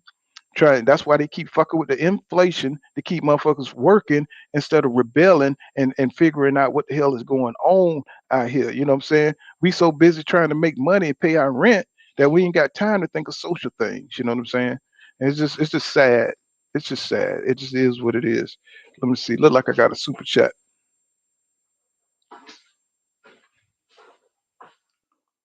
What's going on, Mr. AMG? Thank you for that $5 super chat. He says, which one is Bud? He said a duck, a chicken, a snake, a coon, jive ass turkey, or a liar, a fraud, or a Birkin bag bitch. You know what I'm saying? He's all the above. That's the answer. You know what I'm saying? Anytime you taking a test and shit, that's the goddamn. You see all that them damn choices is that one right there. He's a Birkin bag bitch. That's what it is. And let's see. Don Jenkins, the Gotcha Gamer says, cook said cooking and everything pool. No doubt, bro. We got to get this done. You know what I'm saying? Candy Slim says fight. He says Crawford fight is already sold out. Oh, I read that. I must be went back up. Let me see. So it is what it is, y'all. You know what I'm saying? This dude here has let down inside the square circle with King Judah says, E all the above. That's what I said. And Eli Crawford fight Peters ain't sold out this time. It ain't sold out this time. Oh yeah, it is in Omaha. He sold out Omaha one No, he ain't. time. I They think still got them on Groupon. They still got no, them. no, no. I'm talking about his. I think one fight he had. I think it was the Jose Benavidez fight. As a matter of fact, that was in Omaha. I think that one sold out. I think it was like 16,000. that it holds. I mean, I don't know where they holding it now, but he's not like you say up. It's not going to sell out this time, and I don't think they expecting it to. You know what I'm saying? For the reason that we stated earlier. You know what I'm saying? I don't think it's gonna be sold out at all. You know what I'm saying? Like Eddie Hearn said, them motherfuckers ain't gonna get but 5,000 pay-per-views, nigga. You know what I'm Yeah, saying? they got a whole lot of fucking tickets on Groupon right now. And hell, Mm-hmm. they fighting in the barn. That shit should have been easy to sell out. Mm-hmm. That goddamn look like Warren. They keep telling some what's that billionaire name? Warren what is his name? Warren something? Warren What's that? Buffett. Warren Buffett. You know what Yeah, I'm saying? They Warren keep Buffett they ain't fuck keep with that shit. It's right. Daniel Kinahan. We ain't Right. done it. They keep acting like Warren Buffett is gonna come in here and save the day and shit, or like he the head of the. Why? How you just gonna mention a goddamn billionaire and acting like he's at the top of this hedge fund and shit? If Warren Buffett was involved, that shit would be right. You know what I'm And he saying? would he'd have put his name out there. He ain't got no problem putting his name on shit that he messing with. Right. The motherfucker own all kind of communication companies. That shit would be promoted like a motherfucker if Warren Buffett was involved. Don't use that man name. You know what I'm saying? You gonna fuck up his name like you fuck up everything else. You know what I'm saying? Don't use his name, bro. Because everything Crawford touched turns to shit. You know what I'm saying? Everything he touched turned to shit. That motherfucker's like a bad plague. He's like a damn bad habit, bro. You know what I'm saying? Everything, every time he come around, that motherfucker look like death. He look like black ass death and shit. Nigga need to wear a black robe and carry a scythe everywhere he goes. Because the whole land wilt behind that nigga when he passed by. You know what I'm saying? He passed by EJ. He's probably the reason why EJ got into a car crash, nigga. You know what I'm saying? That nigga probably was in Dallas at the club that night, and he must be goddamn scraped goddamn EJ jacket. And that motherfucker got in a car crash. That's what the fuck happened. And I said, George Priest Denise says, Kenny, I hope he says, I hope for your sake, you know, say it did well. After Bud said the best fans are in UK, it would be a miracle if anyone shows up. That's true. That's true. You know what I'm saying? If people, but only the most ardent Bud fans are going to be there. You know what I'm saying? Because they all up his ass and shit, bro. You know what I'm saying? If Bud threw his draws out into the crowd and shit, there'd be niggas scrambling. Women couldn't even get to the damn draws. Cause it'll be 18 niggas jumping on his draws. You know what I'm saying? It's just what it is. They love that nigga like that. You know what I'm saying? I don't understand why. You know what I'm saying? I really don't. Maybe it was because he started out with baby dreads. I don't know. Maybe that's what it is. You know what I'm saying? Niggas love baby dreads for some reason. You know what I'm saying? Shit look weird on his head and shit. You know what I mean? Nigga look like a damn toilet scrubber. You know what I'm saying? A black toilet scrubber. Let me see. What's going on, Jake? What's going on, Jake Cloud? He said those are the Bud illusion. I guess he said delusional fans. Just because he took one picture with Warren Buffett and one picture with Jay-Z, those are the billionaire type delusional Bud fans. Yeah. You know what I'm saying? Anybody can sit on a goddamn Rolls Royce. Anybody can sit on a Bugatti and take a picture.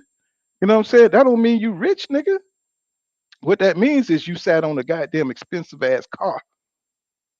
That's what that shit means. It means you sat on a really expensive ass car. You know what I'm saying? But that don't mean your ass is worth $1 million just because you sat on the goddamn Bugatti. You know what I'm saying? You know what I'm saying? It don't mean that you pound for pound number one fighter just because you sat on a damn Bugatti or you shook the hand of a damn billionaire. You know what I'm saying? That shit don't go together. He says, Karen Battle says, Eli Peters. He says, Eli Peters, well, Young Thug got life. He said, well, he said they back and forth in jail and a rapper dies every 2 weeks. And you're gonna sidetrack that, please. You're gonna sidetrack that, please. And Eli Peters, let me get up so I can look at the screen. He said, did y'all see the poll that David Avenesian manager pulled on Twitter? He says, UK fans don't even want to pay for this fight. He's an idiot thinking that he had support there. He don't think he got support there. This nigga right now just talking out the side of his neck. You know what I'm saying? He just feel the hate. You know what I'm saying? On the interview, he talking about he just feel the love. He don't feel the hate. Nigga, you know what I'm saying? The hate comes from what you done, bro. It ain't got nothing to do with you on a personal level. You just got that fucked up ass attitude that you want to be a diva, you want to be the side A, and you haven't done shit to earn side A. You need to go ahead, like Jamel Charlo said, nigga, you need to learn how to be the challenger sometime. What you need to do is you need to shut up. You need to shut up. You know what I'm saying? Take the money that people, how he put it. He He said, said, take "Shut the up, money. take a little bit of money, less money, and be the B-side for once."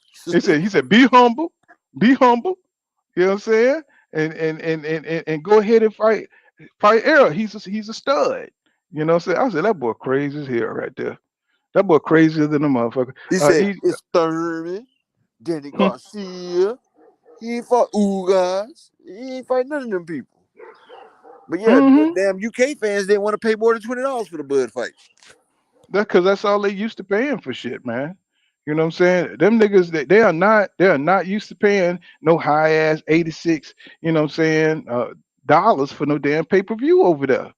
You know what I'm saying? You know what I'm saying? Them niggas need money for tea and scrumpets, man. That's You why know what they I'm on saying? that DAZN app. See, the DAZN app is good for them because they pay that app price and they get all them damn fights on there. See, UK fans are coddled. People don't pay money over there to watch fights. They don't. That's right. And you would have more boxing fans. Imagine if an Errol Spence Jr. fight, Errol Spence Jr. Terrence Crawford fight was $20. Man, that motherfucker would be filled. That It'll motherfucker sell would be 10 million. sold. That shit would be sold out the fucking gate, bro. You know what I'm saying? If we had to pay $20 for pay-per-views or fights and shit, you could get ringside seats for $50. You know what I'm saying? I mean, we would be sold out too, nigga, if we were cheap. You know what I'm saying? But no, we ain't cheap. You know what I'm saying? We are consumers. We're a capitalist society over here. Nigga, we paying. You know what I'm saying? We paying the most for what we want to see. And motherfuckers are gonna gouge the shit up out of your ass. Anytime somebody say, I don't give a fuck if it's pepper, I don't give a fuck if it's a banana. If too many people buying that banana, that shit is gonna go up. It's called supply and demand, right? You know what I'm saying? If you got them go out there and get your ass a Uber and three people start going the same way you going, the rates are going up, nigga. That's America. The rates are going up. If three people going in the same direction at the same spot, you know what I'm saying? All of a sudden the goddamn rates go up. You know what I'm saying? That shit was 10.99 when you know what I'm saying when you applied for that shit, you know what I'm saying? And if two more people come, that shit gonna be 20.99, nigga. That's how it is in America. Motherfuckers always price gouging. You know what I'm saying? So y'all could believe this inflation shit if you want to, but it's just a way to control the goddamn economy and keep the working class the working class. You know what I'm saying? So, you know what I'm saying? Get your head straight out there. Sonny Chiba says, so Spence coming to the fight. He said, I mean, Thurman fight still ain't signed. Strap season haters. You know what I'm saying? Well, hopefully they get it done. If you don't, man, EJ got so many fights he can fight. You know what I'm saying? It don't matter, bro. You just shit. You know what I'm saying?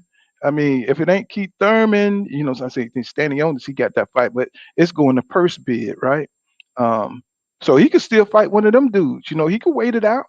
You know what I'm saying? EJ. It doesn't mean EJ has to fight. He could wait on one of them dudes. He could wait on Standing on it, so he could even move up to 154. So he could do pretty much what he want because EJ ain't in a position where he's forced to do anything. He don't have to keep those damn three belts if he don't want to. We just want him to because we want to see him make history, right? We think it will look good on his record because he's worked so goddamn hard to go grab him. But see, that's another thing that makes you detest Bud Crawford. This man has done the heavy lifting in the damn division, and I mean, he all that hard work for this motherfucker to hold out. You know Yeah, what I'm saying? So, that's fuck mhm. shit. And don't he know that it's never been an undisputed champion in the 4-belt era? Bud has a chance to be the first as well. And he just doesn't care about it, bro. It's like he don't care about the shit Oh, that he he's care supposed to care about about. it. He care about it. He He care just about don't want not to go letting through Earl get EJ. it. Hmm He care about He not just letting Earl get it. and And he that's don't fucked want to up. go. He don't want to go through Errol. He don't want Errol to beat his ass. Cause you imagine. Could you imagine? You know what I'm saying? The motherfucker you've been talking shit about get undisputed. Not only whip your ass in front of your fans and dismantle your career, he gets undisputed on your ass. He makes boxing history on your ass, bro. And You know what I'm that's why we saying? ain't got the fight. And that's why we not Mm-hmm. getting that damn fight. And see Yeah. what's gonna be fucked up when Earl move up to 154. That's when Bud's gonna want to fight him, and then Earl ain't gonna fight his ass then because it ain't for nothing. So since it ain't for nothing, we ain't gonna fight him. And I hope if Bud don't give Earl that fight, Earl better not never fight that nigga. I don't care if it's 154 or nothing. If he denies Earl the chance to make greatness in history, Earl should never fight that bitch ass nigga again. Period. Exactly. You know what I'm saying? But if you think about it, you know what I'm saying, he got a lot of history to be made. If you don't make undisputed at 147, he definitely can make undisputed at 154. But So, you Charlo know, did it first though. Earl wanted to be the yeah. first person to do welterweight. You know, that's a glamour division. And Earl wanted to be the first person to be undisputed in the glamour division. So see, he's taking that man's dream away. Which is why he's a miserable ass nigga. Not only is it You know them what I'm taking saying? our dream, we taking our own. And see, you know, it's just funny how boxing fans can overlook this fuck shit that he's doing. You know what I'm saying? A lot of boxing fans, they Damn. don't care. They don't care about, you know what I'm saying, traditional boxing. You know what I'm saying? They don't care about the sports moving the way it's supposed to move. All they care, like upset, you know what I'm saying, they love the one fighter that they love, and that's who they're gonna support. You know what I'm saying? They don't want nothing good to happen for EJ. You know what I'm saying? You know what I mean? They don't want that nigga to win a goddamn ice cream sandwich. You know what I'm saying? They hope his ice cream sandwich melt, you know what I'm saying, before he could eat it. That's how bad they hate that man. Just because this man is better than Terrence Crawford. You know what I'm saying? He's a threat to anybody. You ever notice that? You ever notice that anybody who opponent is a threat to beat them, they get hated on, bro. You know what I'm saying? Just like Boots. Boots is getting a lot of hate because people think that Boots could whip Terrence Crawford ass. That's why they don't like him. But they're But gonna you jump know, on his band. Go ahead. but you know what's Mhm. crazy? You look at anybody else. Look at the Spanish people. When they got a champion, everybody rides behind it. You know, look at in England. They don't care what color it is. If you're a champion from England, they riding behind you. We are the only ones that tear our own champions down. Earl has been a great champion. He has fought the fights that we wanted. He hasn't ducked no smoke. Earl been putting in work, and people still hate him. Like, what more do you want this nigga to do? This nigga almost died in a car crash. He didn't take a long layoff. This man come back and give you another tough fight. This man go fight Danny Garcia, who Terrence Crawford had a chance to fight but didn't. Like, this man had eye surgery, went and got another belt with your Danis Ugas, the person who beat Bud twice. Like, come on, man. This man's giving us everything, and people still are not appreciative, bro. But look here, Still not man. appreciative. You could look at the world today, bro. They hated on Jesus, bro. You know what I'm saying? They hate if you believe in him or believe or not. We ain't finna get in no church shit. I'm just using this as an analogy, okay? You know what I'm saying? They hated Jesus' ass, and he came with water and wine. He turned goddamn water into wine. You know what I'm saying? He died for everybody's sins and shit. You know what I'm saying? And they still hate that nigga. You know what I'm saying? You know, so motherfuckers are cold blooded if you hated on a motherfucker with a white robe and sandals that could walk on water and shit and do miracles, heal motherfuckers. You know what I'm saying? So you know EJ ain't special, bro. That motherfucker is not special. If they can hate on Jesus, you best believe they can hate on goddamn EJ. You know what I'm saying? He could get into a car crash. You know what I'm saying? That nigga could heal 15 niggas. You know what I'm saying? It don't matter what good he do. You know what I'm saying? Somebody's gonna find something. You know what I'm saying? That nigga eyebrows too long. You know what I'm saying? That nigga head too round. You know what I'm saying? That nigga too goddamn light skinned. You know what I'm saying? It's gonna be something. You know what I'm saying? Niggas will find something to hate on your ass about. You best believe. You know what I'm saying? So, you know, they can't turn this shit around. They can't turn this shit around and saying that everybody hating on Terrence Crawford. Well, he making on hating on moves. Motherfucker making hating on moves. He got me making moves when motherfucker won't hate his ass. Right? You know, you stop the best fight in boxing, nigga. Yes, you're gonna get hate. You know what I'm saying? And the thing I know he understands this because he mentioned it in his damn interviews. I guess people, if you don't fight the fights people want to see you fight, then they're gonna say negative things about you. You goddamn right. You know what I'm saying? When you out here selling out like you the best and shit, nigga, of course. And he understands that shit. He just want to play the victim and shit. He learned that shit from all these women shit, you know, playing the victim, being a professional victim and shit. It's like, man, nigga, get out of here with that, bro. You too motherfucking old for that. This is Don Jenkins, the Gotcha Game, he says, you notice Pool, everything Bud say about Errol always come out true for Bud. Everything Bud say about Errol, oh yeah, of course. You know what I'm saying? Because he projects, bro. He projects. That nigga like Donald Trump and shit. You know, every despicable thing he accuses everybody of, he's done, and he gets caught. He gets caught doing it. You know what I'm saying? It's like, nigga, you know what I'm saying? You don't have no goddamn luck at all, bro. You know what I'm saying? Because when you're doing wrong, Murphy Law come into play. You know what I'm saying? You get exposed, my nigga. You know what I'm saying? You know, yeah, shit. You get exposed. You ever went into your mama ice cream and shit, you know what I'm saying, in the refrigerator and tried to sneak that shit? Yeah, that ice cream been sitting there for damn 2 weeks. But the moment you get a damn spoonful, your mama, hey, what, go get my ice cream, baby. And boy, you know you fucked up. That's a long walk to go get that damn ice cream because you know you done fucked it up. You know what I'm saying? Your mama be sitting there, yeah, baby, I'm ready for my ice cream. Go on in there and get that ice cream for me.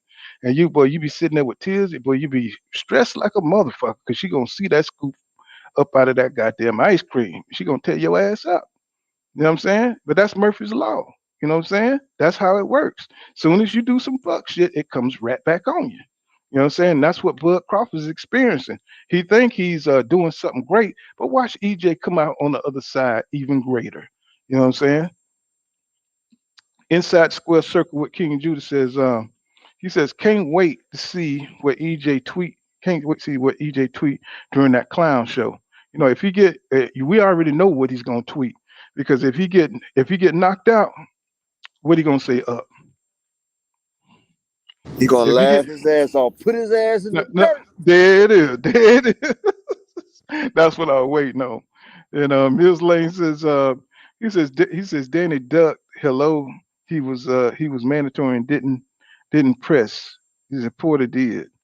And you know, Danny, nobody wasn't really wanting to fight EJ until he got into that car accident. You know, what I'm saying EJ was looking like the motherfucking Terminator, bro. If you remember, you know what I'm saying, he was going through motherfuckers. He broke Kell Brook down to the itty bitty committee, and that's a tough, strong ass Brit. You know what I'm saying? He was a tough ass Brit. You know what I'm saying?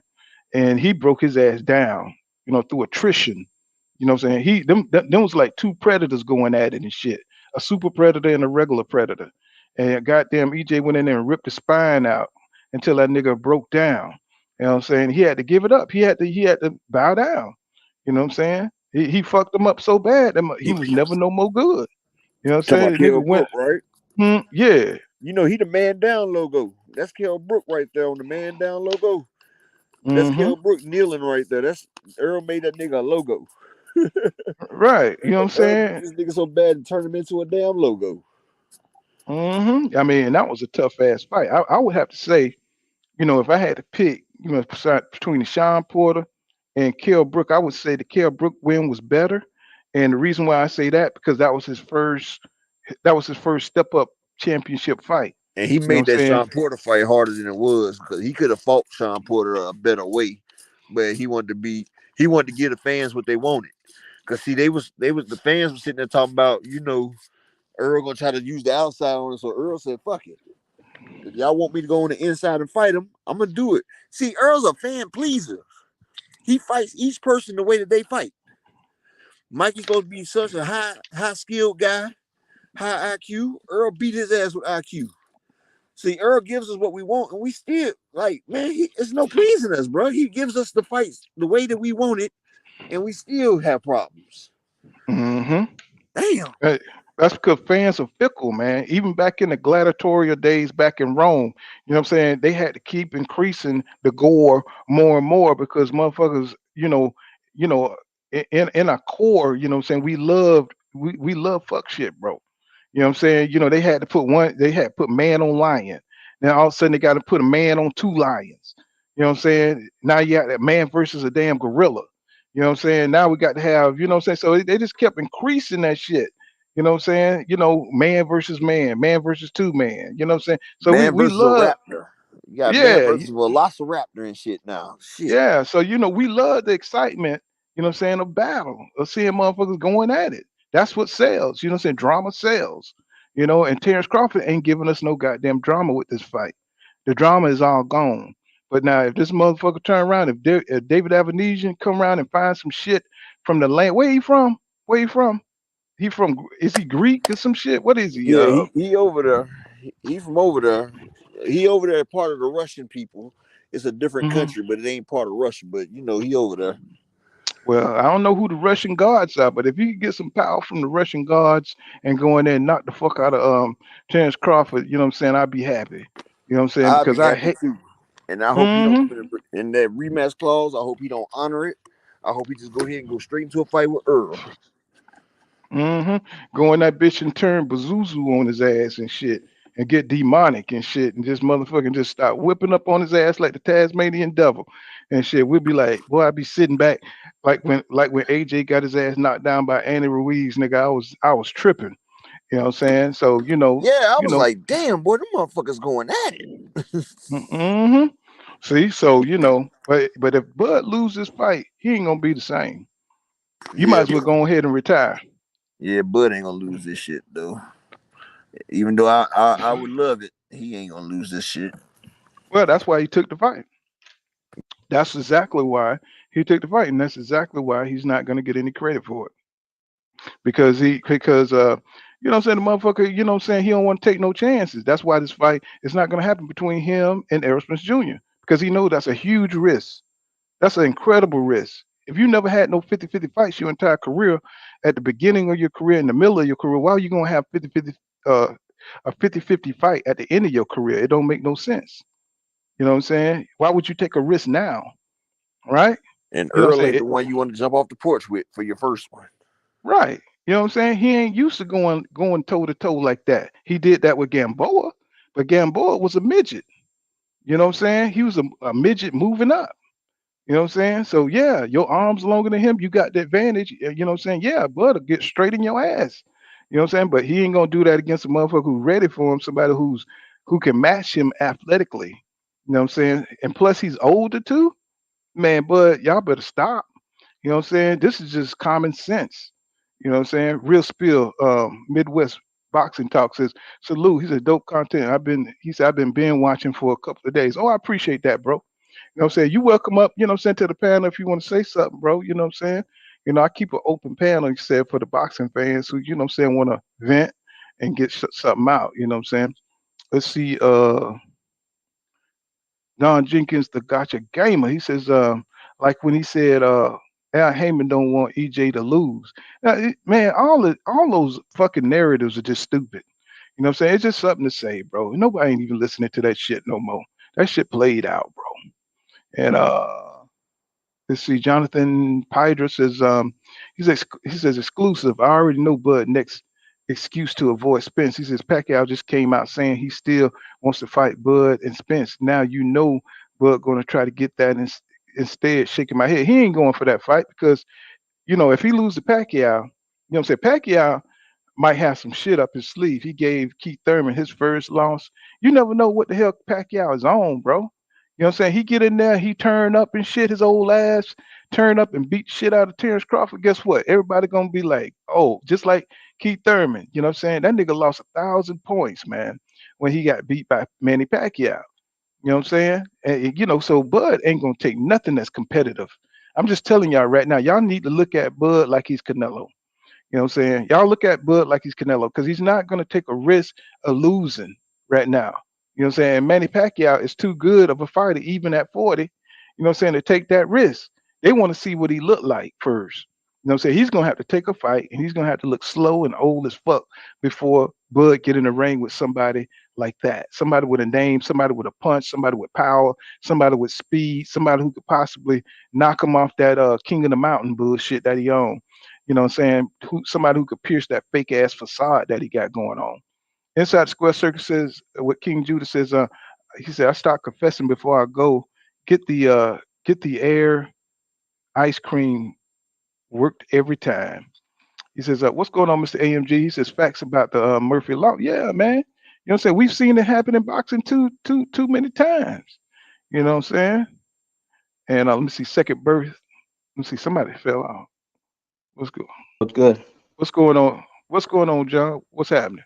What's up, man? You know, I just want to add a couple of things. What you got on this fight, bro? Fuck, man. I don't understand the hate for What's Spence, man. happening? Look at go back to 2018.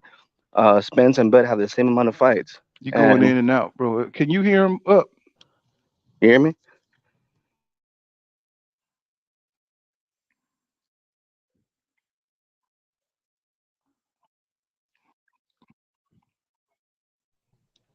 Yo, Sound like a robot, bro. can you hear me now? Let me see. Try to come in and come back.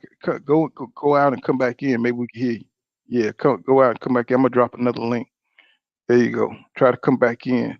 Let me see. Eli Peter says he said the same. He said the same with Tank. He says is a crowd pleaser. He said fans get up on him, get Yo, them on him for not being technical. He said you can't please these damn fans. He says if he fights technical like Haney, he'll be called boring as he should be. But damn, what you say, yo, John? what Go up? ahead, bro. Can you hear me? Yeah, I can hear you now. All right, Hmm. cool.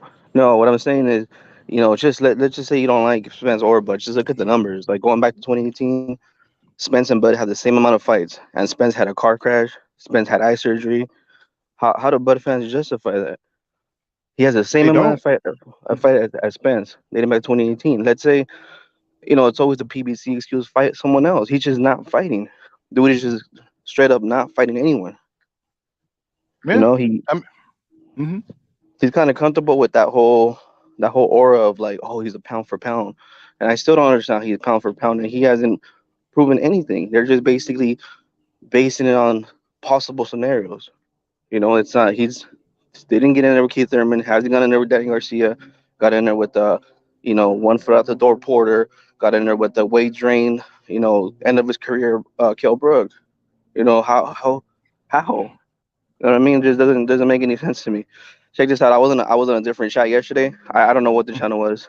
Um, Dude from Omaha, he was hyping up the fight. Yeah, man, it's gonna be a great fight, great card. Uh, you know, uh, You know Arrow he was scared of Bud. bullshitting. Yeah, Arrow scared of Bud. This and that. But check this out though. So then the host, I wish I remember what channel it was. The host was like, "Oh, so you're gonna be at the fight since you're from Omaha." The dude was non-biased. He wasn't on anyone's side. The host, and the guy goes, "Nah, you know what? I already got tickets for another event." And then everybody was kind of laughing. They're like, "You're supposedly like hardcore Bud fan. He's fighting in your city. You're not going." They said, "What tickets you got?" He didn't want to say it. They finally squeezed it out of him. Ashanti. Yeah, that's what they were. That's what Up was telling me about. Yeah, yeah. That was me. That was me on the chat. Yeah, he was going to fucking Ashanti concert. Not only his own fans don't want to go to the fucking fight. Like, I'm sure it'll sell out, but it's like, come on. It's just a trash card or trash fight. He's fighting Larry Nance Jr. He could have fought anyone else. Like, come on. Hmm. Yeah, I'm sorry, y'all. I'm getting y'all messages kind of late. Something wrong with my damn internet. Hmm. So I'm kind of getting them late. I'm just getting in, what I'm saying? People getting blocked. Hey, Bill one, don't block McCain, you know what I'm saying? 'Cause I'm looking for his messages and stuff, but I can't, so I can give him his wrench. McCain, you know what I'm saying? He's with the TWT team, you know what I'm saying? So, don't block him, man. You know what I'm saying? That's real deal right there. Let me see. Man, but I don't see McCain. I don't see his thing. So, yeah, let me see. Mike Biggs, where you at, bro? Let me see.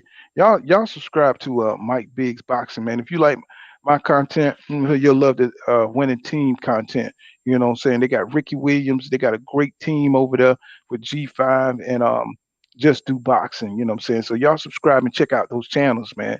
You know what I'm saying? So, they got some good stuff over there, man. Let me see. Mill Lane say he's Armenian. So isn't that what Alexander the Great was?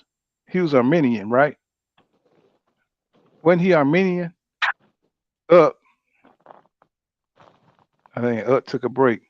You know what I'm saying? So I think he was Armenian. You know what I'm saying? So hopefully he could tap into that shit to beat Terrence Crawford ass. What's going on, Christopher? What's going on, bro?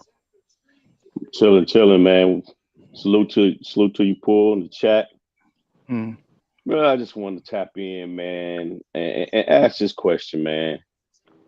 When have you seen a number one pound for pound fighter that have not fought anybody on the pound for pound list. That's what I be screaming. Go ahead, keep cooking. Nobody on the pound for pound list. Not even close. When have you seen a Hall of Fame fighter that has nobody in the Hall of Fame, or you have one prospective Hall of Famer, and he borderline, and that's Sean Porter. He may make the Hall of Fame. Maybe. That's debatable. And you banking on becoming a Hall of Famer just because you was undisputed at 140? Dude, I've been so off Terrence Crawford, man, for about 3.5 years now. Just peeping how we move, man. I call him the young Uncle Ruckus. That's what I call him, the young Uncle Ruckus. Remember young Uncle Ruckus from the Boondocks?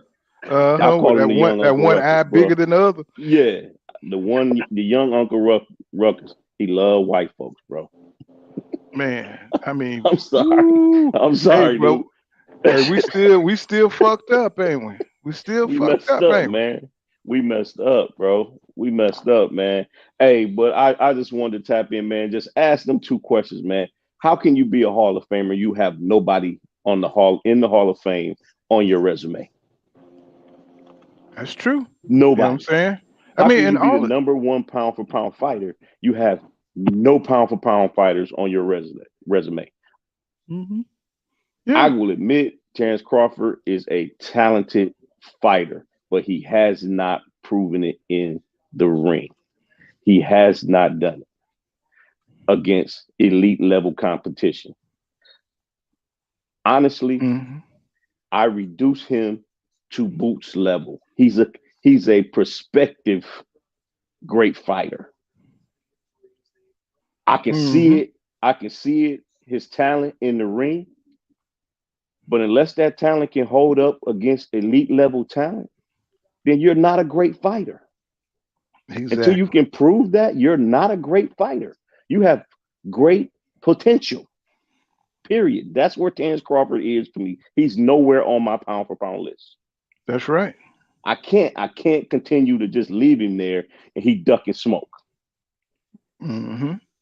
And see, and they act like people be hating on him, but bro, these are standards that's always spanned the course of time, bro.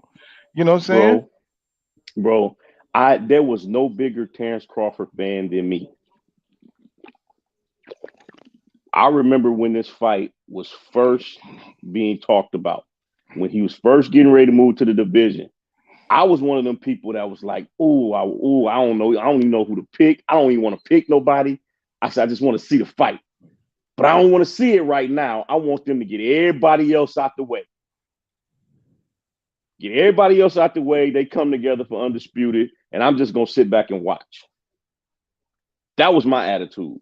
I started just peeping how this dude moved, man. And I was even one of the people back when he was getting ready to fight for Undisputed, because they was getting ready to take that opportunity away from him. The IBF was. I was one of those people that emailed the IBF and said, look, man, we want to see this fight with him and Ndongo. Because they were getting ready to take that away from him. They was getting ready, I think he was getting ready to fight either Regis Prograis or Lipinus. They was going to make him fight one of those 2 fights. Yeah, Lipinus, I think he had the IBF, right? He was under the IBF. No. What's the name? When Terrence Crawford beat Ndongo had 2 belts. Terrence had 2 belts. But I'm thinking that he was the mandatory under the IBF. Lipinus was the mandatory. Right. I think it was then it was Lipinus then. It was Lipinus who they were gonna make him fight Lipinus. He hauled ass. And 78, I remember 78 kind of rallied everybody. Look, man, we got to call. Yeah, I remember that. Yeah, we got to call it. The IBF, man, send emails, all that. I did that, bro. I was that guy for Terrence Crawford, man, because I wanted to see him succeed, man. But then after that, how you don't mess with nobody that did that for you. You don't mess with nobody. No. You ain't even gave you. I mean, and then when they try to ask you questions, bro, your demeanor is so shitty. I was trying not to be vulgar, man, but your demeanor when black media outlets, these black channels start asking you questions, your demeanor is so shitty. Like this dude ain't a solid dude. He's not a solid dude. So I'm just like, I started weaning myself off of that dude, man. And then I ended up going to the Porter where he fought Porter. And I sat there, I went to the fight and I watched that fight. I'm like, man, Spence is going to freaking annihilate this dude. That's when I said, man, he is going to annihilate this dude. Because he ain't Sean Porter where you can time him charging in. Spence's pressure is steady and educated. His pressure is based on distance. He just keeps he keeps the pressure on you with this distance because at any moment, when you let your hands go, you're going to get hit. You know what I'm saying? You're going to take something back when you let your hands go because he's always in range. That's how his pressure works. His educated, and he's got the best jab in boxing. And you know, a good fight. You know, a good fight you could look at that shows that is the Danny Garcia fight. Absolutely. You know what I'm saying?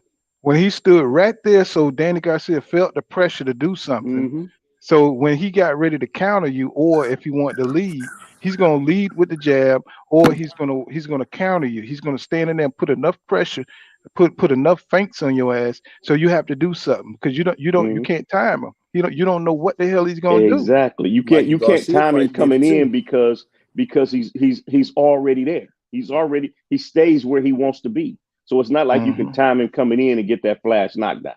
That's not going to happen. You're going to have to really hit him with something big to knock him down. And I don't see that happening with Terrence Crawford. I don't see that happening. And I see this dude really breaking him down. And between 8 and 10 rounds, Terrence Crawford is going to be all done. Whether he finishes or not, I don't know. He might be tough enough to finish, but he's going to be done. He's going to be done between 8 and 10 rounds. I think so too, because he's going to be all done. Terrence Crawford he don't take no punches to the body. No. You know what I'm saying? No. You don't take a lot of punishment. See, in EJ, you're not going to go through a fight without taking severe body time. You're going to have to be tough. That's what have you ever people don't fight. They don't like the fight. And then when you make a fighter have to fight, then you know it turns out a whole lot different. Terrence Crawford, he breathes in, like he doesn't fight full minutes of his rounds. Like he'll sit back and he be waiting to counter and he be breathing. Earl, like you can see in the Mikey Garcia fight and the Danny Garcia fight, Earl keeps that relentless pressure. That's why people be mentally fatigued as well as physically fatigued, because it's just overwhelming. Like it's everywhere. Everywhere you look, this man is there and he's steady coming. No matter what you're doing, he's not getting up off of you. Because peep it. Have you ever noticed how much even the rounds that Errol Spence lose, the rounds that he lose, how much that take out of his opponent? If he actually loses a round, he's still punishing you. He's still punishing you. He's still sapping you. And you got to go double hard to win that round. So then you got to go extra hard to get that round. And you exert yourself, killing yourself, energy. And see, people don't realize EJ starts getting that lather. He starts lathering up, and he starts warming up around the 5th and 6th round.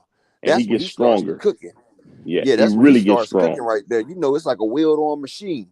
You know, them first few rounds, Earl ain't even in position yet. Now he's starting to. When you start getting to the 5th and 6th round, that's when Earl start cooking. That's when the muscles is loose, and that's when the pain starts coming out. Yes, sir. But you know what? But that's the genius of his pace. That's why, you know, people think Crawford, you know what I'm saying, just because he uses his speed the way he uses it, EJ, the genius is that he fights at a certain pace to conserve his energy. He don't just throw all his energy, throwing, to throw extra fast or to move all around the ring. His pace is designed for him to be able to consistently bust your ass, throughout each round. That's why he got such a high work rate And because that's see, that's what. Mhm. go ahead, brother. Oh, that's why he has such a high rate because he trains that way. He trains at a certain pace that's fucked up for you, but he's gonna throw 100 punches around. He's used And to see, training like that.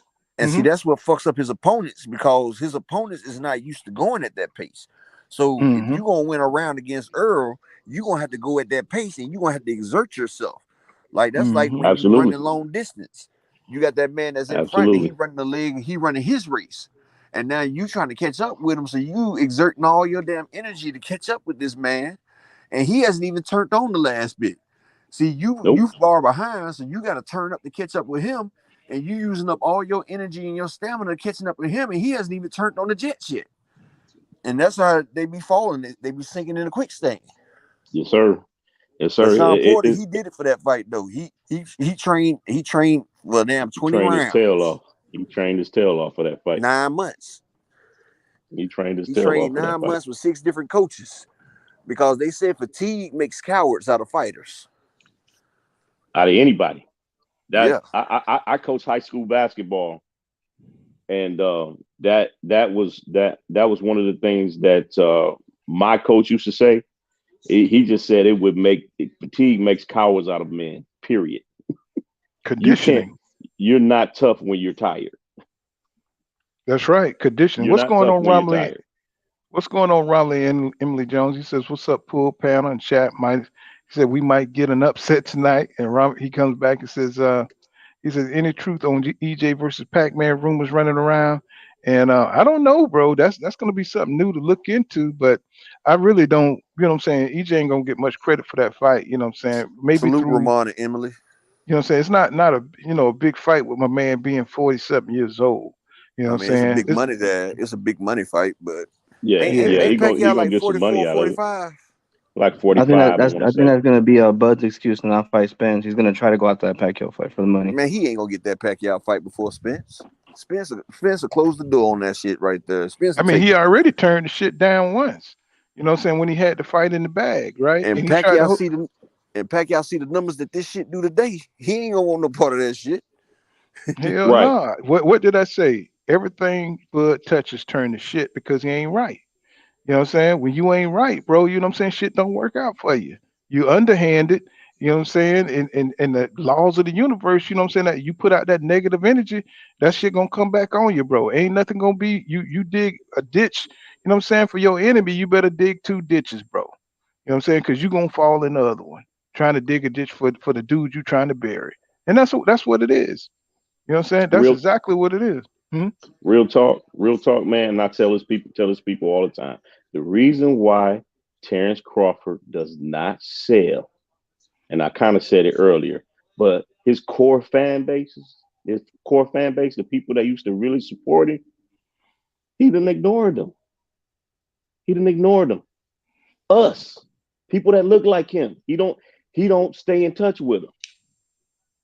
He do shit like he did uh the other day talking about the UK fan is better fans. Dude, we were the one people that looked like him were the ones that were supporting him. The reason why Errol sells and he don't, Errol keep in touch with them people. But it's like The anything rest else. that's the real spill. That's real spill. But Errol when, gonna but, sell but because them people gonna continue to support him. But you know how it is when a nigga got that kind of mentality, he gets some money, he think he's special now. Now he want to be the man to look down on other black people. Exactly. Exactly. That's all it is. Exactly. Just that old ignorant ass shit. You know what I'm Exactly. saying? Don't know how to stay humble. No, don't know how to understand how to have money and have class with it and represent your people and shit. Because what I'm saying, you came up from the bottom, and poverty mind state is big in the black community. You know what I'm saying? It's damaging. You know what I'm saying? You can't be You know what I'm saying? They can't be tough enough mentally to don't let that shit affect them. You know what Right. I'm saying? Look at Floyd Mayweather. You know what I'm saying? Floyd Mayweather kind of flicked it like that. You know what I'm Mhm. saying? He's kind of One flicked it thing like that. he is. But one thing Floyd understood, one thing Floyd got in leaving Bob Arum, and this is the whole reason why them guys sued Al Heyman. Yeah, he was paying them guys a lot of money, but the bigger picture was he was giving them the game. He was giving them the game on how They was getting these shit. promoters been shitting on them for all this time. About the Back gate, end, the the back back end, end, the gate, the the back revenue, end. all the expenses. Like If Al Heyman makes you your if own boss. He makes you your if you're own a boss, so now you promoter, can get all that money. if you're a promoter, if the best thing I can do, especially if you a great fighter, the best thing I can do is Guarantee you pay some you a money. salary. Damn Pay you right. a salary. I'm gonna guarantee you some money, and all the back end shit is mine. The back end is where the promoter. If you a boss, you live off the back end. That's what Terrence Crawford don't understand. Bosses live off the back end. The back end is where they get their paper. That's how And Al promoters are able Heyman, to pay for the fighters. absolutely. Al Heyman was giving the fighters that game. That's why they was like, man, we got to stop this, dude. Lawsuit or something. We got to stop this. Everybody else. Because Plus, he giving these fighters the game on how to keep their money. and basically they getting paid with their own money. Money that you made a couple fights ago. I'm just Exactly. now paying you now. You getting Exactly. paid off your other fights, and I'm just collecting. Exactly. So when the fight don't do well, they just say, okay, well, such and such this, that, and they don't pay them all their money. And that's why you hear about fighters saying, oh, I didn't get all my money for this fight. I didn't get all my money for that fight, because the fight didn't do as well as the promoters thought. So they screw them out of that money too. That's how it goes. That's how Don King did it. Don That's King how it used to pay goes. people that upfront money, and see that upfront money. Like people say, Don King stole from Tyson. No, he was just giving Tyson 10 million up front or 15 million up front, and he ended up making 100 and the to fight doing 150 50 million off the million or fight. more. Yeah, the fight doing 50 million or more. You can't get mad because that's just like in record labels. If you sit there and take that up front money, that's on you. That's on you. They ain't make you sign that shit. Yep. You did that. They getting all the back end money. Floyd is still getting paid off the back end. Residual. He still get residual money. That's residual money. That's all back end. He's still getting paid off the back end. He still getting paid for that Oscar De La Hoya fight. Thank you. And a lot of people don't know that Floyd helped Jake Paul get together. You know, get that shit together. He getting paid off of Jake Paul. That dude is a whole Logan. industry. You know what I'm saying? That's why the 25. It was stupid for Terrence Crawford to even come with a hedge fund saying they're gonna pay you 25 million up front. Now, say the fight make $100 million. The first 50 million you got to give back to the hedge fund. Then you got to give them 80% of your back end. So yeah, you got 25 million, but you done gave up 40. Exactly. But the thing is, Al Heyman told the nigga, he put him on game right there. He said, "Why would you cap yourself, bro? Why would you cap yourself? Why would you cap yourself? That was, Why would you cap yourself? If But you was Terrence what? Crawford, You know what? If I'm Al Heyman, if it was me, I would have scraped together. And I heard 78 said this, but I swear to God, I was thinking it the whole time. I'll scrape up 15 to 20 million dollars and say, here, Terrence, here your 15, 20 million. You don't get no backhand though. No That's backhand. what I've been saying. I've been saying that. I said 15, 20 million up front. Here you go. I would have scraped that up and gave it to him. Money. I said if I was Earl, I would scrape up 15, 20 million out of my own pocket and pay this nigga. Nigga, this is what you get for the fight. Pay you out my own pocket and everything mine on the back end. There's your guarantee. You don't get no backhand though. I swear I would have did that. I would have figured out how to get that 20 million. For sure. What's going on, King Judah? You there, King? Eli Peters TV says, I hope he tank the fight versus Thurman so he can make up for the money Bud made him lose out on this fall. He says then he can fight Bud in April. And Eli Peters TV come back and says Bud don't like black people. Laugh out loud. I don't see how his fans can see that. You know what I'm saying? They don't care, bro. They don't care. When you love a fighter so bro. damn much, you forgive all of that, bro. You know what I'm Man, saying? that dude, man. Hey, trust me. I'm really holding back when it come to that because I don't want to get your channel flagged, but I got so much on that piece, bro. You know, man, that's just crazy. I mean, they know bro, what it is. dude. They know what it is. Uncle, nephew ruckus. It is what it is, Look, bro. Yeah, hey, you're gonna see that somewhere in your life, bro. Whether on your job, you're gonna see it in the stores. You're gonna see it it's gonna show up somewhere, bro. So Terrence Crawford, what I'm saying, he's just in a long line of it. You know, he's just in a long line of it. Look at Kanye. Now he done came back. What I'm saying, off all that craziness. What I'm saying, people, these young people, man, they think they could just twist and turn, and people ain't paying attention. What I'm Right. saying, when them other people turn you around, now you want, hey, what's going on? I'm black again. What I'm saying, that's that I'm O.J. back. Simpson. O.J. Simpson got fucked up and got falumaloon by them damn court people and shit. First, he couldn't stand black people. What I'm saying? Went and got him a white. Everything. Then when he goddamn went through that goddamn that murder case, all of a sudden, he wanted to be black again. You know what I'm saying? And then as soon as he got them beat the case, that motherfucker told us to kiss his ass. You know what I'm saying? Yeah, went and got him another white woman.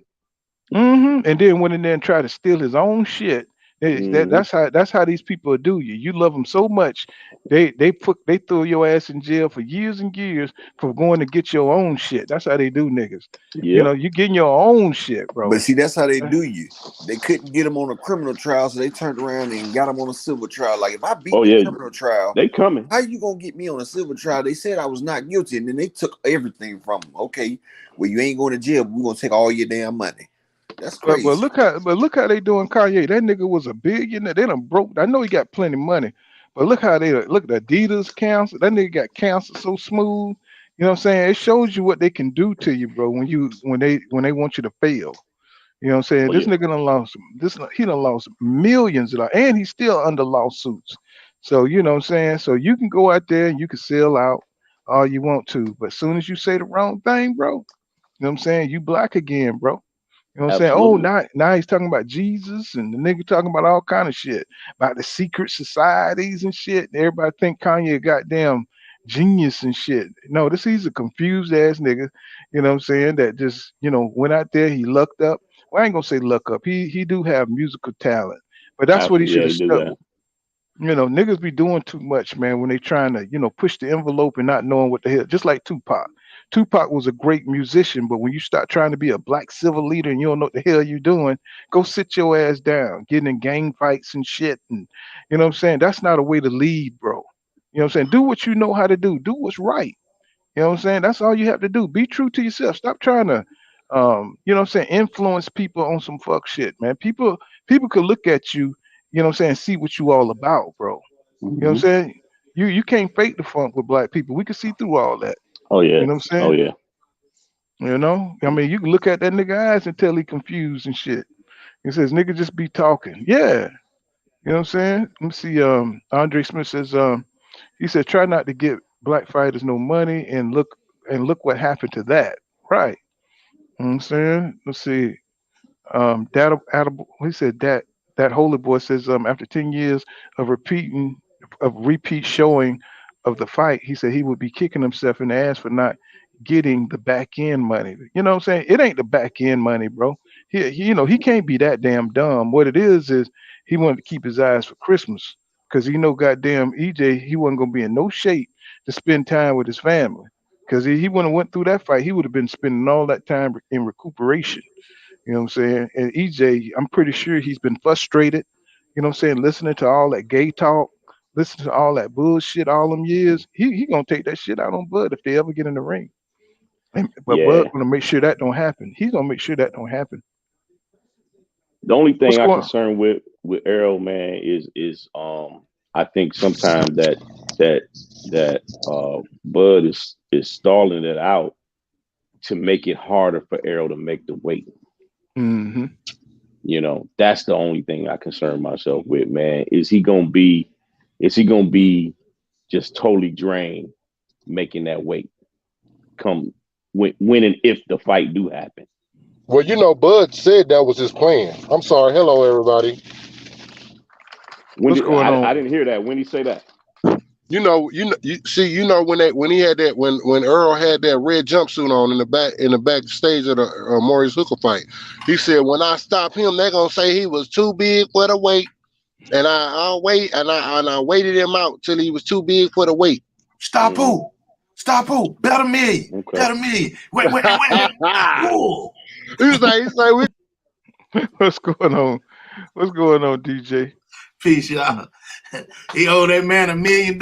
Soon as they hit that bell, now you don't need when they make the ring announcement. When they hit the bell and he do this number on David Avenese, he owed EJ $1 million because he had a chance to face EJ ass and he declined $1 million. So he owed EJ $1 million. Soon as he square up against David Avenese, EJ need to be in that front row next to whoever Bud accountant is and write him a check, man. Can I get my money? Can I get that money? That's $1 million, bro. And he say, bet $1 million, bet $1 million, bet it then. They did some young nigga. Hold on, see, I'm from the hood. So when you do nigga business like that, right? That handshake. That shit is a solid bet. That shit say it's on. It on and popping, but you might not do nothing to duck. You know, you may not. Some nigga gangsters gonna take it too far. You know what I'm saying? That's a binding contract. Ain't it though? Binding contract. Yep. Yes, sir. Facts, Motherfucker nigga. will be If looking you for don't you pay on the that, day boy. the day they win. They gonna be looking for you, bro. Yeah, You know what I'm yeah, saying? man. High and low. For real, nigga, you bet, nigga, you shook hands, nigga. That's even better than signing your name. Yeah, and on camera too, ain't it, man? Real shit in front of the Binding world. contract. Mm-hmm. That's like betting the devil, boy. You know what I'm saying? That contract be searing up, boy. You know, hey, you bet, bro. You touch hands, that's it. It's a wrap. Man. Let me see. Hey, he gonna get thumped on tonight. Avenese was looking that man right in his eye, and we're looking at him in the eye like, you ready to fight? Bud looking like, man, I just want to get this shit over with. Well, that's the wrong attitude to take, nigga. You supposed to be looking at that nigga like you want to whoop his ass. Yeah, man. Listen, bro. Like you want to put his hands in his pocket though. I'm like, Listen, bro. I just watched the press conference, bro. That was the worst display of entertainment I've ever seen in my fucking life, bro. Was that nasty or what? Yeah, man. And see, I didn't want to believe Marlo. When Marlo TV was like, real Marlo TV, he was like, they gonna have a GoPro, the press conference gonna be shit. I'm like, nah, because I'm thinking in my mind, these niggas are the couple of people that he a part of, they at least know how to go buy their own Canon cameras and get some lights and set that shit up and make it look like something. It was like 5 people at that motherfucker, bro. What the fuck, bro? Hey, you need to watch the Real Marlo video on that, man. Shout out to the Real Marlo. You need to watch his video on that, man. That was so hilarious, man. He had me crying talking about that press conference. That nigga be talking about DuckTales 24, nigga. We pulled Sean Porter uncle. We pulled Sean Porter uncle yesterday. Y'all seen that? Sean Porter uncle in the press conference with the pimp suit on, with the Bro. Hey, Poor Counter went off on that boy, man. Poor went off. Bro, I had to watch it on the replay, bro. Poor, you had me rolling, bro. Bro, you like, man, this nigga on hair. Bro, this nigga was on something, Mike G. He was on something. You saw that? You saw that, man? I was like, what is going on? I'm like, He what was have just we rambling missed? like, I'm here to do my thing. I'm like, bro, what the fuck? And then he went off into some kind of rant about Tommy Hearns and all kind of shit. I was like, bro, this nigga got on some good shit. He on that ooh wee. That nigga was on that heroin. You understand me? Nigga was on that. That nigga was on that Frankie Lyman. You heard? Dressed like he was in a damn guy band and shit. You know? Man, if I was Terrence Crawford, I wouldn't have had none of them motherfuckers on my card. Like being a real boss type motherfucker. Shit, bro. I had none Bro, of that them was people on my card. like the bounce back card. Then I seen the cyborg nigga. I'm like, damn, is he motherfucker fighting a man or a woman? Bro. I Man, hope this nigga ain't fighting no man, bro. That nigga was too big. I showed it to my wife, bro. I was like, do you see this nigga? And I I guarantee she looked like a whole your wife like every other woman saying that's a man. Cyborg she looked like a whole monster. Prashant Deserve I Cruz. said, baby, her name is Cyborg. Cyborg is the right name. She was like, I'll lying. shoot that bitch. Yeah, that motherfucker on you, the husband last night called. I'm like, you don't want to put your husband on display? Who the hell married her? Hey, Bro, this nigga look like and I ain't China. the She only look nigga like that be saying this shit either. When y'all see some of these cheap children, then y'all be like, who the hell hit her? I ain't the only one saying that shit. I'm not the only one who say that shit. When I be riding, I be seeing some chick, I be like, I ain't no judgmental person, but I be looking at some situations like, who fucked up? So I mean, that's how I look at Chris Cyborg and her church. I'm sorry, Chris Cyborg, if you feel the way. Sorry, pull account. But that's how I look at who in the hell hit Chris Cyborg. Who gave her some baby? Like, I mean, she looked like she eat people. She looked like she eat. You know what I'm saying? I mean, she look weird, bro. She look weird. You know, I mean, muscle. How you gonna have muscles in your face, nigga? You know what I'm Steroids. saying? How you gonna have muscles in your damn face, bro? She's sitting up there looking like just totally weird, bro. I was like, wow. She on some massive testosterone. Yeah. Yeah, you see her shoulders, Massive bro. amounts of Nigga, she got bigger testosterone. shoulders than me, man. Exactly. You know what I'm saying? Exactly. Like sitting up there. I mean, for real. I'm like, who is fit to fight her? A But whole they ain't goddamn did no steroid drug monster. testing, man. There's gonna be a whole lot of crazy results. Like they ain't do no drug testing. That's what I was asking earlier.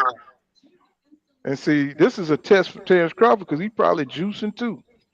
You know what I'm saying? He probably juicing too because the nigga is 35 going on 36. Now, if he get in here looking like Manny Pacquiao and shit, we already know what time it is. If I were EJ, I ask for transparency on them doctor records.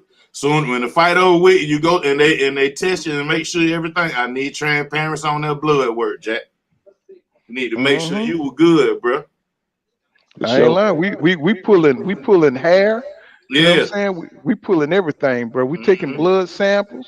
You know what I'm saying? We taking children Have blood blood in samples. urine. We need it all. Matter of fact, open your Put mouth, your nigga. Put that toenails, all swab that in that shit. motherfucker. Swab the nigga mouth and everything, nigga. We need all the samples. Make sure your motherfucking ass ain't cheating, nigga. If Roy Jones could do this shit, I believe anybody would do it. Because Roy Jones, that was my nigga. And if he could do PEDs and shit, I don't put it past nobody. I know ain't a man, and he's supposed to be. He from Florida, where the top athletes come from. And it still ended up goddamn having to use something to enhance it. I don't think he had to use it up. I think he did it because he wanted to. I only think he had to use it though, because it wasn't like he was a weakling. You know what I'm saying? It ain't like he lacked skills. He had to use it to go get John Reeves now. He was going up to heavyweight. You know, he wasn't getting them knockouts no more. He moving up in weight. Right.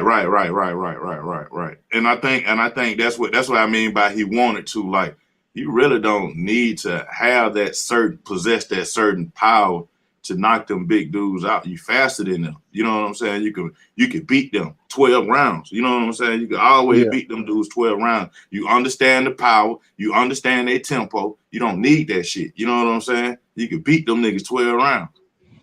But yep, he got popped, so shit. Yeah. When you get popped, it ain't the same. Yeah, that's why I'm mad at Big Baby Miller. Like, nigga, you had a chance to beat Anthony Joshua. The way we saw you fight, the way your skills look, you could have beat him. You didn't need that shit. You seen what Andy Ruiz did? He beat him. He didn't need no, you know what I'm saying? Now his second fight, Andy Ruiz needed some help. He needed a damn therapist or somebody to sit down and talk to, because he had them this trainers and everything. He needed somebody to talk to him how to deal with fame or some shit, because that nigga was bigger and everything. The next fight with Anthony Joshua. Mm-hmm. But you know that nigga ain't got no power. He ain't got no power. You got a 300-pound nigga throwing 1,000 punches. You knew he was juicing. You knew he was juicing. You know you can't throw that. Because I'm a 300-pound nigga and I move crazy. I got a crazy work rate, but I'm in these streets though, so it's different. Yeah, you know, I mean, but look how big Big Baby Miller is, bro. His upper body. You ain't throwing no damn 1,000 punches. Not around, bro. That nigga never get tired. I was like, I could tell. I knew Check that it out, nigga was juicing. man. I appreciate you, Paul, for having me on, man. I got to get out of here, man. All right, Chris. Y'all be easy, man. Have a good one. I appreciate it, man. Thanks for sliding by, bro. I was like, what's going on, Macadon One in the building? What's going on, bro? It's gonna be lit tonight, ain't it, man? You got the top rank card, the zone card, then the BLK prime card. It's gonna be a whole bunch of fighting going on tonight. Somebody numbers ain't gonna look right in the morning. That's what I'm gonna be watching. I'm gonna be watching that top rank card. You know what I'm saying? Checking that out. You know what I'm saying? Because that's good. They got everybody on that thing. Yeah, man, they do. They stacked it up. And then, I want to look at a conspiracy theory against Terrence Crawford. I'm like, baby. They got what if they already had that December 10th date already set? And they got Terrence Crawford didn't know. Say it again, my bad. I said they got Shushu, Jaleel Tucker, Big Baby, and they got Teofimo all fighting tonight. Right. And I think Terrence Crawford them just didn't they didn't do their research. Cause how that card looked up in the production behind they had and D'Angelo and they put his own dude on the card too. Your boy 135. What's his name? Keyshawn. Yeah, Keyshawn. I think Bob did. Usually they don't have this many people on after the Heisman. They usually put about two good fights on there. Right. But now they putting 4 of them on after the Heisman. See, they usually have the fights go before the Heisman, then you have like 1 or 2 fights after the Heisman. Right. They got 4 of them coming on after but that's what I'm saying. I don't think it was conspiracy against Bob Terrence Crawford. I think it was he already had that date, and Terrence Crawford and BLK Prime didn't do their due diligence. Bob seen that. Bob seen that, and he put them 2 fights that was earlier. He made them later. Oh, okay. I get what you're saying. Do I still have an echo? Nah. It's good now. QYW Network says he says I'm wondering how Bomac will prepare for Spence. I'm gonna tell you how. He ain't gonna fight him. You know That's a good preparation right there, man. That's how he's gonna prepare. Don't lace them motherfuckers up. Yeah, Spence gonna spin that block, and Terrence Crawford ain't gonna be there. That motherfucker gonna be on a whole nother city. Nah, Terrence Crawford ain't trying to be there. They trying to put somebody else. They already trying to find their next opponent already. When I look at the like another fact that Everything Boxing had put out, he had made a video about like the fight between Errol Spence Jr. and Terrence Crawford would have been January 3rd. That's 3 weeks from now, nigga. You couldn't wait 3 more weeks. Man, you know you didn't want that fight, bro.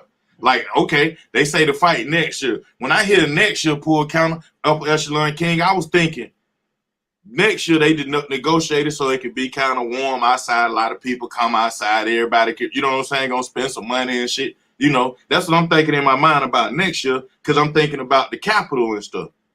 I ain't thinking about right after Christmas, nigga. That's the 3rd is right after Christmas. That nigga was still frogging against Terrence Crawford. So they still wanted to hop out there and put it on in the wintertime. you know. And this nigga ducked the fade, man. I'm like, that's the major duck right there. It went for 3 weeks. That's the only difference between David Albanese and the Errol Spence Jr. fight is 3 weeks different. Now we may not bullshit, get it. bro. It Hey, was Big all Blunt, buck move. Big Blunt's boxing. You talking about that? How to beat Crawford on Fight Hype? That's what you talking about? You know what I'm saying? I don't know. Would it, you think they'll copyright me if we went over there? To Fight Hype? Now somebody Yeah. have to just put a disclaimer up in the chat, and you got to add the disclaimer, like how you got to say Jay Smith. You got to put the disclaimer up there on there. You got to add a disclaimer to your thing while you play it. Yeah, I already did one though. I already did Champside. Oh, okay, yeah. So yeah, you might not want to do a second. Yeah. Yeah. I think a lot of time though, Pool County, because I be seeing a lot of people pages. I think you have to download the video, then display it. Okay. Yeah. Other than trying to display it directly from YouTube, because YouTube is going what's happening then is, you know how you get kind of like a phase effect when you got like headphones going into headphones and it starts sounding like it's spinning back or whatever. Right. So that's the same thing with YouTube. You got you on your YouTube, and YouTube is counting your stream, and then you got another YouTube spinning back through that. You know what I'm saying? So they count both of those streams. And what happens is a lot of time people think folk be flagging them and stuff like that. It don't be them flagging them. It be that particular video that you displaying got a thing in it that'll make YouTube cut your live off. You know, and so that's why you would have to download it so it won't generate that thing to make it do that, you know, and they can't and then they can't flag you too, saying that you use their original content. You know? Well, so that's just a tip trick that, you know what I'm saying, you can, you know, in the future when you get ready to play video, go live and make videos, just download them, and then not only download them, also try to find a way to remove a watermark and put your watermark there, you know. Yeah, I be watching some of your videos, especially goddamn the power of EJ. That shit was funny. I watched that shit about 1,000 times. And then you say you want to see EJ Power, he had that shit going Shazam. Oh, you talking about that short? Yeah, that short. Yeah. I'm like, now watch this, Pool County. You may not be the best graphic designer in the world, but at least as an Errol Spence Jr. fan, you took time out to make some type of graphic for it. As a Deontay Wilder fan, you took time out to make some type of graphic. You know what I'm saying? Terrence Crawford fans ain't doing shit for this nigga. They ain't doing nothing for him but talking about what EJ did, what PBC did, what Al Heyman said. You know what I'm saying? They ain't doing nothing for this nigga. Shit, that's because they not his fans. They EJ haters. That's what they is. Right. You know, so they ain't no Terrence Crawford fan. They EJ hater, and EJ hater did Terrence Crawford a disservice. They hated on Terrence by default by not promoting the fight. Then you got Ben Israel before who that? I think he said Eddie Hearn said it didn't sell over 5,000. That was Ben. Ben was the one saying it first. Ben was the one saying the shit first. Like, man, that shit ain't gonna sell nothing. So and then I heard somebody last night on H Money channel talking about, nigga, it already sold out. When? Why everybody would have heard about that shit if that fight sold out, man? Right. Because ain't nobody saying T.O. fight sold out or none of the tickets didn't sell. You talking about some shit. Biggie Bud Crawford name is competing against Mary J. Blige. Who else performing on the show? Mary J. Blige and Ja Rule and Nelly, I think. Man, hell no. That man ain't outsold them folk. Right. Not no fucking Mary J. Blige ain't outsold no Mary J. Blige, nigga.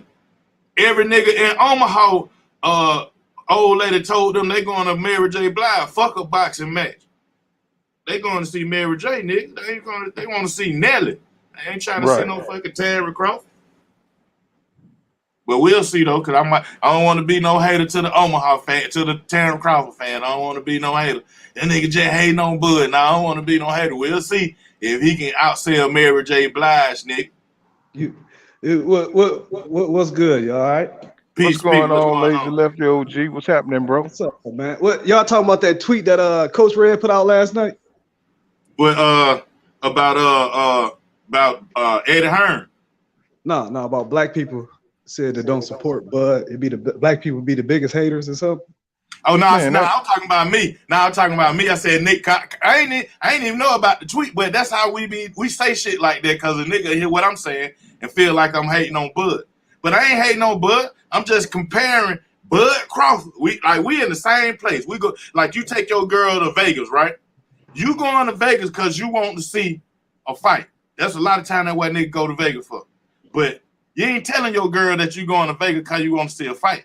Now, she also done looked up some events, too. And her events say Mary J. Blige. Nigga, which one of them motherfuckers you going to when y'all go to Vegas? I mean, you gotta go with your girl. But I was just gonna say that we talked last night about 4 hours. And we got all that situated, man. It was just some miscommunication things that he felt was a certain way that he was saying. But I was telling him the black supporters really for Crawford is from black people. You know what I mean? Right. Hell yeah, it is. Ain't you got that EJ interview coming up? Yeah, I got Stanley on this Tuesday. Then I'm gonna have EJ hopefully when they announce his fight. Hopefully. Yeah, EJ. And you know what? EJ's such a good dude, man. He don't even know. He ain't even got the words to tear Terrence Crawford down. Like he ain't even get. You know what I'm saying? He ain't even know Savage. Like he can say some hard stuff. But he ain't got to, man, Terrence Crawford, bust a sucker ass nigga from Augusta. He don't even go hard at niggas like that. Man, he just didn't want to fight. I don't know what happened. I don't know what to tell you. Know what I'm saying? Right. That's how he gonna come, man. Like, but you know how we is. Shit, EJ, let me talk for you. That nigga ducked you, son. He did exactly what Keith Thurman said not to do. Right. Like Keith Thurman said, you better not duck me, son.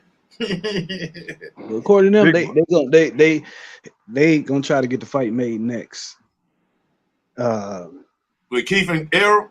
No. Bud and Errol? Bud and Earl. Man, but watch that chicken talk.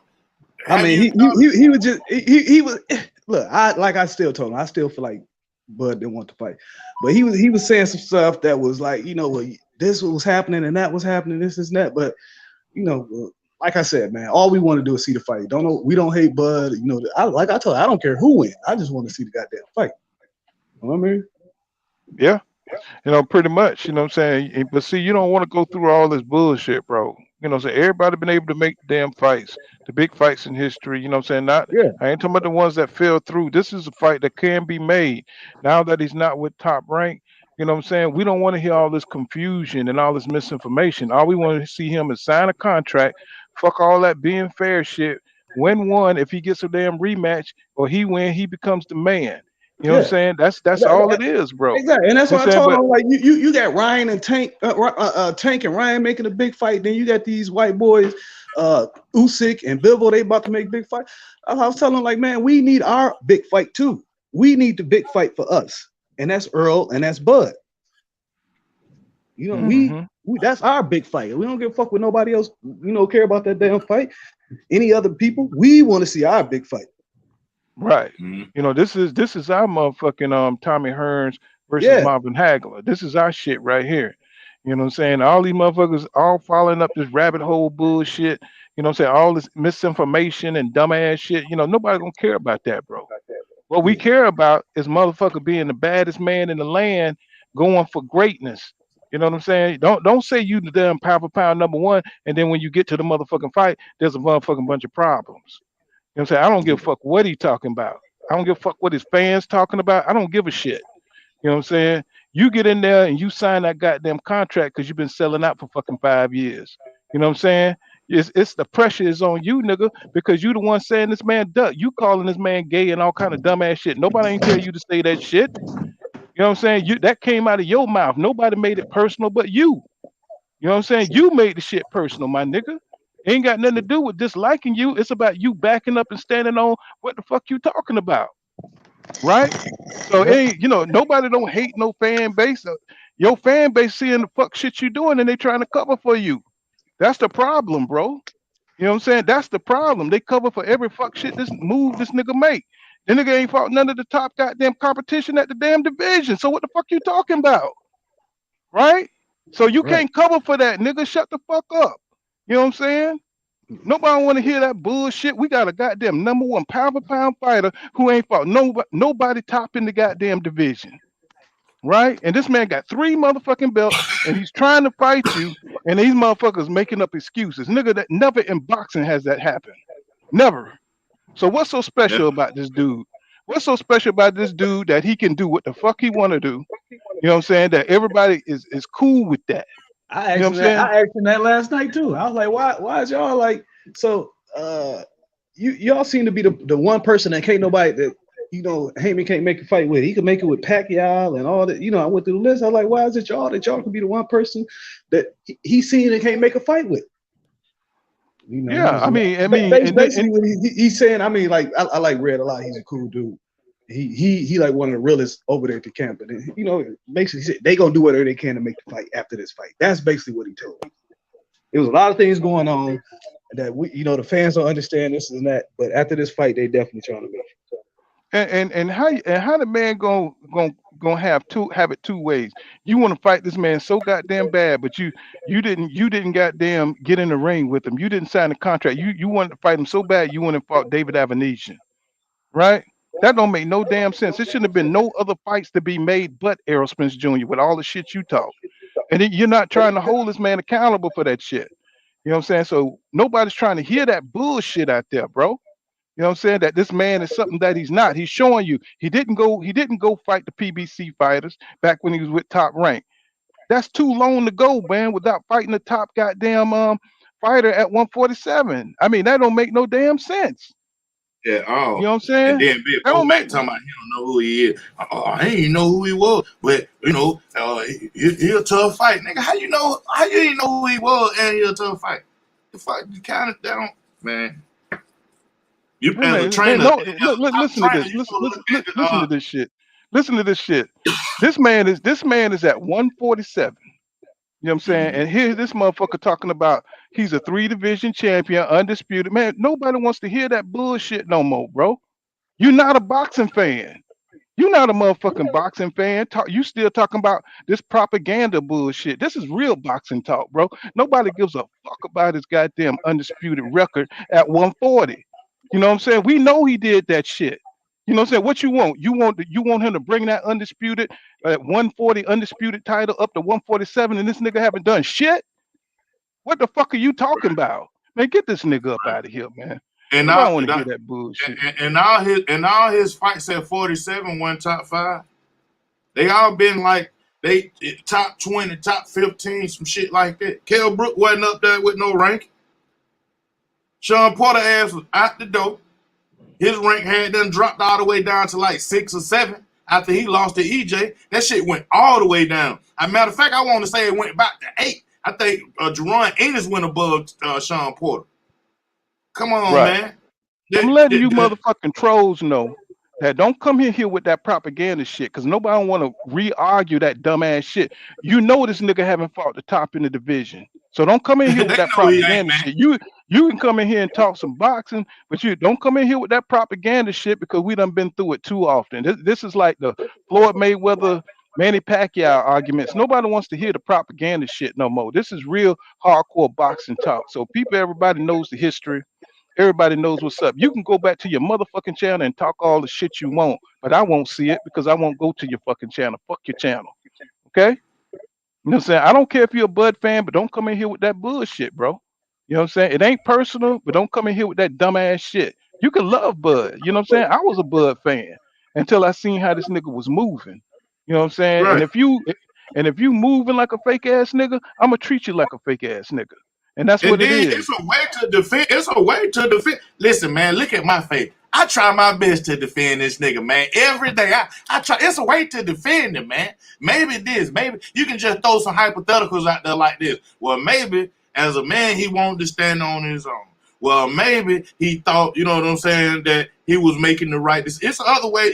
We ain't hating on this nigga. You know what I'm saying? The obvious thing is he had 3 more weeks and he could have been in the ring with EJ. He talking about he wanted to fight. He wanted to fight in 2022, but chose December of 2022. Nigga, that's 13 months. That's over a year. So we talking about we over a year now. December tomorrow Well, tonight is over a year. You know what I'm saying? What up, Mike? But you know what I'm saying? Tomorrow will be with, you know what I'm saying? It's over a year that he been out of the ring. 13 months. All he Look had to here, wait 3 more weeks, and he let could me have been keep in it. there with Errol Let me Spence. make myself clear. I don't care if you're a Bud fan. You know what I'm saying? I don't care if you're a Bud fan, but you can't cover up. Don't come over here trying to cover up that dumbass shit. You know what I'm saying? Keep the shit straight. You know what I'm saying? Keep it straight. You know what I'm saying? I mean, you can root for him and everything. I don't care. You know what I'm saying? But don't come over here with that propaganda bullshit. We already know the nigga is a 3 division champion. We know he's undisputed, but he moving like a bitch right now. You Right. got to be That's able what to it said call that out. If you're against not Errol willing to Spence. call out the bullshit, don't come over here to my channel. You know what I'm saying? With That's that the thing. dumbass shit. I understand fighters who support him and they just, they just like that nigga style and that they believe in his skill and they just want to see the fight. There's nothing wrong with that. You know what I'm saying? But this is some fuck shit that we looking at, bro, and we got to call it out. If EJ was going to try to fight a fucking David Avenesian, then I'd be like, fuck that nigga. You know what I'm Mm-hmm. saying? This nigga can't do that, bro. He can't do that.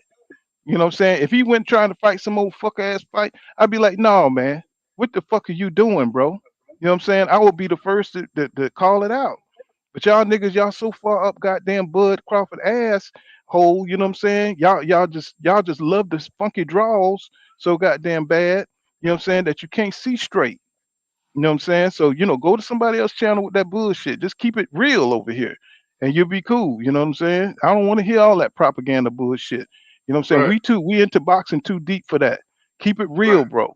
You It's know what I'm saying? it's Big Blunt is a Bud fan, but you don't see him putting out that propaganda. He just keep it. He tell you what he see.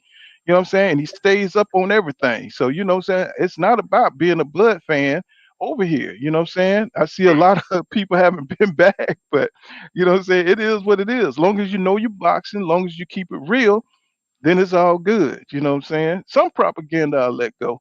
You know what I'm saying? But when you just come up here straight up capping and shit and this nigga making fucked up moves, you know what I'm right. saying? No, nigga, I You can't can't fuck defend with you. it. You can't Because you defend. know what I'm saying? It's like you could Because try your best to, but you can't really defend. You like shit, nigga. If man, this I'm nigga, really passionate about keeping the sport pure. You know what I'm yeah, saying? By keeping I don't want that bullshit. So we pacify this bad behavior. You know what I'm saying? Ignoring the fans, not caring about what fans want or wanting you to fight who they want you to fight. We out here paying for the pay-per-views. We motherfucking, you know what I'm saying, and I'm putting you in our budget so to watch you fight, bro. You know what I'm saying? So when you disrespect the fans, you know what I'm saying, you got pussy ass niggas out here, you know what I'm saying, supporting that shit. Yeah, we pissed off. You know what I'm saying? So, go back to your channel, talk shit all you want. I won't know about it. I don't give two fucks, right? I'm just letting you know when you come over here, man, just keep it trill, bro. You know what I'm saying? So, I ain't gonna tell you again, you know what I'm saying? I'm just block your ass and keep it moving. You know what I'm saying? That's all it is. You know what I'm saying? Like Bud say, I just block them and go on with my life. You know. I'm like, man, this nigga is ridiculous. You know. This nigga is ridiculous, bro. Let me see, Pimp say, he said, don't be surprised if Bud makes this fight interesting and lets amnesia, tee off on him, just so he looks bad and won't fight Spence. Well, we don't you do know what I'm that saying? shit, man. That'd be sad, bro. I Yeah, mean, that really, he dropped the belts really. like that, man. That he actually let the man fire on him and he dropped the belts like that. Like, nah, that was some weak ass shit. Knowing you could have beat him and you laid down just so you wouldn't fight Spence, that'll be some sucker shit right there, man. But we the one losing out. You know what I'm saying? It ain't nobody happy that Bud is bitching out like this here, cause we the ones who want to see the fight is losing out. You know what I'm saying? So, they got shit twisted, bro. They think everything is on some personal shit. You know what I'm saying? They need to go get a motherfucking life. You know what I'm Right. saying? Because if you're a real boxing fan, you understand that you need a rival. You need a real legit rival to become great. And EJ needs this motherfucking fight. Even though he's beat Danny Garcia, even though he beats Keith Thurman, he done beat Ugas, he got to beat Terrence Crawford to cross that threshold. You know what I'm saying? But this nigga here ain't following the script. You know what I'm saying? This nigga ain't following the script. He's doing some old fuck shit. You know what I'm saying, on the side. And I know that a lot of you motherfuckers think he's gonna come back around and fight this man next year, but the man gonna be 36 years old. And watch this Think bull. Ain't nobody created no rivalry with Errol Spence. Sean Porter mentioned a rematch, like when they was in that little press conference where he was being disrespectful. And EJ was like, "Nigga, fuck you! I took your, give me that jacket too." You know what I'm saying? But they didn't want to give him the jacket too, cause Errol Spence, that was that give me the jacket too. I mean, like, get your ass back in the ring. I want that jacket too, nigga. You know, but he ain't nobody didn't want to create no rivalry with Errol Spence Jr., bro. You know what I'm saying? None of them niggas do it. And boxing itself, as the people who love boxing, we saw the rivalry. Oh, damn, it's a dude at 135 that might can fight Errol Spence Jr. Oh, that nigga done moved up to 140. He undisputed at 140. What you gonna do, bud? You gonna go to 147, try Errol Spence Jr.? I don't know. He go up to 147. He fight, damn, what the motherfucker. I was on the road. What the nigga name he fought? The white boy. He got the belt from the white boy that beat Manny Pacquiao. I forget the nigga name, man. Jeff Horn. You know what I'm saying? Mm-hmm. It's still there. And there was another belt. I think the belt Sean Porter had. Wasn't that a vacant belt before Sean Porter got it? I thought didn't he beat Danny Garcia fought for it? Yeah, I think it was. For a vacant belt. Wasn't that a vacant belt? Yeah, because it was said, I think Terrence Crawford was looking to fight for everybody wanted Terrence Crawford to fight for that belt. You know what I'm saying? He should have. He should have. Now he would have had two, and EJ would have had. Come on, man. The nigga went the other man. That's what I'm trying to tell y'all. And see, they see all this shit because they ain't dumb niggas now. You know what I'm saying? They ain't dumb. They see it. They boxing fans just like we are. They just ride with that nigga and they ride with him. You know what I'm saying? Enough to lie for him, man. And I don't like no damn boxer that damn much to lie for him. You know what I'm saying? That's why they can't get in my fucking chat with that dumbass shit, bro. You know what I'm saying? I mean, boxing is very simple. You know what I'm saying? It's not complex. You see that comment right there, Eli Peters TV? Mm-hmm. That's what I agree. I agree. You can go read. I'll read it if you want to, but go ahead, bro. I said Eli Peters TV. Only reason Earl has been professional and cordial with Bud because he don't want to give Bud a reason to not fight him. But I really want Earl to come out and press Bud and call him a coward. Me too. But Earl, he got so much. I guess he raised different. You know what I'm saying? His mom, he got class, man. Yeah. What you think that they would call this? They done already called the man gay and all kind of dumbass shit. That's why people want to see EJ beat his ass, bro. Because you got this nigga talking all kind of shit from his camp, from that little lapdog, Bernie the boxer. You know what I'm saying? That right there on the strength alone is why you can't support this nigga. Because all the underhanded dumbass shit that they be talking about. You know what I'm saying? You know, calling this man all kind of crazy. I've never seen that shit in boxing, tell you the truth. You know what I'm saying? Yeah, doing all that kind of shit. Well, then hold on. I have seen it. You know what I'm saying? I have seen it because the narrative was floating around the Floyd Mayweather camp. You know what I'm saying? That them niggas was bocce boys. You know what I'm saying? And it was only one. It was only one bocce boy, and Floyd empowered him. He moved him out the gym and let him start a podcast. I forget the nigga name, a light-skinned nigga, light-skinned big nigga. You know what I'm saying? Yeah. I never heard that shit.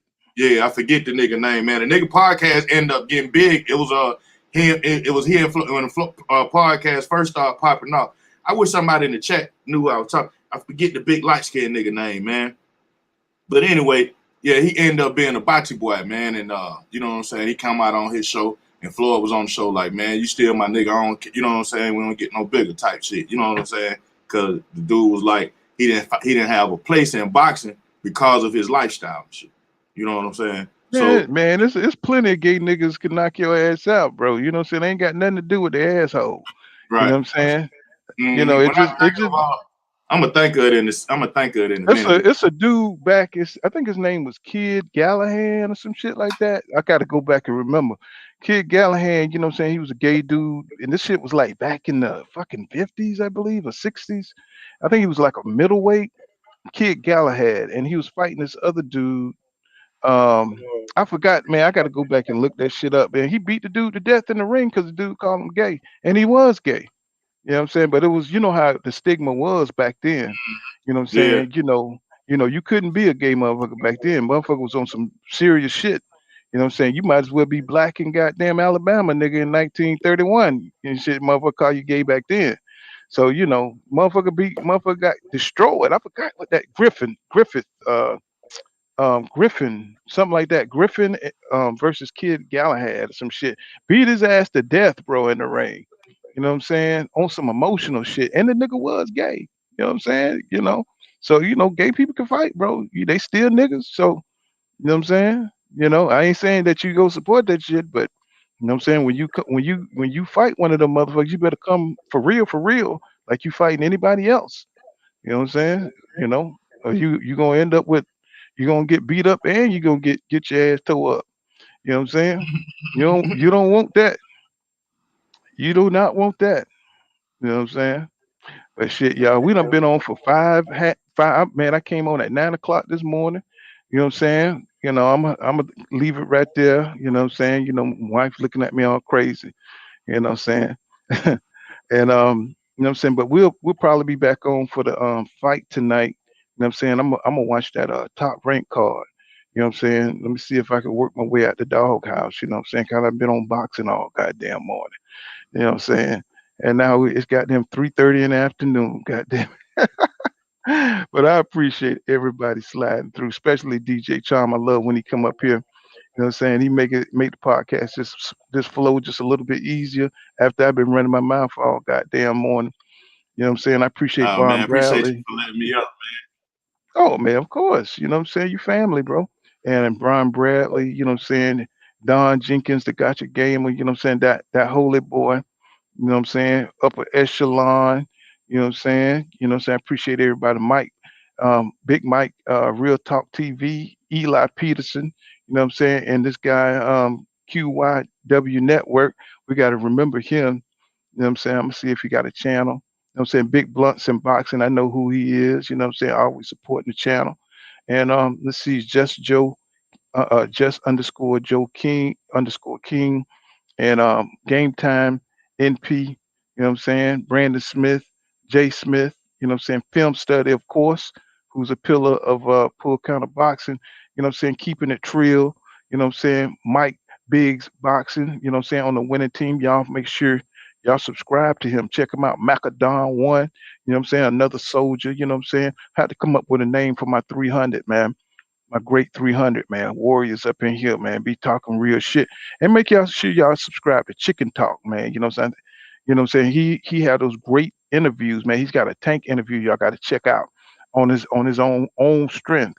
You know what I'm saying? So he's got an EJ interview that's coming up. So y'all make sure y'all subscribe to Chicken Talk because he be putting those interviews on his channel. You know what I'm saying? And y'all, thanks for rocking with me, man. I see my subscribership, you know what I'm saying, is blowing up, you know what I'm saying?